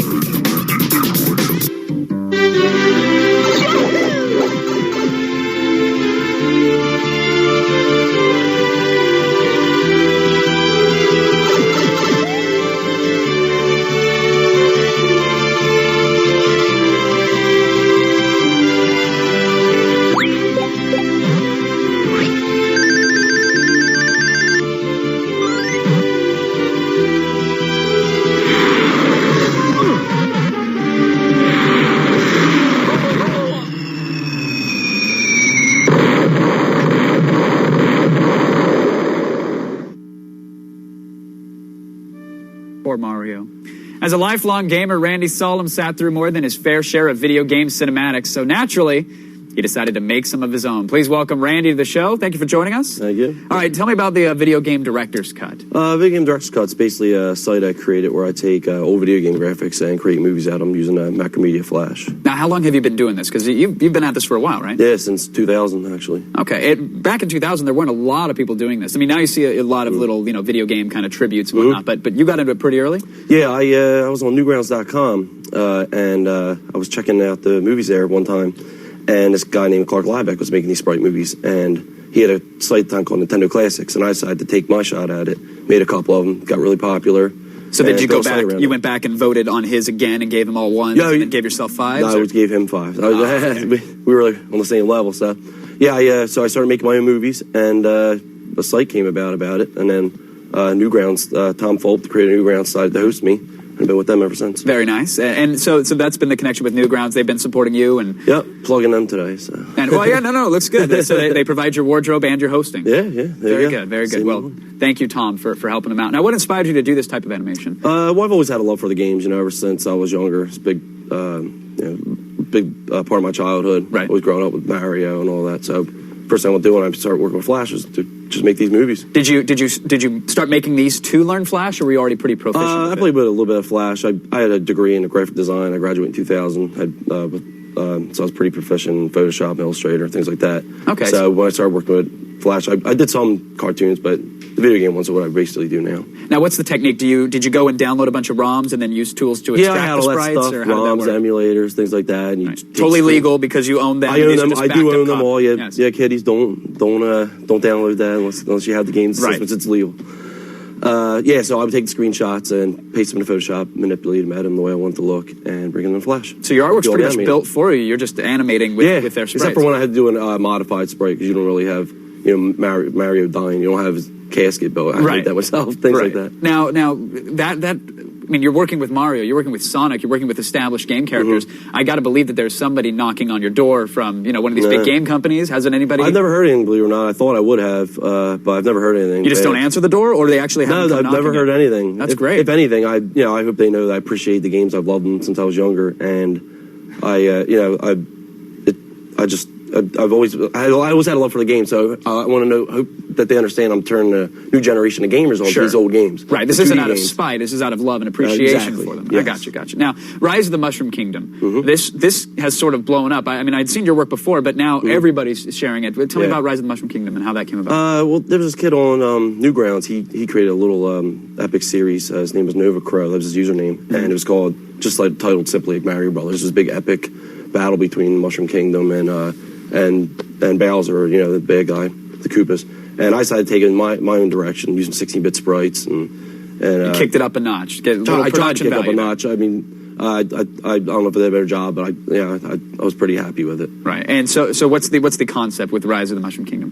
Just what it's all about. Yeah. Just Mario is killed, being all happy, going through Mushroom Kingdom one day, he gets killed, and they have the whole funeral and everything, and this got an emotional response out of people, right? Yes, they reacted to this. Yeah, I've actually had mothers call me and seeing that their child's childhood hero died. Oh man! They tell me the kid was traumatized, and their kids were like 27 years old. Or now? Probably, I don't know. Okay, but it's funny because it's a bunch of moving dots, and that I could do that. Oh, absolutely. Make kids cry over their childhood hero dying. It's pretty. Well, you brought one of your latest works for us, so I think if you care to set it up, we'd love to see it. After Rise of the Mushroom Kingdom, I was getting sick of doing these epic, huge movies. It took me 6 months, so I decided to get back to the quickies.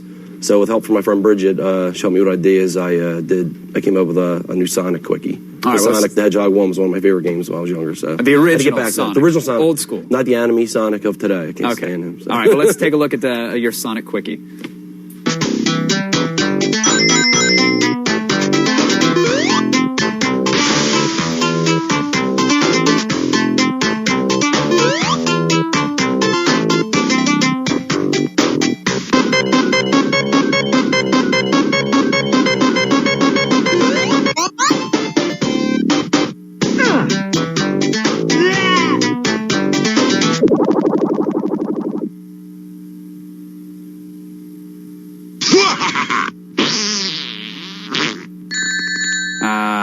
Little Dr. Robotnik there. Bathroom humor, it's best. Yeah. Well done. Thanks. Well done. Thanks for coming on the show and sharing the animations with us. We appreciate it. Hi, Mom. If you want more work from Randy, just visit videogamedc.com. Now, let's go ahead and disturb Sarah and Brendan. What? Bathroom humor. Right. It makes our job seem pretty small sometimes. Someone's that creative, huh, Brendan? It's tough to follow bathroom humor. It is. I don't even know how. Exactly. I don't even know how, so I'm not even going to try.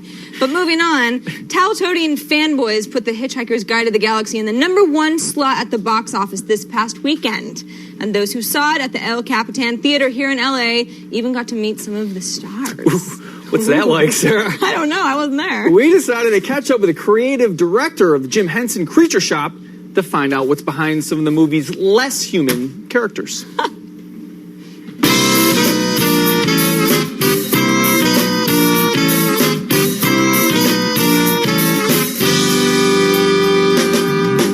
Jim Henson's Creature Shop was involved with Hitchhiker's Guide to the Galaxy pretty early on. In terms of the scope of this movie, this was a huge task, not just in terms of the amount of characters that were required, but the size of them as well. Obviously, each character has its own inherent difficulties. Marvin, the paranoid alien, for example, has a huge head. And so we had to come up with the optimum diameter of the head so that the guy inside wasn't going to, struggle with the weight of the head on him. Here I am, brain the size of a planet, and they ask me to take you up to the bridge. Call that job satisfaction, because I don't. The Vogons. Now, these are pretty sophisticated animatronic characters. The mechanical underskull of the character houses about 35 computer-controlled motors. Nowadays, with these great characters here from Hitchhikers, the performance is computer-controlled by a puppeteer. And this computer technology allows a single puppeteer to be able to orchestrate the performance of a single character. Kidnapping the president. Oh no, she's not eligible for release at this time. The advantage we have at the moment is using the computer, the puppeteer can program a specific facial expression and play it back time after time after time. So the puppeteer then is able to have, in a sense, a repertory group of expressions. that he or she can call upon, giving him a tremendous amount of flexibility. Let's do that so that the cup is just hovering. It can jump in between those lines really, really quickly. All right. The flexibility that now gives us is great. We can improvise and fly with the punches on set. I think animatronics has become really an established tool. 10 years ago, we were worried that computer graphics, for example, was going to take away a lot of work from animatronics. I think it's kind of balanced out. There's a clear advantage to using characters that exist in the real world. They can interact with actors, they can be directed by a director, they can ad-lib their lines. So really, I think animatronics has become an established special effects method. See, Brendan? It was stuck in my head for weeks. Do a little dance. Do it. Do it. All right. See, We're Brendan? running out of time here, Stan. As for what we just saw, there's a lot more to the creature shop than just Muppet, don't you think? Yes, I do. I do. Yeah, after having watched that. Yeah. What's going on with you? You've been drinking? No. All right, I'm just checking. Hitchhiker's Guide is still in theaters, and if you haven't seen it yet, you definitely should. When we return, it came from eBay's back, and it wants that $10 that you owe it. Better get ready, and we'll be taking your questions, so call us. But be warned, any heavy breathing, we hang up.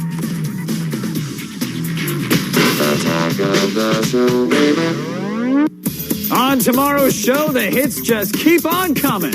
Giant robot editor Eric Nakamura is back with Asian pop culture news so fresh, it's actually still kicking. And Kevin is on the hunt for the best spyware scanners for another fun-filled dark tip. Oh, yeah, and the producer of first-person shooter Pariah, James Schmalz, is here to show off some next-generation game footage you don't want to miss it. All right, fire up your gaming PCs because we're playing Star Wars Galaxies Jump to Lightspeed in this week's Attack of the Show LAN party. Especially included in Galaxies this week is exclusive preview footage from Episode 3. That's amazing, right? And it will be, actually. It'll be there if you download the script and act it out in game. Nice. To register, go to our website and click on Join Our LAN Party. You get all the details and all the links that you're going to need, actually, to get started. And we'll see you Thursday for the Screensavers LAN Party. I'm very excited about this. It's in 2 days. Yeah. 2 days, Kevin. Do you like the Jump to Lightspeed? Not a big Galaxies fan. Yeah, me neither. Not a big Galaxies guys. But, you know, hey, all right, Jump to Lightspeed. Played it a couple times. Yeah. Let's drive some ships around and shoot things. Yeah. Let's do that. Trent joins us on the phone now from Nashville, Tennessee. Trent, are you there? Hey, man. How's it going? Trent. Hey, I just want to let you know, I've named you to Kevin 1 and Kevin 2. And I think Kevin 2 is so much cooler. Thank you. Oh. Thank you. I appreciate Depends it. on who Kevin 2 is. I'm disappointed. It happens. I'm a revision. Yeah. It happens. So what's your question? All right, Matt. I've wanted to know what Linux is for so long. You guys are always talking about it. It's, a little bit. Sometimes we mention it. It's like Windows, but unstable. Nice try. Not it? I mean, like OS X, but ugly. Well, I mean, you guys got a bunch of cool things for it. Yeah, I mean, you're a Linux guy. There's a ton of cool stuff out there. Basically, Linux is an open source operating system. So that means rather than a corporation like Microsoft programming and creating the OS, it's left up to individuals just like me and you that can go out and actually program, and you can contribute to it. Anyone can. Right. And it's free. It's completely free. You can download it. There's so many different variations of it out there. There's everything from little bootable CDs to embedded Linux devices that you see that like set-top boxes. Right, like you can run it on your iPod if you need to. TiVo runs Linux. Right. Now, what are the pros? Why would someone at home who's probably running Windows or running, Apple, right. or running an OS? Well, why would they want to install Linux? It's built off of. I mean, it's kind of like the underpinnings of the operating system is a Unix core. So it's been banged on for years and years and years. It's much more stable than like a Windows-based operating system. Just the way that it was designed from the ground up is a lot more robust.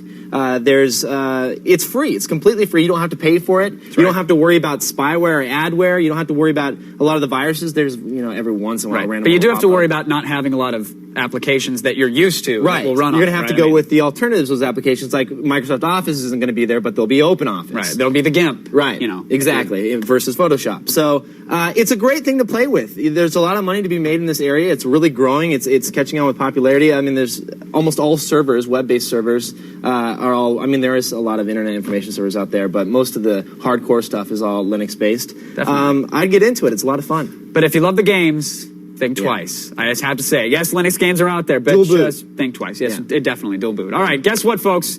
It's that time again, Kevin. What's that? 250 pounds of sweaty, pink, and sloppy. It came from eBay.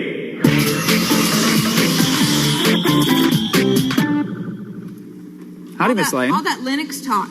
Yeah. I hope you can beat that. Well, we're gonna get started right away. Grundle Love from the G4 forums, reaching out to the community and pulling out an eBay item right here. The mind reading machine. Take a look at it, folks. It's going for $152. It's got 21 bids. But look at this guy, man. That is a mind reading machine, clearly. It's very, it looks like it really works. His mind is being read. Sarah, what do you think his mind is saying right now? Oh, what does that guy think? I don't know if we're allowed to even say it on TV. Yeah, let's not. But it's by the same guy who supposedly made that shrinking machine that we showed off last week. The same crazy inventor. The same inventor made. Yeah, this guy. Well, let's get one in, and I want to know what's on your mind. Well, no, I don't really want to know that either. Exactly. Yeah. You don't. I don't want to know what's on anybody's mind. Okay. We'd all hate each other. We won't bid then. We won't. Napoleon, you don't have to be a mind reader to know we all hate each other. It happens. That's Napoleon Dynamite style time machine. If you love the movie, you're going to love the memorabilia. Look at this here. It's just like Uncle Rico would use. There it is. You like, no? Did you not? Did you see a Napoleon Dynamite? Sure did. It's a pretty well done prop. I like it. I like it a lot. Does it work though? Well, look at the power cord. I'm going to go. Because I'm not paying for a time machine that doesn't work. In the future, apparently, they don't need prongs on their power cords. How much is this going for? Because that might influence my decision. It's $202.50 right now. Of course it is. Of course it is. Hey, look, someone spent the time to make it, so yeah, that's good. All right, this one you're going to like. Give me something I can use. When FedEx fails you, go with the Express Ninja Courier Service. Hey now. Now it says, quote, ninjas may not be formally trained. Instead, they may have their own. Can you choose your color? Because I like red. You know that it does not say. It does not say. But it's a ninja nonetheless. Then the ninja will come to your home, take your parcel, and deliver it with love. Deliver it with unique skills that can't be taught in an ordinary dojo. Well, not everybody can be a ninja. We all know that. Unorthodox delivery methods. How much per order? Right now, the starting you can buy it now for $10,000. By the ninja itself? By the ninja service. Oh, I buy the ninja service. For $10,000. Look, I hope that's a lifetime service. I hope so for too. $10,000. Better be careful. I'm most proud of this one. You know, I like to end on a bang. I like to have the kicker. And here it is, the Bulge Enhancement Swimwear Insert. You can look bigger now for only $19. You can buy it now for $29. But this is waterproof, Sarah. This is such a gem of the internet ripoff. I'm just going to say that right now. This is an eBay auction. But look at how unnatural the Bulge looks. I just have to point that out. It looks like he's smuggling an old, What's hanging off the left? It looks like an old 3-button mouse. I don't know. But there you have it. Could be a trackball for all I know. Wow. That was a bang, Kevin. Thank you for that. Sarah, always expect the unexpected when it came from eBay. Thanks, Kevin. Always a good time. Love it. Stay where you are. We'll be lighting select portions of the set on fire when we return. Awesome.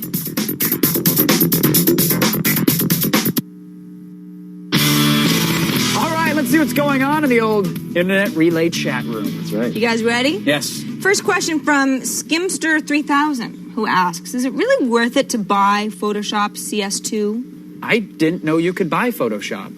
I mean, sorry. No, I don't know. I mean, what new features? Anybody know? You could ask me. I haven't played around with it yet. To be honest, I love Photoshop. It's a great tool. But I'm like you, I haven't even had a chance to play around with it yet. I saw there was one tutorial that I saw that had like the stamp tool that allows you can copy a portion of a picture and then paste it somewhere else. And it had like this intelligent stamp tool where it was like somebody's deck and they did the lines on the deck to show what the angle of the picture was, and it would intelligently do the stamp tool.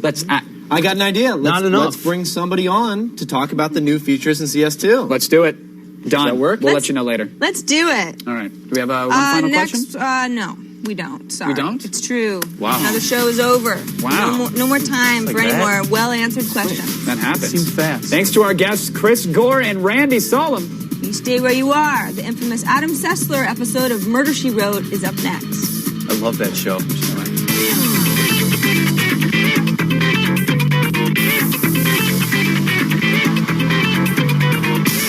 Wardrobe for Attack of the Show provided by Jinx.